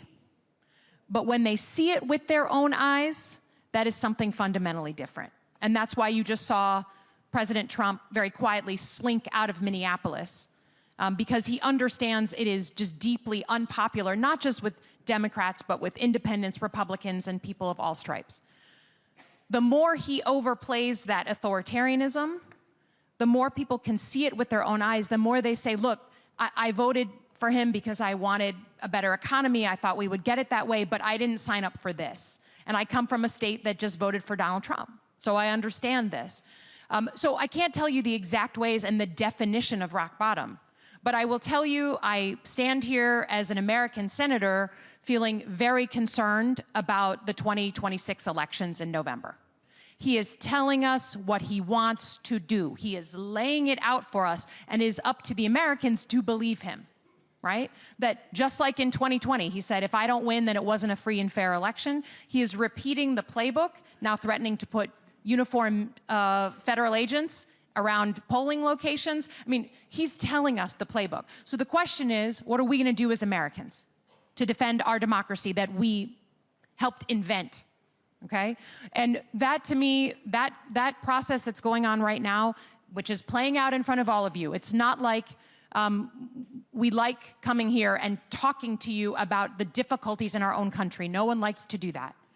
But it is playing out in front of you, and the question is, will the American people, and when will the American people feel like the issues of democracy are actually not someone else's issues, their kitchen table issues, they affect my everyday life, my safety, my family, my security, my livelihood. When that happens, you will see the American people push back in a profound way, as you've seen in places like Minneapolis. That is the process we are in right now. I can't define it for you, but it is happening before our eyes. Thank you very much, Senator. We have 5 minutes left, so 1 minute per speaker. Yeah, thank you. Thank you for your clarity. 1 minute per speaker. You can answer the question, or you can just engage in the debate we're having currently about the United States. I'll ask the question from the Ukrainian parliamentarian about what I would expect to happen if Russian tanks crossed the border. Well, we joined NATO for common defense. So in the sense, there's an easy answer. If they cross the border, start killing NATO citizens, Polish citizens, we would expect the North Atlantic Council to meet and to activate the contingency plan. And after that, the plan is very easy. We win, they lose. That's a good plan, Minister. Minister Pistorius. So how do we win, they lose? Very brief to the question in terms of procurement. When we started, we had huge gaps of almost everything, and we need to fill them as soon as fast as possible. And at the same time, of course, we know that the war of the future is not just described. If anybody had told us 5 years ago that drones would play such a relevant and crucial role, nobody would have believed or could have imagined that. So therefore, we should do and will do everything which is necessary to anticipate what might happen. And that means more investment in innovation, more investment in new technologies, more cooperation with startups, and more cooperation between startups and the Bundeswehr, more clarity in the view to the future, what might be needed, and to learn from Ukraine. Joint ventures with Ukraine are crucial for us and really very critical. We learn every day from the experience of our Ukrainian friends on the battlefield, and this is what it's about. Thank you. Thank you very much. I'll turn to the President, and the last word will be to Ukraine. President, do you agree we win, they lose? That's the strategy. Look, don't think that the brave people live only in Ukraine. The brave people live in Lithuania too.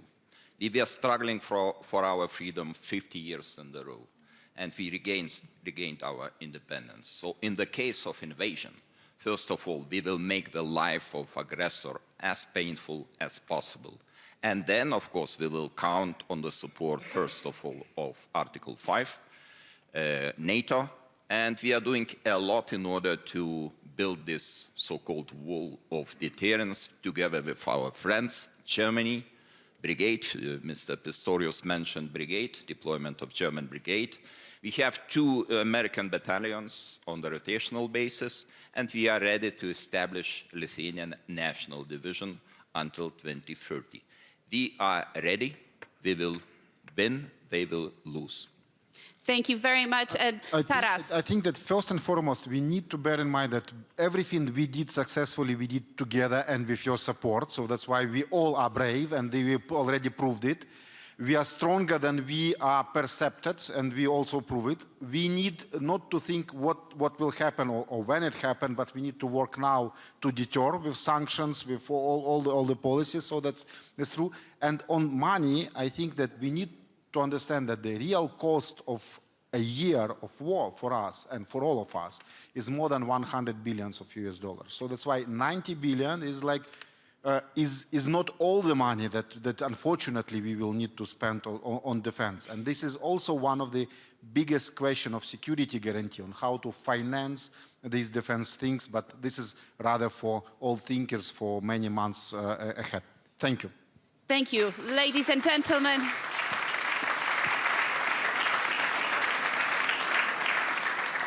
Holding the line, defending Europe and supporting Ukraine. Let's give a huge round of applause to our panel.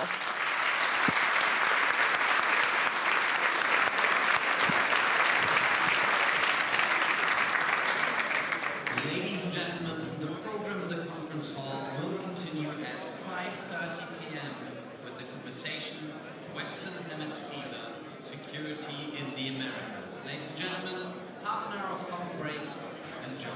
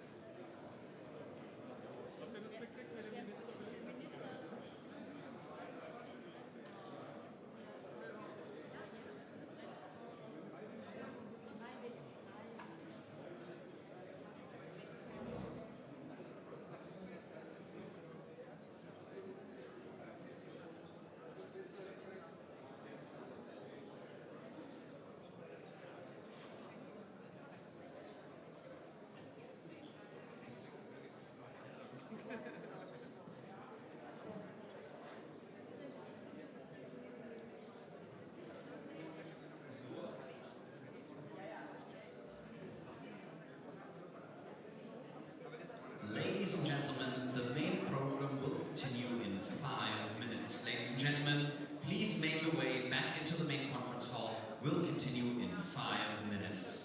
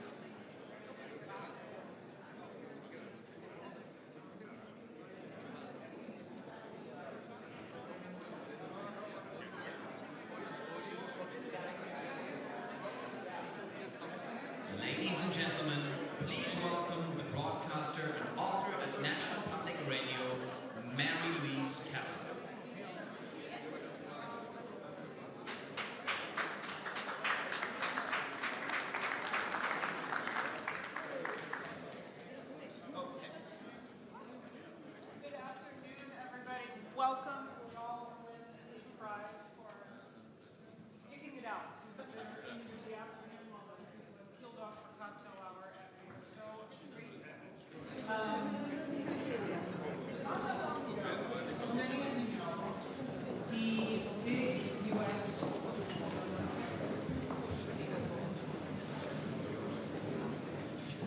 Can you hear me better now? All right.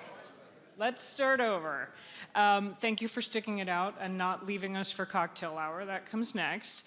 I'm Mary Louise Kelly. I host NPR's All Things Considered. I also host our national security podcast, Sources and Methods, and we have been spending a lot of time lately talking about Venezuela for obvious reasons.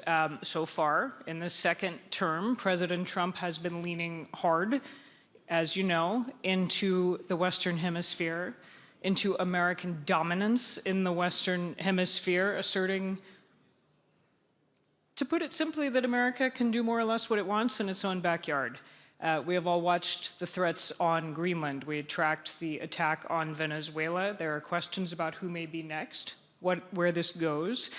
And this is not a passing fancy for this White House. This is not a blip. It is enshrined in the U.S. National Security Strategy, which came out last fall. 3 months ago, it was released.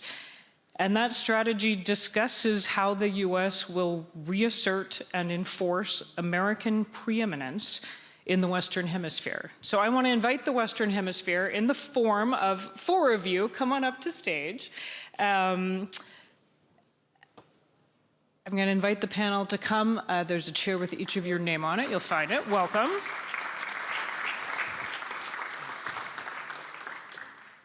We're going to talk through what it looks like to have the U.S. reasserting American preeminence in the Western Hemisphere and how closely your vision of your hemisphere aligns or doesn't with the very muscular policy that we are watching from the current occupant of the White House. Let me introduce, let's go down the line and just make sure that you know who you're hearing from. Diana Fernandez-Molero is a member of the Commission on Foreign Relations and Worship, Chamber of Deputies in the Parliament of Argentina. Welcome. Next to her, Ruben Gallego, United States Senator, a Democrat from Arizona. And among your committees, you're on the Committee for Homeland Security and Governmental Affairs. Welcome. Nice to see you outside of Washington. Next to him, Paulo Rangel, who is Portugal's Minister of State and Foreign Affairs. Welcome to you. And right next to me, on my right, Arnaldo Andre Tinoco, who is Minister of Foreign Affairs and Worship in beautiful Costa Rica. Welcome. Start with Venezuela. I'm going to put you on the spot. Show of hands. Do you support what the U.S. just did in Venezuela, the removal of Nicolas Maduro? Do you support it? Sorry, I saw that Ruben Gallego, sorry. I mean, that's a difficult question, but I would like to say that I'm from Buenos Aires, Argentina. A lot of Venezuelans, exiles, live there. I mean, their children go with my children, and I mean, we share a lot. We share the life with them. And that day, the January 6th, they were chanting in the streets. That was a relief for many of them. So that's a perspective, the human perspective, that we should take into account, into consideration, because sometimes we talk about multilateral order and rule-based order, and maybe we are missing the people. We are missing the real life. These organizations help their life. Do they work for them? And I think that's something that we have to bear in mind. The democratic path was tried. It was exhausted, actually, and it didn't work. UN organization was,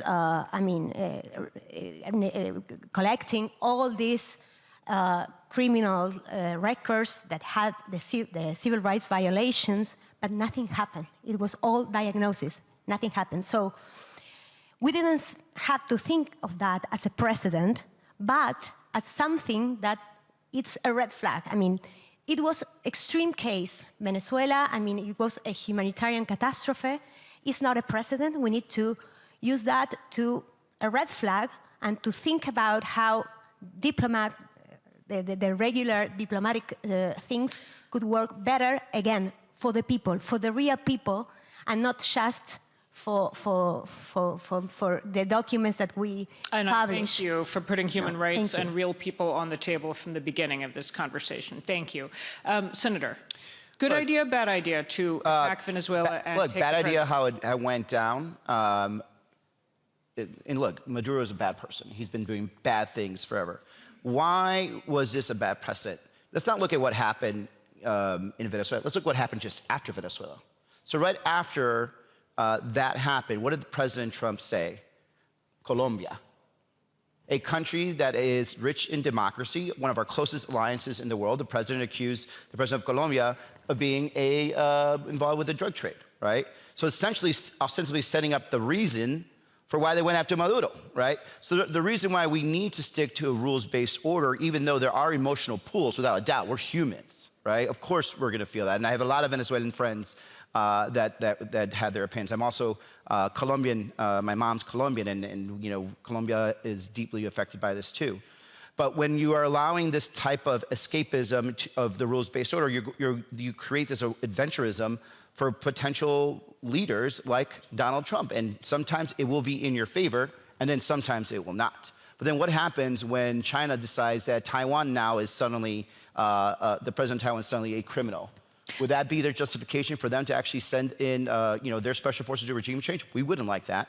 So again, glad he's gone, but the violation of rules-based order is something that should really concern everyone that actually lives, dies, and prospers by the rules-based order. Yeah. Foreign Minister Rangel, your thoughts on what just happened in Venezuela, and I guess you know, how it is playing in your country? Well, I have to say that this is a very, very important matter to Portugal, for Portugal, because we have a Portuguese community of 500,000 people in Venezuela. Mm-hmm. So this has always a major impact in our public opinion and in a lot of families that have either Portuguese descendants or even Portuguese citizens. And it's a very active community. And so this represents 0.5% of our population, if you look at this. So our population in Portugal is 10 million, and you have 500,000 that are in Venezuela, not from this 10 million, of course, is added value. But so this is a very delicate issue for us. Then let me say, it is clear that we have to respect international law and the Charter of United Nations. So for a country like Portugal, this is very clear.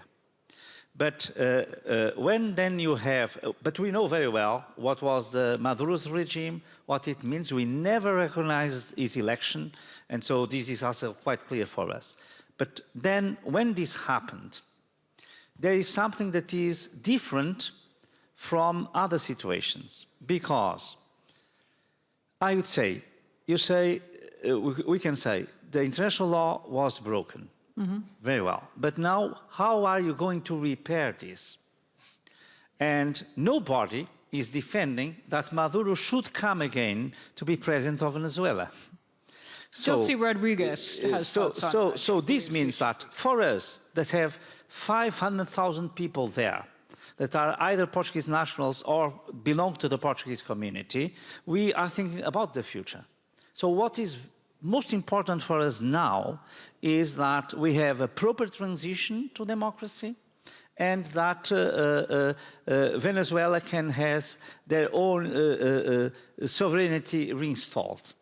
So we are looking forward to the future arrangements that will allow to restore democracy in Venezuela and to restore Venezuela's sovereignty.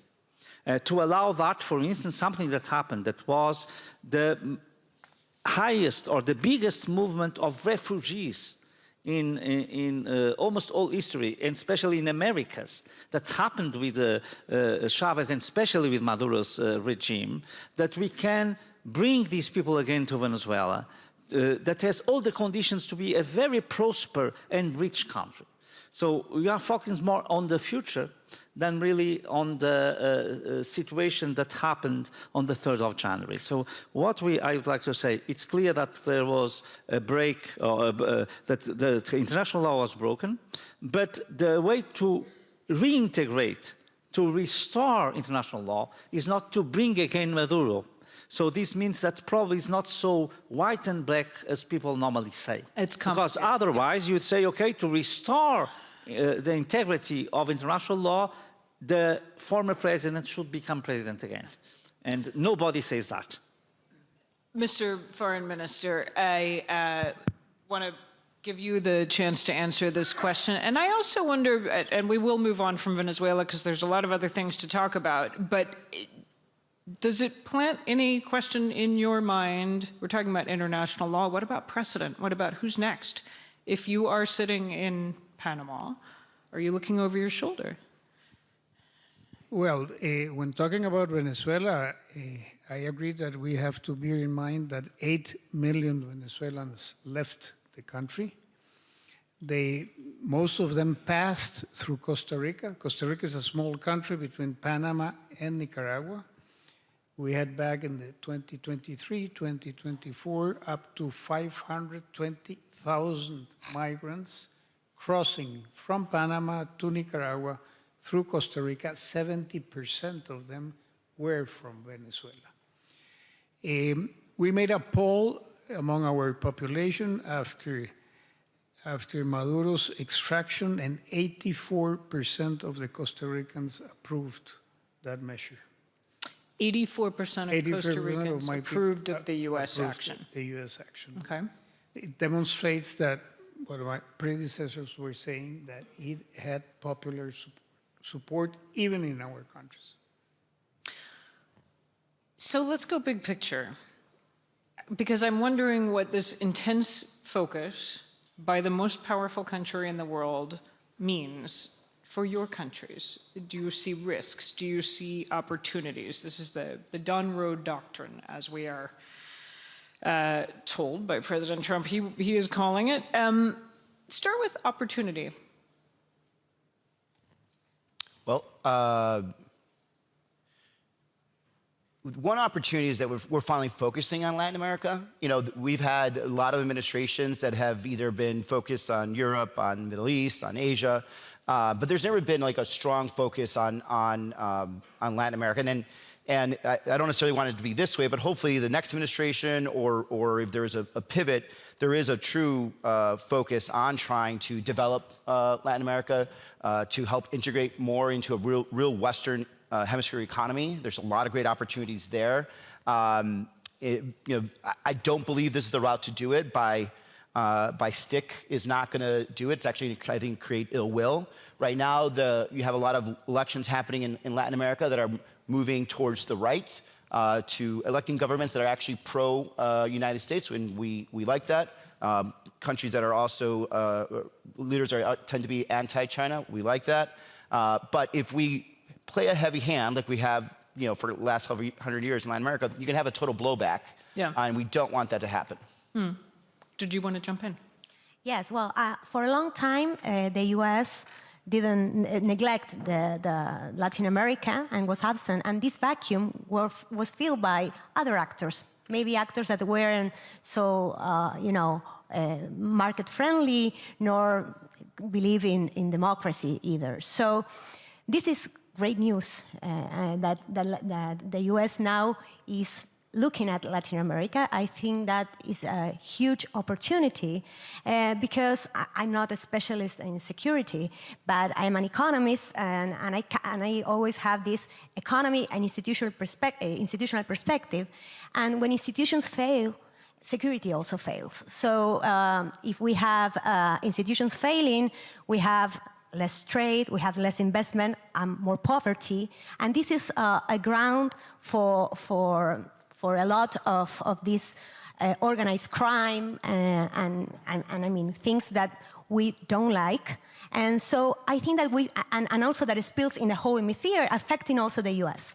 So I think that now we have a convergence of interests with the US, and that we can work together in order to cooperate and create these orders also. And Argentina is an example. What's going on in Argentina should be something to take into account. We signed a trade agreement and investment, but it's more than that. It's also security, it's also institutional capacity, it's also supply chains. And I think that this works for not only for Argentina, it works for the region. And I think that we should go with this cooperation, and it's better for the whole hemisphere. Okay, so you're describing that it's positive. The U.S. is really paying attention to what's happening in Latin America and the broader hemisphere. There are downsides of the U.S. paying a lot of attention, and no one likes a bully. There have been many conversations I'm sure you all have been at this conference about Europe trying to figure out how do we stand up for our values, for what we as Europeans need. How do we rethink our relationship with the United States? Are those conversations happening in your countries? There's a shift, of course, in points of interest between the previous administration and the current administration. For the current administration, we have identified three topics of interest: migration, organized crime and narco-trafficking, and Chinese investment, mainly in security areas or critical infrastructure in our countries. In all of those, we do not have a problem with the US. Our policy, pre-existing the Trump administration, coincides with it. We are struggling against organized crime and narco-trafficking. With the support of the US, we have installed scanners in all of our ports and are trying to sterilize our fruit exports from the contamination of drugs. On the front of migration, we have more Americans living in Costa Rica than Costa Ricans living in the US. The problem is inverse. And regarding Chinese investments, we took a position on the deployment of the 5G networks, according to which providers must come from countries that belong to the Budapest Convention on Cybercrime. China does not belong to the convention, and thereby Huawei has been excluded as a provider. So we qualified in all those points of interest, and the cooperation is running well in our case. You have to take into consideration in our specific case that 60% of the tourists we receive are from the US, 50% of our exports go to the US, and 70% of foreign direct investment comes from the US. You're saying you need the US. So our economy is practically fully integrated with the US economy. Foreign Minister Rangel, how are you thinking about this? Portugal, you have a foot in both these worlds. You're European, you're also in the Western Hemisphere. How are you hearing the conversations we're having at this conference about should any country be above the law, including the most powerful country in the world? Well, let me say that Portugal is a founding member of NATO, is member of the European Union we joined the European Union 40 years ago, and we have the biggest maritime domain of Europe. And we are, as you said, in the far west of Europe, together with Iceland.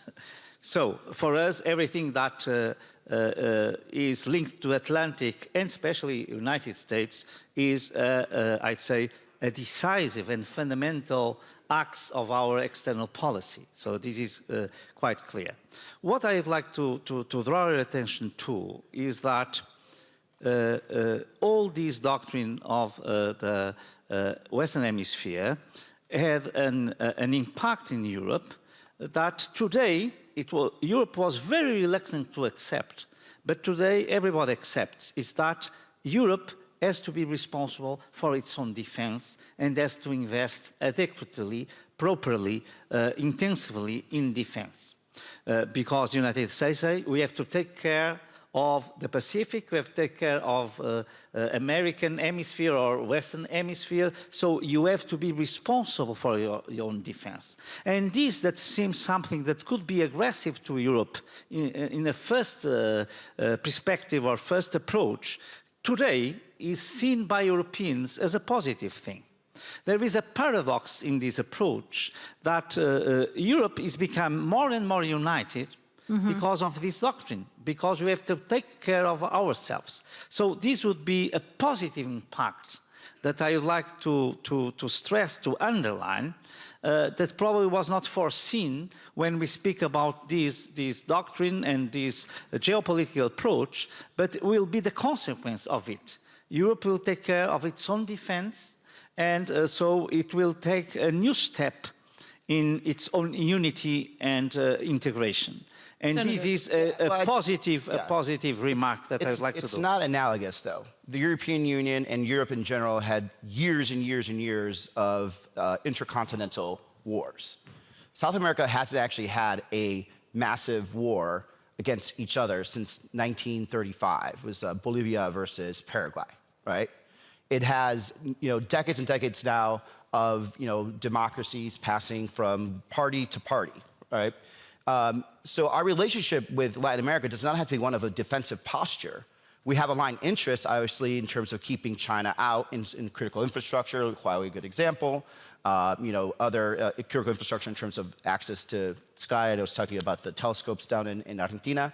But because we don't have to necessarily have that intense defensive posture and relationship that we had with Europe, we need to actually look at our relationship with the Western Hemisphere from a different prism. And that prism is economic collaboration.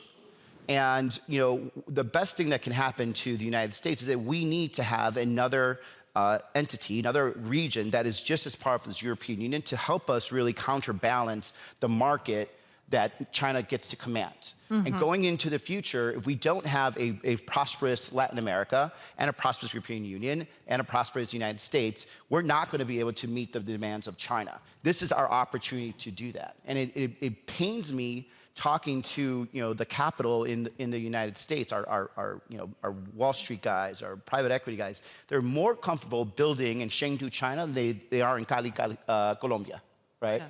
4 hours difference between 16 hours difference, all right? But in terms of what is in our best national interest as a country, our capital should be flowing where our interests are, and it's not. It's going to a country that is trying to rise against us. Let's just stay with China for a second and how the rest of the world fits into this. And I'll direct this at our panelists from Argentina and Costa Rica, if I may. Is there room for both a very engaged, muscular US policy in the Western Hemisphere and for China? Because I don't see any sign of a rush to distance from China. China's business footprint is everywhere. Chinese cars are everywhere, if you go to Brazil, for example. Well, yes, of course. I think there's a space for both. And countries relate to other countries, I think, in base of 3 pillars. The one is geopolitics and your neighbors. I mean, you have to have a good relationship with your neighbors and also with global powers. That's basics. And that's sort of stable. It doesn't change with time. Then you have the institutional and the values, no? So which countries you relate to has to do with values and which countries do you want to have institutional anchors. And this is with Western democracies. And it doesn't change over time either, no? So, and then you have a third dimension that is trade and investment. Well, that changed more frequently. As an example, China 20 years ago wasn't a relevant actor for Latin America or Argentina, and now it is. So, in these 3 levels, we need to engage. And we need to engage in order to have the benefits for Argentina and the Argentinians as well. And I think that we can set a clear line, like a pragmatic engagement with clear lines. And you say, okay, critical infrastructure, well, with rules, with clear rules, transparency. And so I think there are space for both, and also for the European Union. I mean, this new engagement of the US in Latin America led Europeans to make it easier to sign the agreement with Mercosur, European Union. And this is, you know, good for Argentina, good for Europe, and good for also Western democracies, because we are doing this with values, and we are, you know, the rule-based order that we lost, maybe we can recover with these kind of agreements. Yeah. Do you want to weigh in, Mr. Foreign Minister?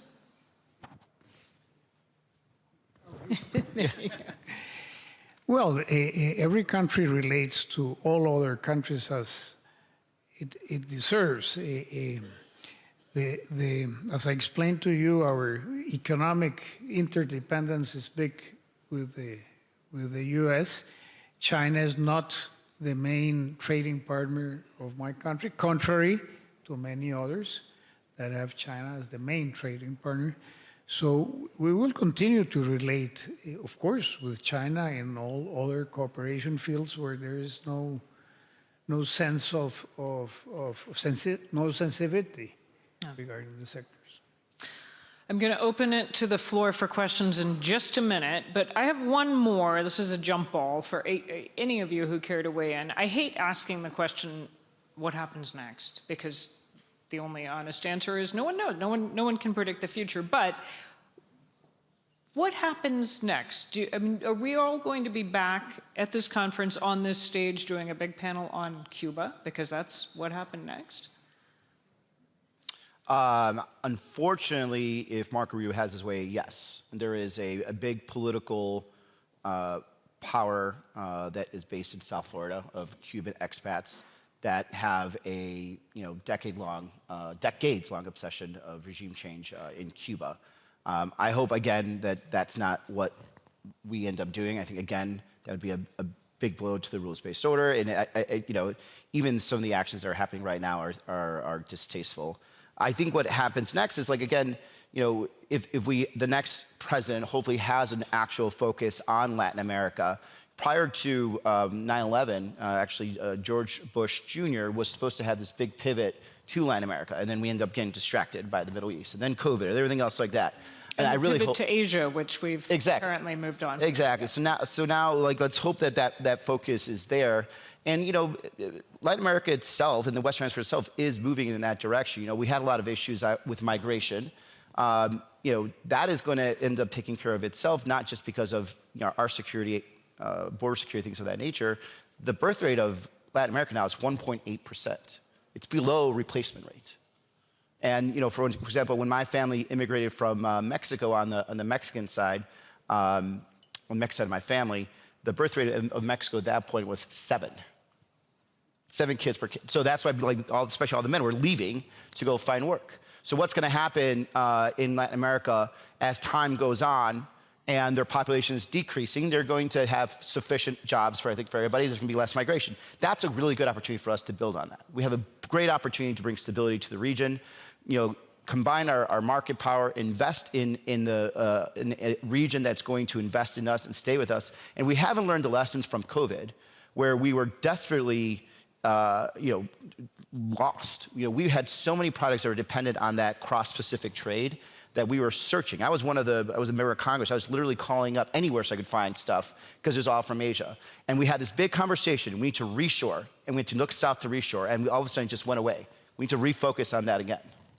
Okay, a lot to chew on there, but I want to let y'all get into the conversation. I'm going to award the first question to one of the Munich young leaders in the audience. If we can get a microphone, please, to Gonzalo Bañas-Villar, who is anchor and head of the international news desk at Todo Noticias. Thank you for the presentation. I would like to move to the following subject.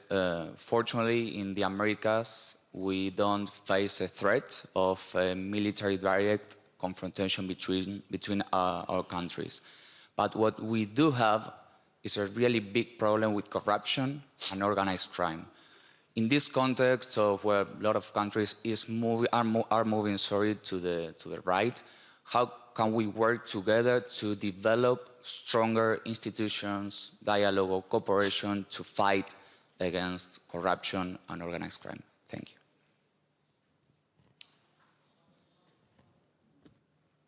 working together to build? Well, at least for us, you know, us rescinding some of our anti-corruption laws was a horrible mistake. And when this administration went in and did that, it sent signals out there to what we're willing to accept as a country. Number two, the fact that we can also now, you know, there used to be a law on the books that if you're an American company, you cannot engage in bribery to get contracts. That's now off the books. So we're setting very bad standards. On the other hand, there are ways for us to work together, especially in terms of knowledge, technology transfers, technology, access to technology. With the rise of AI and the digitization of the economy as well as just of everything, it's going to be easier actually to find corruption. And I think it's going to be great for specifically the press to actually be the first anchor in that, to expose it. But then you actually have to have institutions that are actually going to do something about that. You know, for me, it's scary that we're actually setting a really horrible example. We have an administration that's one of the most corrupt administrations since the 1870s, where they're actually, their sons and daughters are issuing crypto-backed money from, you know, different countries and foreign entities. So we're not the best example right now, but, you know, historically speaking, there are ways for us to work together. And, you know, technology plus institutions to do there, plus the laws, I think are going to be the key to that going forward. And we have the you know, the lawyers, the judges that can go down there and be helpful in, getting our knowledge out to our friends in Latin America. Yeah, I would like to add something, because I think that Argentina right now is an example of that. In terms of what we are doing, in terms of reforms, we are doing a lot of deregulation, because when you have a lot of regulation, there's always a space also for corruption. And we used to have that in Argentina before. You need, for instance, specific permits to import or export, and then, of course, you have something that there is going to be bad, no? So, I mean, removing all these discretionary things, it's good. It's a good move, I think, and also signing all these treaties that we are now signing. I mean, a few days ago, we ratified the Mercosur European Agreement in Congress, in the lower chamber. We are the first country to do that, and I'm so proud of that. In terms of that, I would like to say something. The other day, a Brazilian colleague told me, oh, the Argentinian guy, now the promoters of free trade. So that was sort of something different that is happening with Argentina. And I think that these new agreements, rule of law, we are also entering OECD. I think these are things that help for corruption, I mean, to avoid corruption, and to also give back agency to people in Argentina and freedom for the people. I think it's very important. The question that keeps coming through my mind, I hear comments about the rule of law and democracy and why that matters. And I'm struggling to square it with what we're witnessing with, for example, the US blowing up boats in the Caribbean. No one argues that no one would argue that cutting narco trafficking is a bad thing. However, there was no due process. It was a contradiction and in violation of international law. Do you wrestle with that? Well, I don't, because I think the boat strikes are illegal. I think it is murder, what we're doing. We don't murder people in the United States. We don't execute people in the United States for drug dealing, but somehow we think it's okay because it's, you know, some poor people doing it off the coast of Venezuela or Colombia. So I don't have there's no struggle with me. It is illegal what we're doing, and it's wrong that you know, members of this administration somehow lie to themselves and say that it's somehow justifiable. I mean, I imagine if Secretary Rubio were on the stage, he would defend this as that perfect wasn't on the table, that the U.S. should be fighting drug trafficking in the interest of helping Americans. There's lots of ways. There's lots of ways to do that. There's lots of ways to do that. You have the Coast Guard. You could interdict. You know, by doing this type of you know, public execution, I mean, you really are setting it up for some other country to use the same excuse for whatever you know, that means to them. I mean, right now, if you look in China, China and the Philippines are fighting over boats in the middle of the sea over there, they're going to come up with an excuse too to just start joining Filipino boats, right? If you guys look off the coast of South America, you have all the Chinese fishing boats right there. Once, at some point, Ecuador, Peru is going to get mad about all the overfishing, and they're going to end up, hitting each other. They're going to use the justification of what we just did in Venezuela to do that. Questions? I see one here, and then we'll move over here. The gentleman with the red tie. Hi there. I think it's turned on. Is that blue tie? Thank you.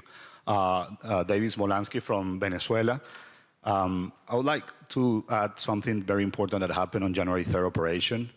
It was the proof that how Cuba has been involved in my country for 27 years. 32 Cuban agents were killed on that operation. And since 1999 until 2025, probably Venezuela gave more money to Cuba than the Soviet Union. Only in oil is estimated that 63 billion were given in oil in exchange for such a sophisticated oppressive apparatus. So my question is, when you have a dictatorship in the case of Cuba with 67 years, the case of Venezuela, 27 years, people have tried everything, dialogues, negotiations, protests, elections. I've been there. I've been living in exile for 9 years. I was mayor and I was illegally removed. I worked with Maria Corina Machado. Cubans have tried also protests. There has been embargo. Obama tried to open relations with Cuba. So what options have the international system, the international community, when everything that has been tried doesn't work? And that is why I think 84% of people in Costa Rica or 95% of Venezuelans support what happened on January 3rd. So Except what options? What options? For the United States. What options? No, but it's for everyone, for Senator. Sorry, for everyone. So the question is not for you. Yeah, but what I'm saying is, and this is literally a question. It's not rhetoric. Is what options have the international community and multilateralism when a nation, the people tried everything? You're saying what option was? And nothing is working. Thanks. But look, I guarantee you what you're saying is correct. 84%, there's that. It wasn't popular in the United States, by the way, the attack. Number two, it was our soldiers that were put their lives at risk for, but I didn't want that. Like, we've been doing too much of this. We've been, I lost too many friends in Iraq. We've lost too many friends in Afghanistan. And I'm sorry that Cuba was involved in Venezuela. And we've seen that happening. But that is the interest of the Venezuelans. It doesn't mean that we need to go and send our men and women to die for it. Everything, and by the way, I was actually very supportive of a lot of actions against Venezuela, in terms of sanctions, in terms of political sanctions, giving asylum, still giving asylum to Venezuelans, everything else like that. So we should look at a wide range of things. But if we start allowing the rule of law to be dictated how big your gun is, that gun is eventually going to be turned on us. And it'll be right now it's popular because it's Venezuela. What happens when it's Mexico?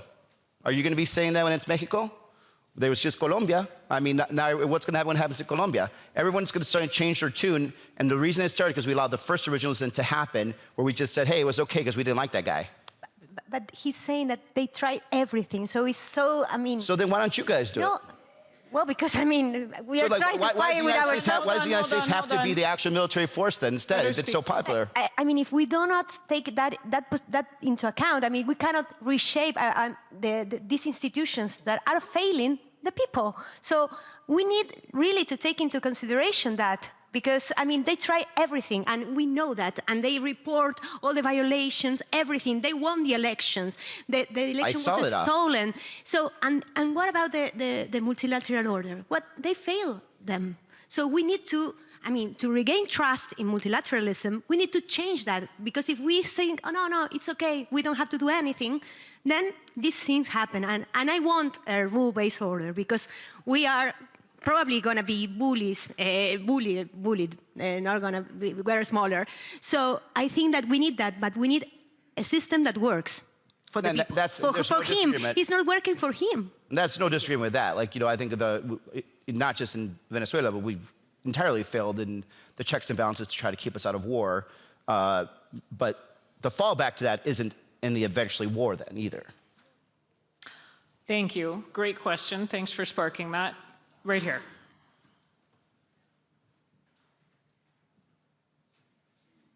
Hello, good afternoon. I'm Ricardo Della Coleta. I'm a journalist for Folha de São Paulo, it's a Brazilian newspaper. Senator Gallego, it seems to be a bipartisan objective to reduce China's influence in South America. There is a disagreement on how to reach that. I wanted to hear from you, what would be a credible and effective strategy for the United States to reach that objective, taking into consideration that when we speak about China and speaking about South America, because I know more of the reality, we don't speak only about trade. It's the major or second biggest trading partner of pretty much every country in the region. It invests heavily in infrastructure, it has ownership of strategic assets like rare earths. It just concluded a huge port in Peru. And one of the critics you might hear from different officials in South America is when negotiations are on the table with the Americans, the US just does not offer the same amount of investments and money that China puts on the table. So what would be your vision, your strategy that maybe in a future administration there would be a bigger cooperation and countries in South America would be willing to cooperate with the US and push China away because they think it's in their best interest? Look, if we want to play at the poker table, we have to bring the stakes. And we don't. But like, this is why I think the next president should have, on plan as fast as possible, the Marshall Plan for Latin America. So that way we don't have to compete against China. We are there to actually, help build that port. We also need to reorient our capital markets again. We may be the first country in the history of the world that actually ends up arming and financing our opponent, right?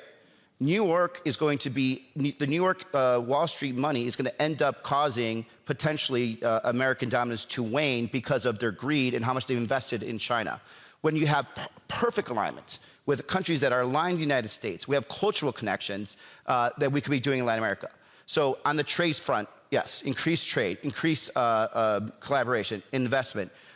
We don't invest as much as we can in terms of the cultural side of things too, right? We should have a lot more worker visas coming in from Latin America, legal worker visas, student visas, every type of visa that will actually connect us and binds us, not just at the the lowest level of workers, but even to the the policymakers, the journalists, everything else like that. It's what we did in the post-World War II world, and we know that that's a winning strategy. For some reason, we just look at Latin America and say, well, it worked in Europe, but I guess we can't do it here. I think that's what we have to do. We should do what we know works.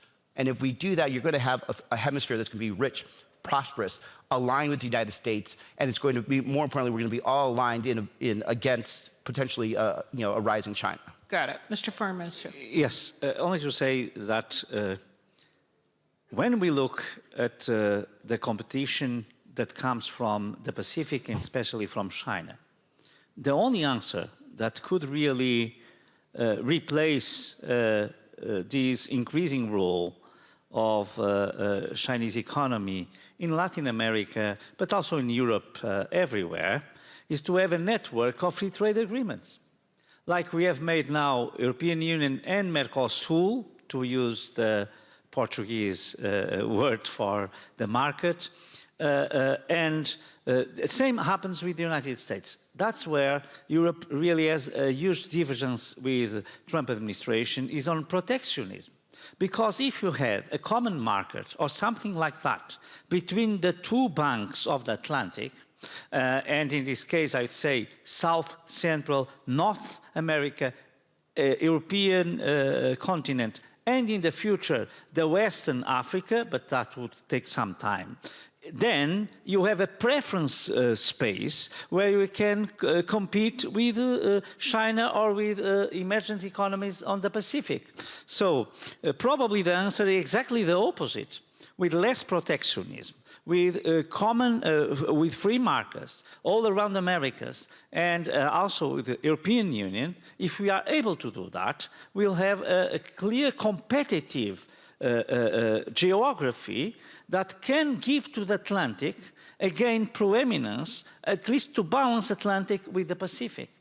I would like to have a market from the Antarctic Atlantic to the Arctic Atlantic. Yeah. That would be a dream. But when we are not able to have the dream, I'd say, coming true, we can do a lot of improvements. And to have a trade agreement between the United States and the different American markets with the European Union, this will be the best solution to say that we are reducing the aggression competition of other powers that are emerging now. This has been a really fascinating exchange of views. It's a big hemisphere, so it's no surprise that there's a huge range of views. Thank you for a frank and feisty conversation. I see more hands. I'm sorry, we're out of time. Thank you so much for coming. Thank you.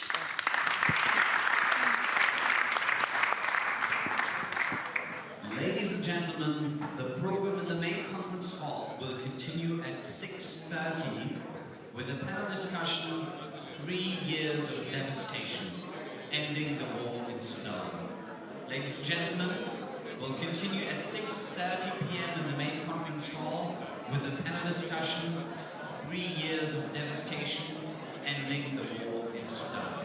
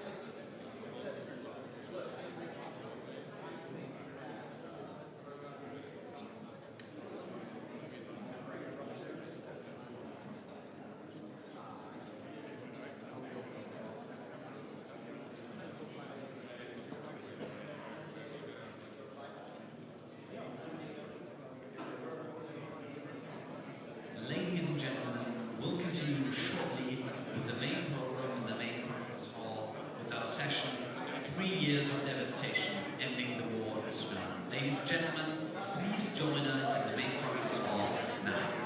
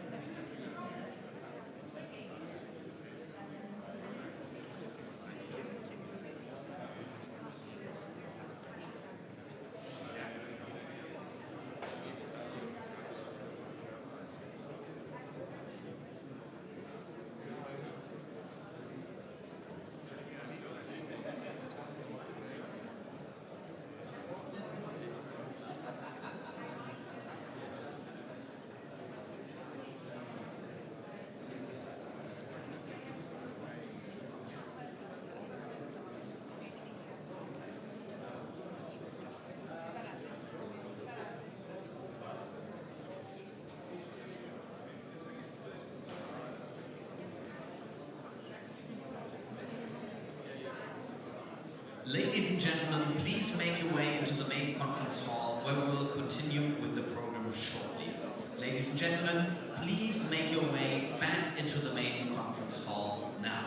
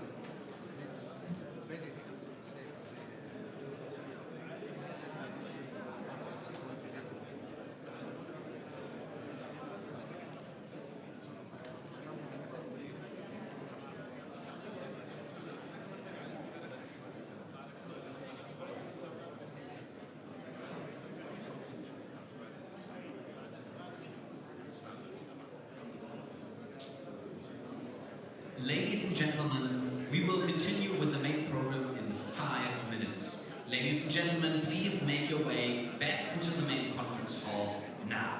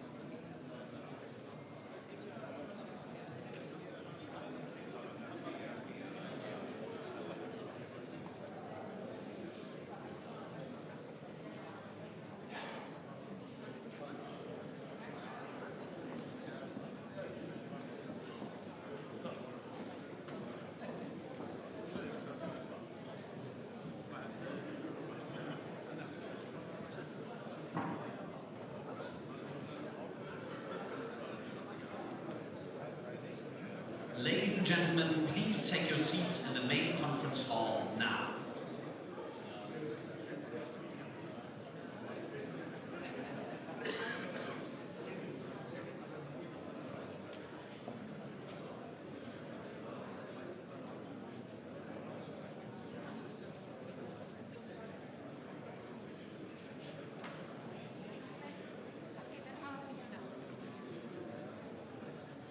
Ladies and gentlemen, please welcome the correspondent at Channel 4, Lindsay Hilson.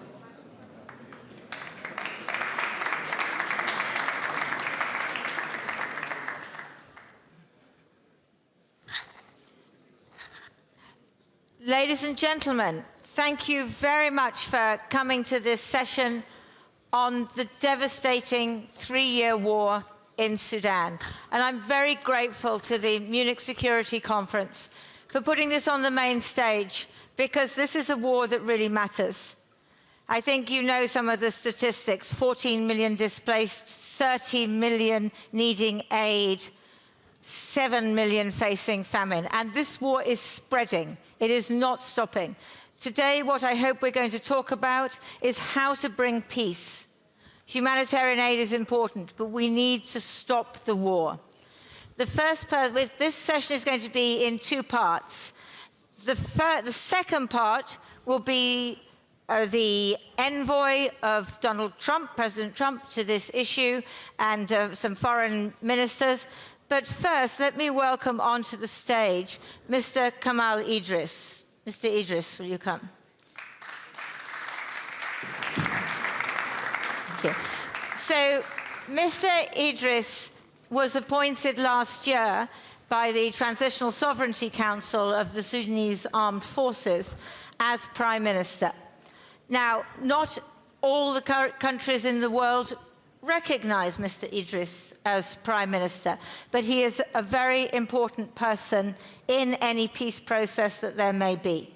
And so for that reason, we're very grateful to him for giving his time for the next 15 minutes in the first part of this session.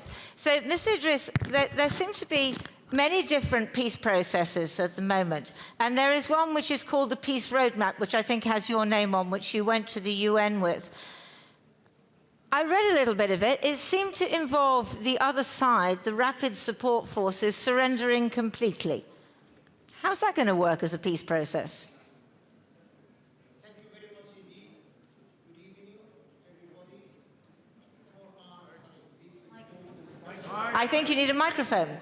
I think they're going to... Very loud, but you need a microphone for the broadcast. So, Mr. Idris, if you can use the microphone. Before answering this important question, please allow me to establish 6 important points. 3 important points. 6. There's no way that's going to happen. Agree, but I will be very brief. First and foremost, ladies and gentlemen, Sudan is a historic country, is a historic nation and ancient civilization. You all know that. So I'm just stating the obvious. Second, I wish to commend and compliment the tripartite arrangements working for peace in Sudan. I underline tripartite arrangements, tripartite talks, tripartite peace initiative in Sudan,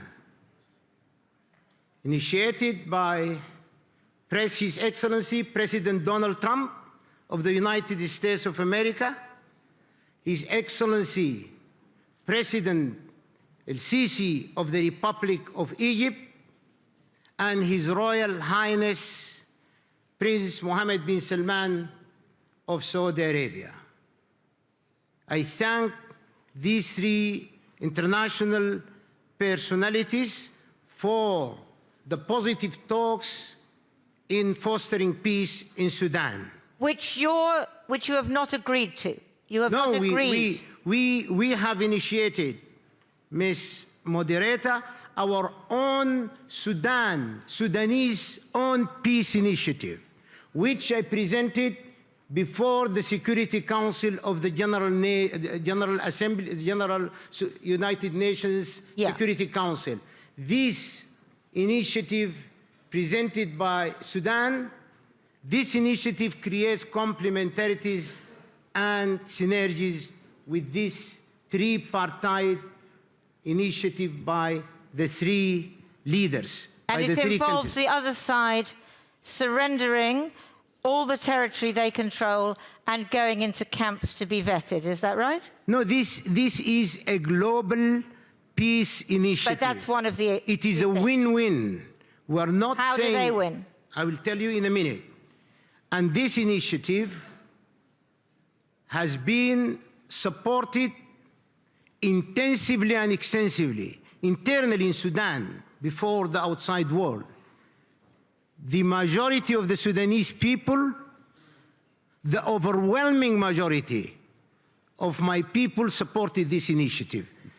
Then the United Nations, led by the Secretary General of the United Nations himself, the President of the African Union, the Secretary General of the League of Arab States, the Organization of the Great Lakes, the Organization of Islamic Conference, the World Muslim League, the World Council of Churches, and many others, people. And many others, internally and externally. But what we need to know is how is this going to bring peace? Because I have read what this proposal is, and what I don't see is compromise. And I think that what we know is that you make peace with your enemy, not your friend. So there has to be some compromise. Where is the compromise in this proposal? This initiative focuses important elements, the restoring the legislative legal authority in Sudan. One authority, one nation, one country, and the most important element is protection of civilians. We all sing this song, protection of civilians and the rule of law. Who contests this in this room? So, anyone contest civilian protection or the rule of law? I think we can all agree with that. So how do you come to a ceasefire? Because the ceasefire, which the Quad, which is the UAE, Saudi Arabia, Egypt and the Americans, the Quad have come up with a peace proposal, and my understanding, and you can correct me, is that the Sudan Armed Forces have not agreed to that ceasefire. Is that correct? There is no formal comment, and by the way, I would like to reiterate here, all proposals we have received from any party, we gave our reaction, whether this is positive, negative, or we have provided concrete comments. I underline, I see the tripartite arrangement. So far, we have been holding serious talks with these three countries, individually and collectively. I'm not commenting about the Quad. So no ceasefire then? Sorry? No ceasefire agreed then? There is no concrete agreement which we have received and agreed upon. And please remember, if you are under the impression that we have received from any country, any authority, a concrete proposal to which the Sudanese state, Sudanese government, or the Sudanese people, we have 40 million people in Sudan monitoring this minute by minute, second by second. This is our broader parliament. We have not yet agreed on anything. We do not have on the table of the government any concrete proposal. But a humanitarian ceasefire is absolutely urgent, isn't it? Ceasefire in itself is not an end. But it is a beginning, and we haven't got to a beginning yet. We are not here to say ceasefire. Ceasefire without complementing other arrangements of the so-called DDR, the doctrine of the DDR. Everybody knows what I mean by DDR. Tell us. Ceasefire as an end in itself is not a solution. A ceasefire is a beginning, not an end. There is no beginning, there is no an end. All these initiatives All these steps must go hand in hand, concurrently. But if you don't start somewhere, and tomorrow we initiate war again. But you have to start somewhere, and you start with a humanitarian ceasefire, and then all these other elements, which of course you're right, are tremendously important, follow. But if you don't start with a ceasefire, then the people are continuing not an end in itself. Please remember this. Can you tell me one single president in Sudan or in Africa where we have established truce as an end itself and it led to a successful outcome? Zero. Truce as an end in itself will never work unless it is coordinated and connected with other arrangements. DDR, relocation of the militias, and in our case, these are not militias, by the way.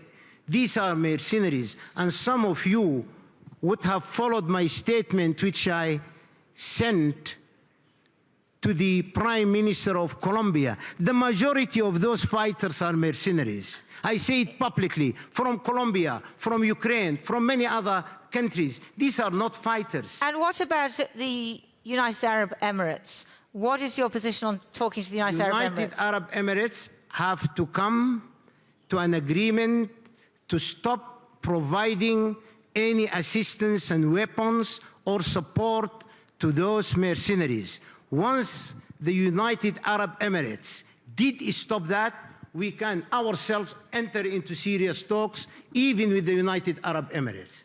But under the circumstances, we have evidence beyond reasonable doubt, established by prestigious organizations, the United Nations system of organizations, prestigious universities in the United States of America.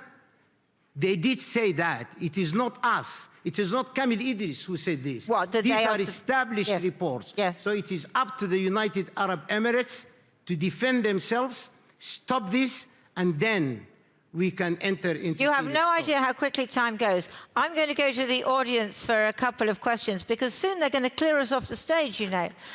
Do we have any questions? Oh, maybe no. Are you just giving me these few minutes? Yeah, I am. I'm that mean. Very serious it's not moderator. me. It's the organisers. Listen, does anybody have a question? Otherwise, I can continue. Yes, the gentleman there. They're bringing you a microphone, sir. Have you talked to the RSF? Have you talked to the Rapid Support Forces, your enemy? No. First of all, let me clarify. RSF was established by Sudanese law. RSF has been dissolved completely. That era of Can I finish, please? Do you want me to finish? Or yeah, please go ahead. You're claiming that the RSF does not exist anymore. The organization that exists is a combination of militias and mercenaries. The majority of the fighters are mercenaries, as I have just said a few seconds ago, from Colombia, from Ukraine, and from many other countries. So who is there to make peace with then? You see, these are established reports in the media and in the international media. It is not Sudan who's saying this. These are who is there to make reports, peace with? Evidence beyond reasonable doubt. You understand this term in law? Evidence beyond reasonable doubt. So who is there to make peace with? If you are denying the existence of your enemy, we are not denying. We are not denying the existence. We are saying the fighters now are mercenaries, prohibited, banned by international law. Ladies and gentlemen, we have to abide, listen to this very carefully, by the Charter of the United Nations and by the basic principles of international law. We cannot contradict ourselves. With whom does Sudan fight today? With mercenaries. Sudan is today, but tomorrow is many neighboring countries, the Horn of Africa, and this is a direct threat to the international peace and security. I think we can all agree. We're not saying we don't want to agreeing that this war is a direct threat. Do I have one more question to Mr. Kamal Idris, not from his own delegation, but from somebody else? This delegation, I think, is Gentleman banned. over there. Thank you.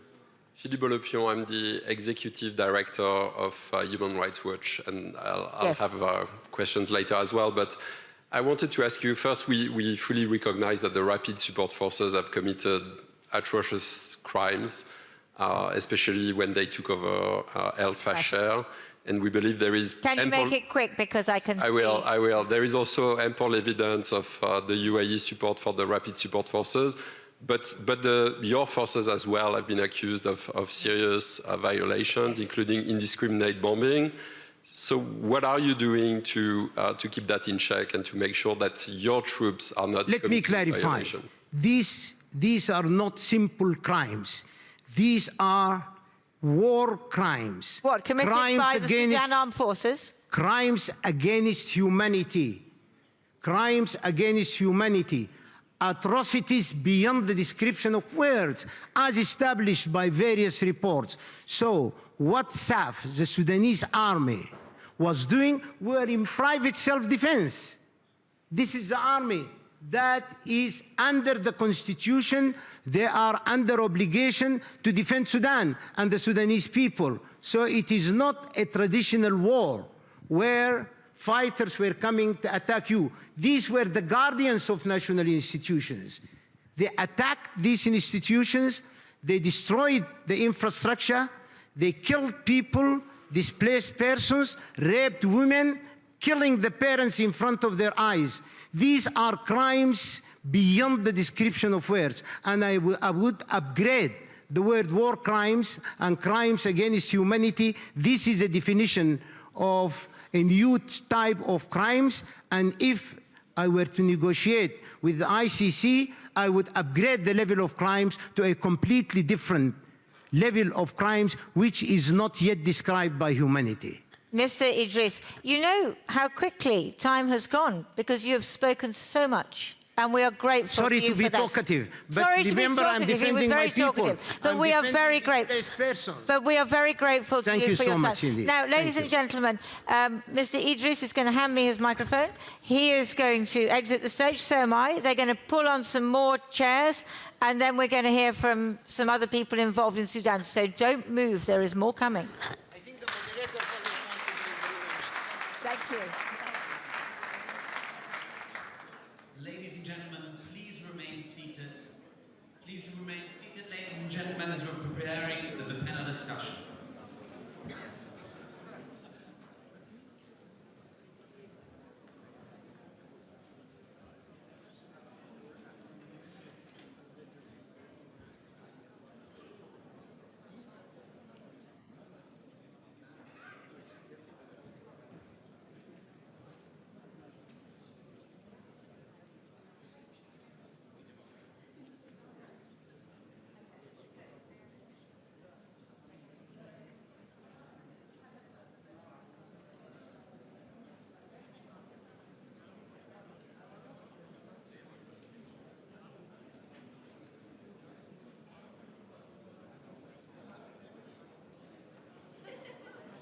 Ladies and gentlemen, please remain seated. We will continue momentarily. Ladies and gentlemen, I kindly ask you to remain seated.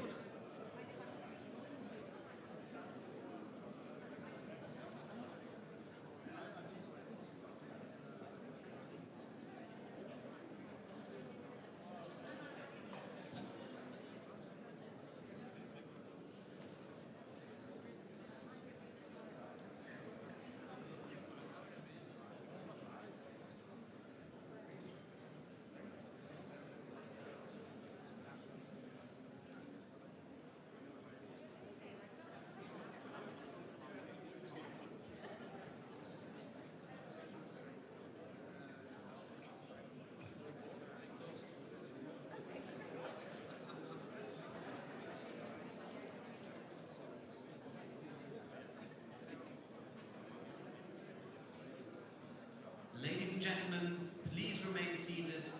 The session will continue in just a moment. Ladies and gentlemen, thank you for your patience. The session will continue in just a moment.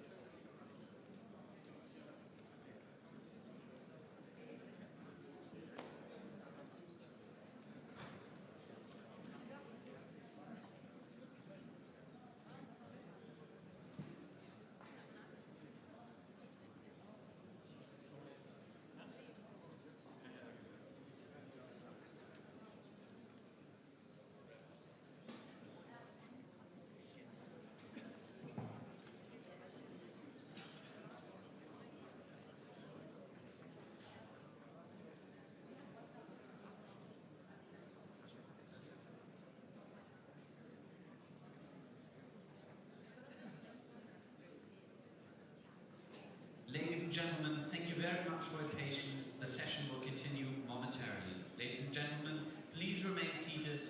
The program will continue in just a moment.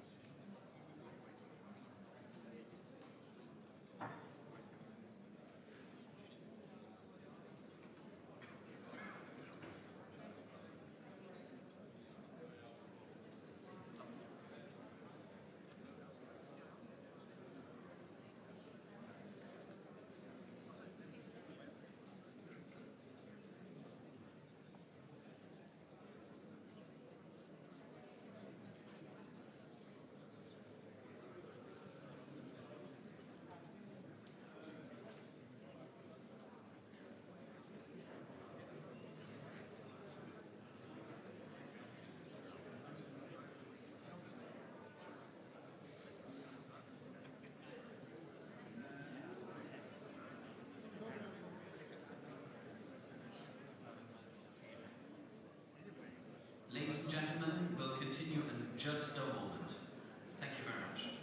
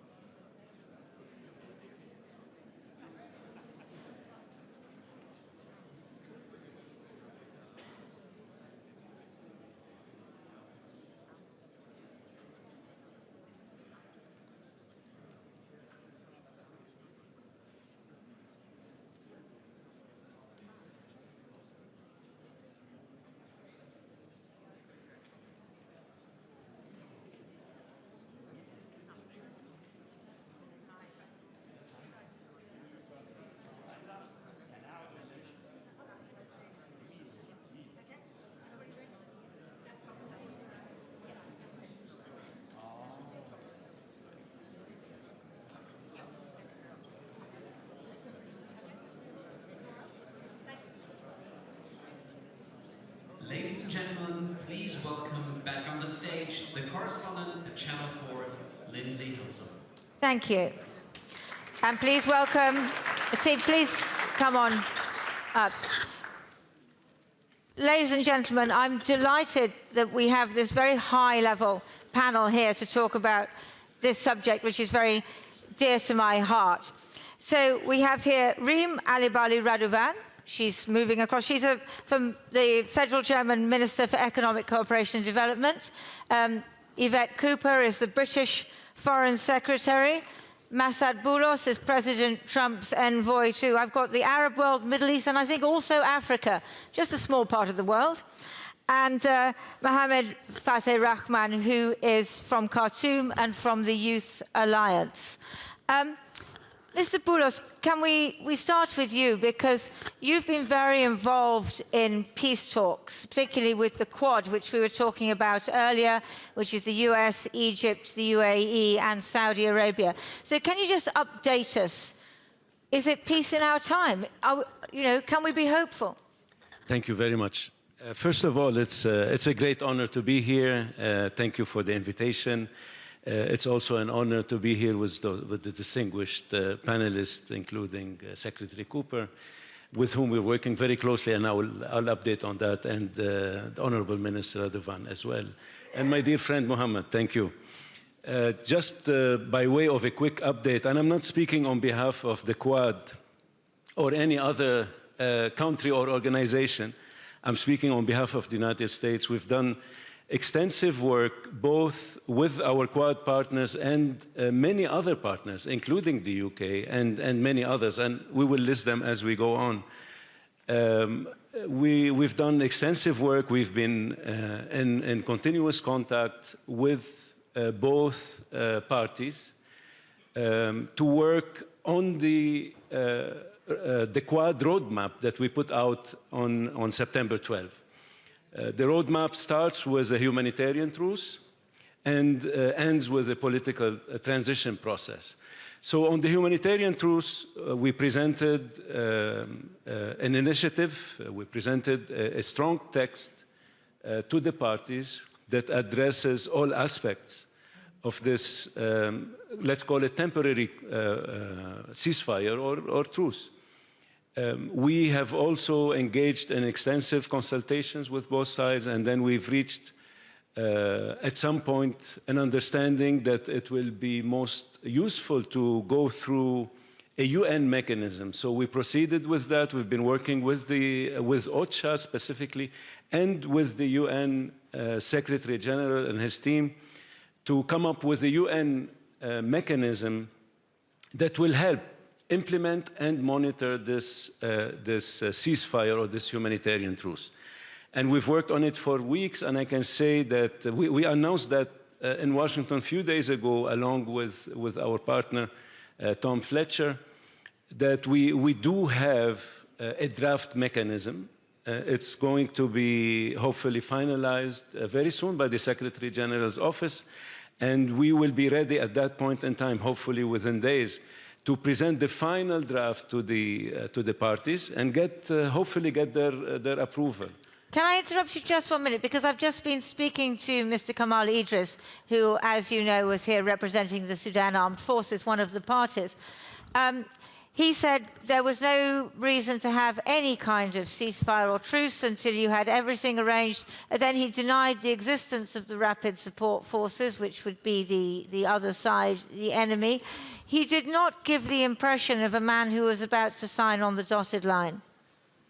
Well, this was very interesting. I heard a bit of it as we were coming in. This was quite interesting. No, the realities and the facts on the ground are quite different. We all know that there are two parties to this conflict. Yes.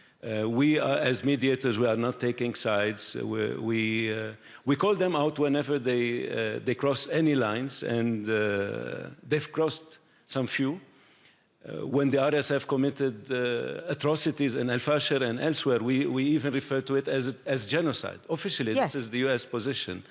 When the other side used chemical weapons, we've also called them out, and this is our US official position. So these are facts on the ground. Unfortunately, there are two parties.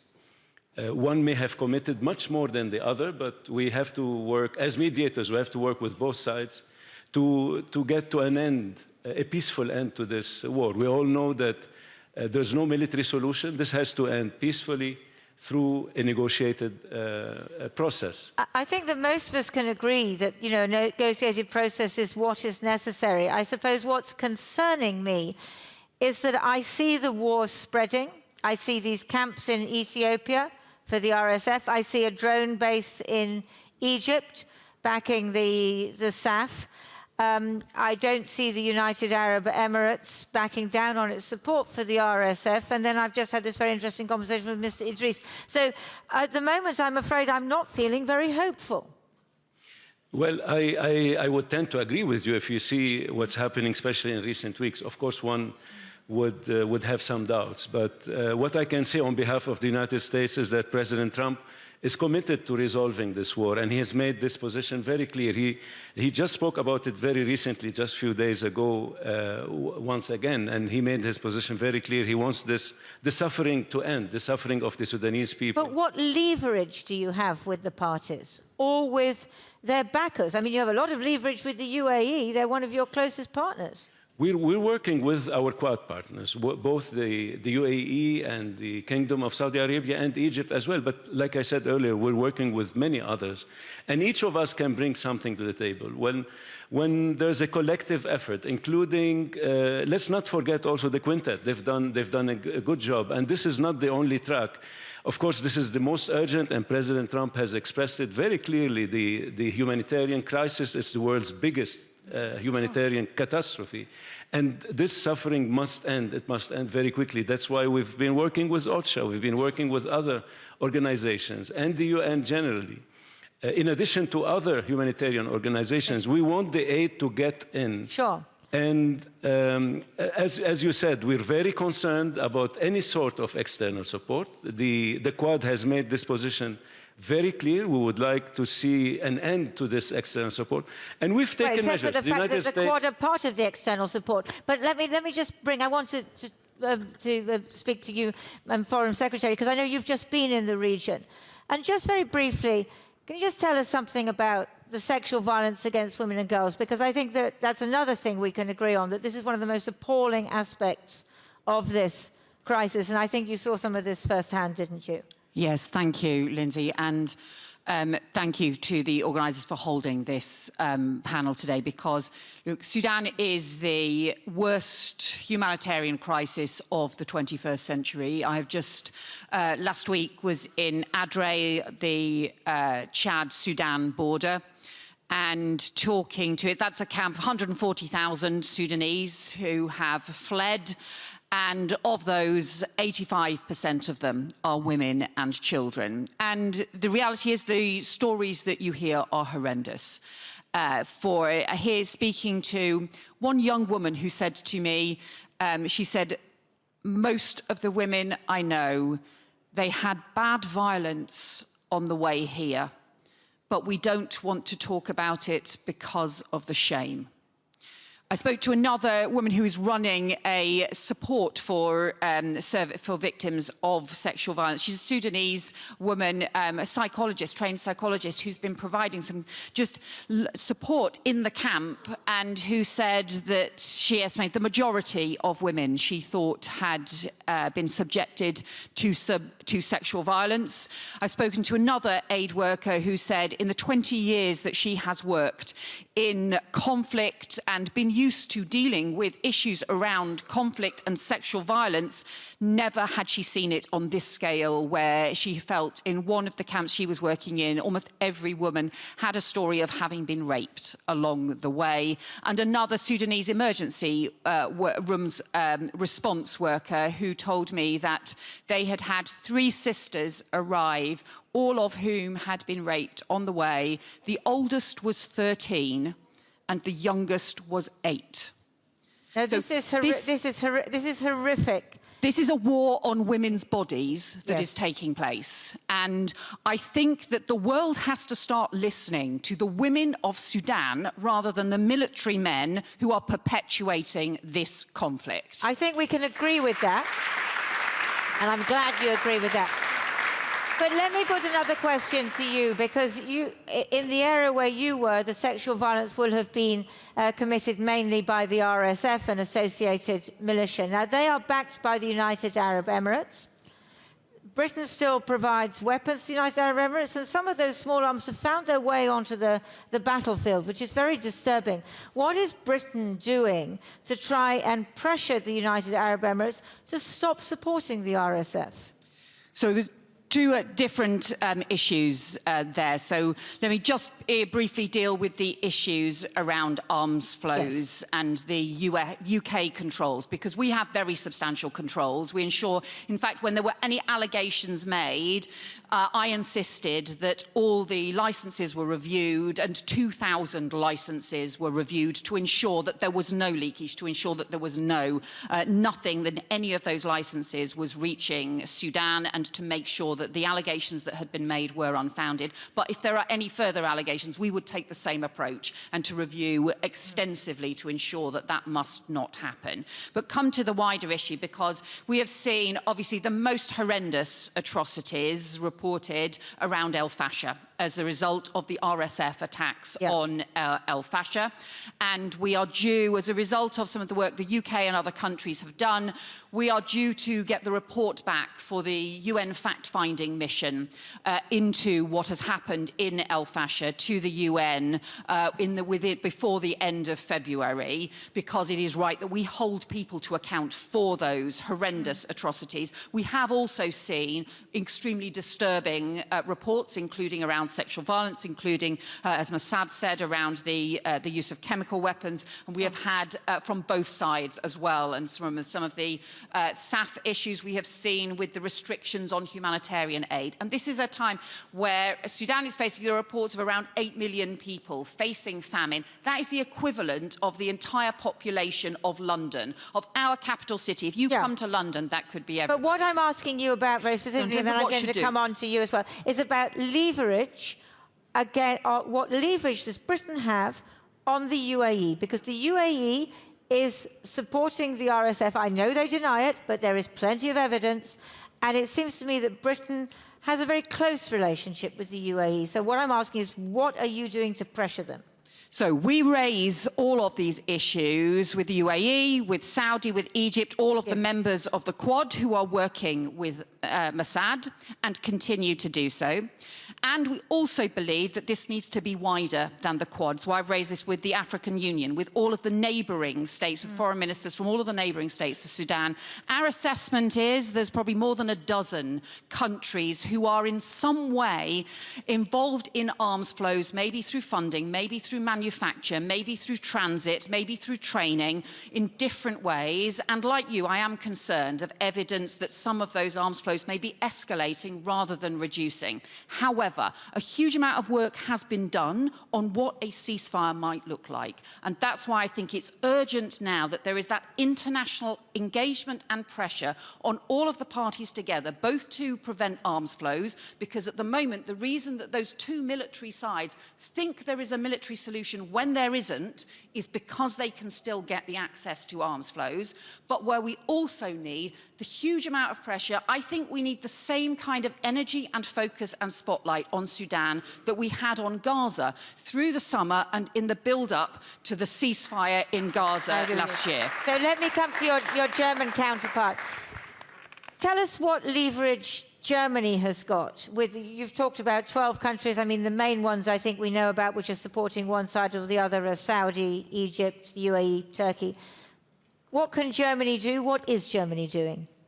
I mean, it's very clear. We are very clear on that also in the European Union and as German government, that all parties involved need to step up and need to end this man-made human catastrophe. It's not a natural disaster. It's all man-made, and man should stop this catastrophe. And I think what we heard from Mr. Boulos and the Quad Initiative, we support the efforts, but it's clear we can't wait. This cannot go on forever and forever. We need to pressure all parties involved. And we are, at the same time, we are facing this humanitarian catastrophe, the biggest crisis we're facing, as Ms. Cooper just said. So I am also worried not only about a long-lasting ceasefire that we need, I'm worried about the humanitarian situation. We have 10 to 15 million refugees fleeing within or from Sudan, and we are facing public budget cuts everywhere. And this is why it was important to me also that we speak about Sudan at the MSC. And we will host, and we are very honored to host the conference on Sudan on behalf of the third year anniversary in Berlin on April 15 with the UK, with the United States, with the EU, with France and the African Union. And I'm glad that we have a young voice here from civil society. Who we're just going to come to. Because what Germany is keen on, and that's why we support also the Quad initiative, is that at the end of the day, a civil-led government has to take up the lead. It's clear neither parties involved can have a political future in Sudan with all the atrocities committed, with all the war crimes committed. So this is why we're supporting also the civil-led movement, which will be also part of the conference in Berlin. I think this is the moment to turn to Mohammed from the Youth Alliance. Has anything that you've heard on this stage given you any hope? How does it look to you? Actually, speaking as a Sudanese youth, when I enter the hall itself, I feel very desperate that Sudan itself is being on the sideline of the conference. There is no attention. There is no even people on the ground, like listening. And I think we reached to a point that we need to stop talking. We need to act. I mean, for the European Unions, for the US and everyone involved. I was been in Sudan. I am still in Sudan for the 3 years of war. And since the war started, we have been in the home when the RSF come and kick us out. We've seen the atrocities of the RSF itself on the ground. And the main supply within the country itself. And just to pick up on what Mr. Bose said, the last November, the Mr. Secretary Roberts said, we need to end this. We need to stop supply, to cut off the weapon from the RSF. Yet we still see that the RSF is supplying through the country, within the neighboring countries, and also all over the region that we have. And I think this needs to be stopped. This needs to be stopped based on the documented reports that we have, based on the evidence in which I am and everyone in Sudan has witnessed as a first-hand experiences on the ground. And we need to stop talking. Really, we need to stop talking. We will not wait. We as Sudanese will not wait because we have suffered a lot. We have suffered a lot. So can I ask you a question? What do you have Mr. Boulos here next to you. He is the person who is convening all of these different parties to try and come to some kind of peace deal. What is your advice to him? It's not an easy job he's got. Yeah, I know it's not an easy job, but what, like always said, that repeat the same solutions. We don't need half solutions for our problems because it will keep repeating its cycle. We need like a long term. If you are talking about ceasefire, we need like a guarantee for the ceasefire itself.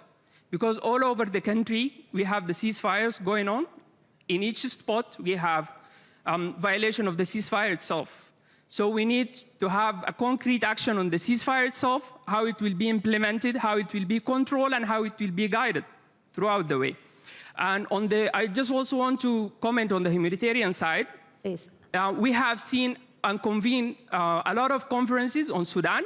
We have seen a lot of pledge made on, but nothing is delivered on the ground. I have been in Sudan, I was in Khartoum, and we have shortcut funding from everything, from basic life necessity.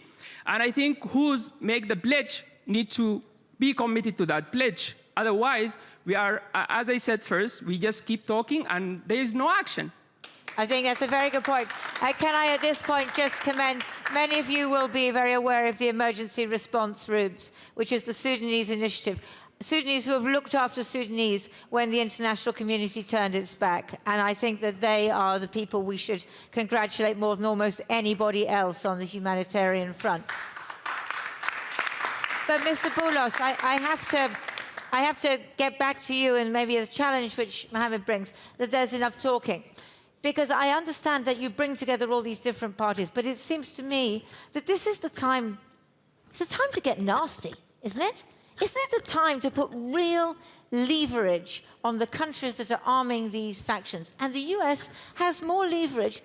President Trump has more power than anyone else. Come on, you can do it, can't you? I agree with you. We've been quite patient and we've been quite accommodating. We wanted to make sure it's a successful process.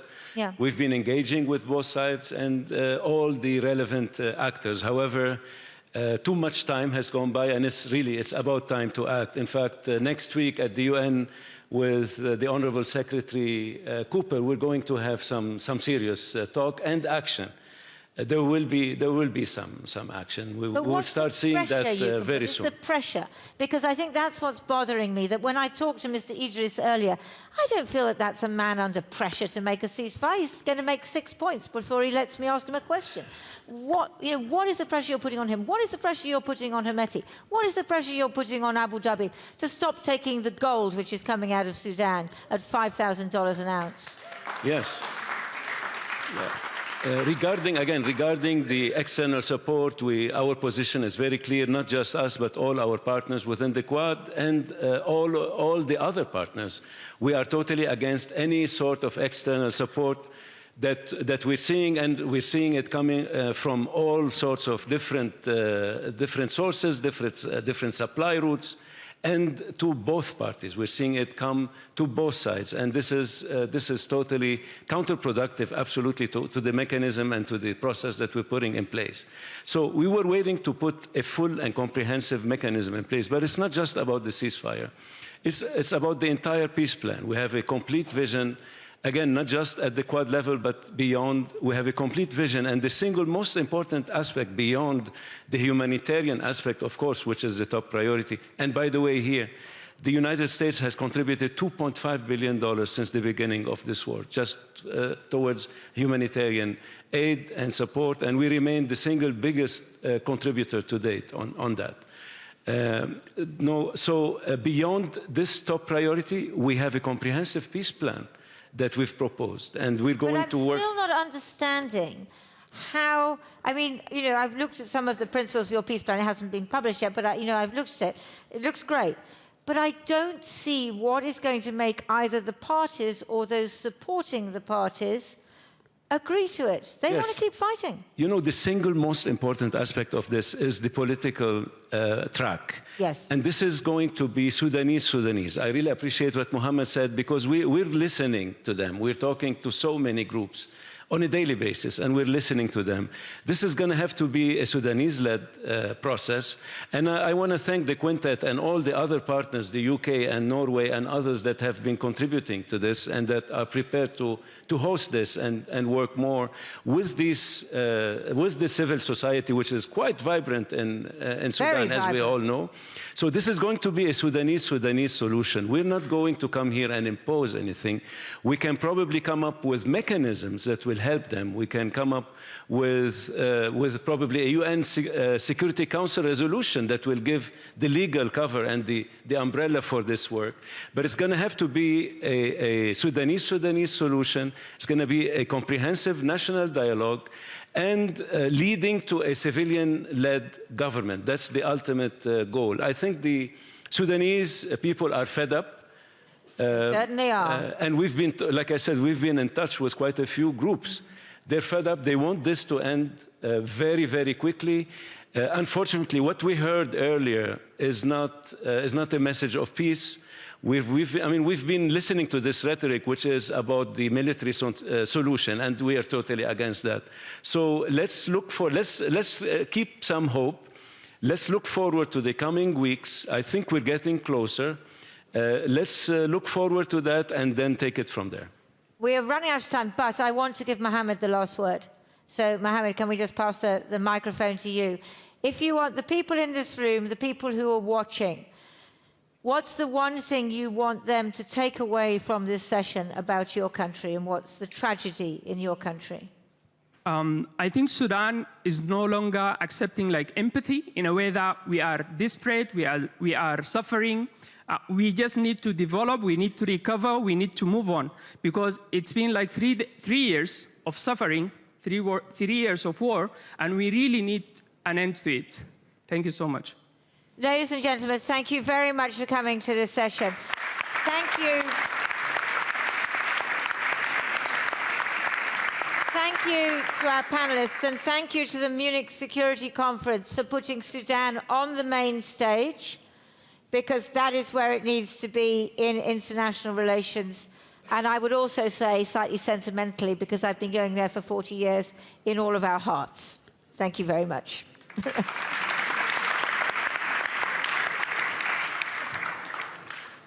Ladies and gentlemen, the program will continue after dinners at 10 p.m. with a nightcap session in the public square, titled The West-West Divide, What Remains of Common Values. Ladies and gentlemen, we'll continue at 10 p.m.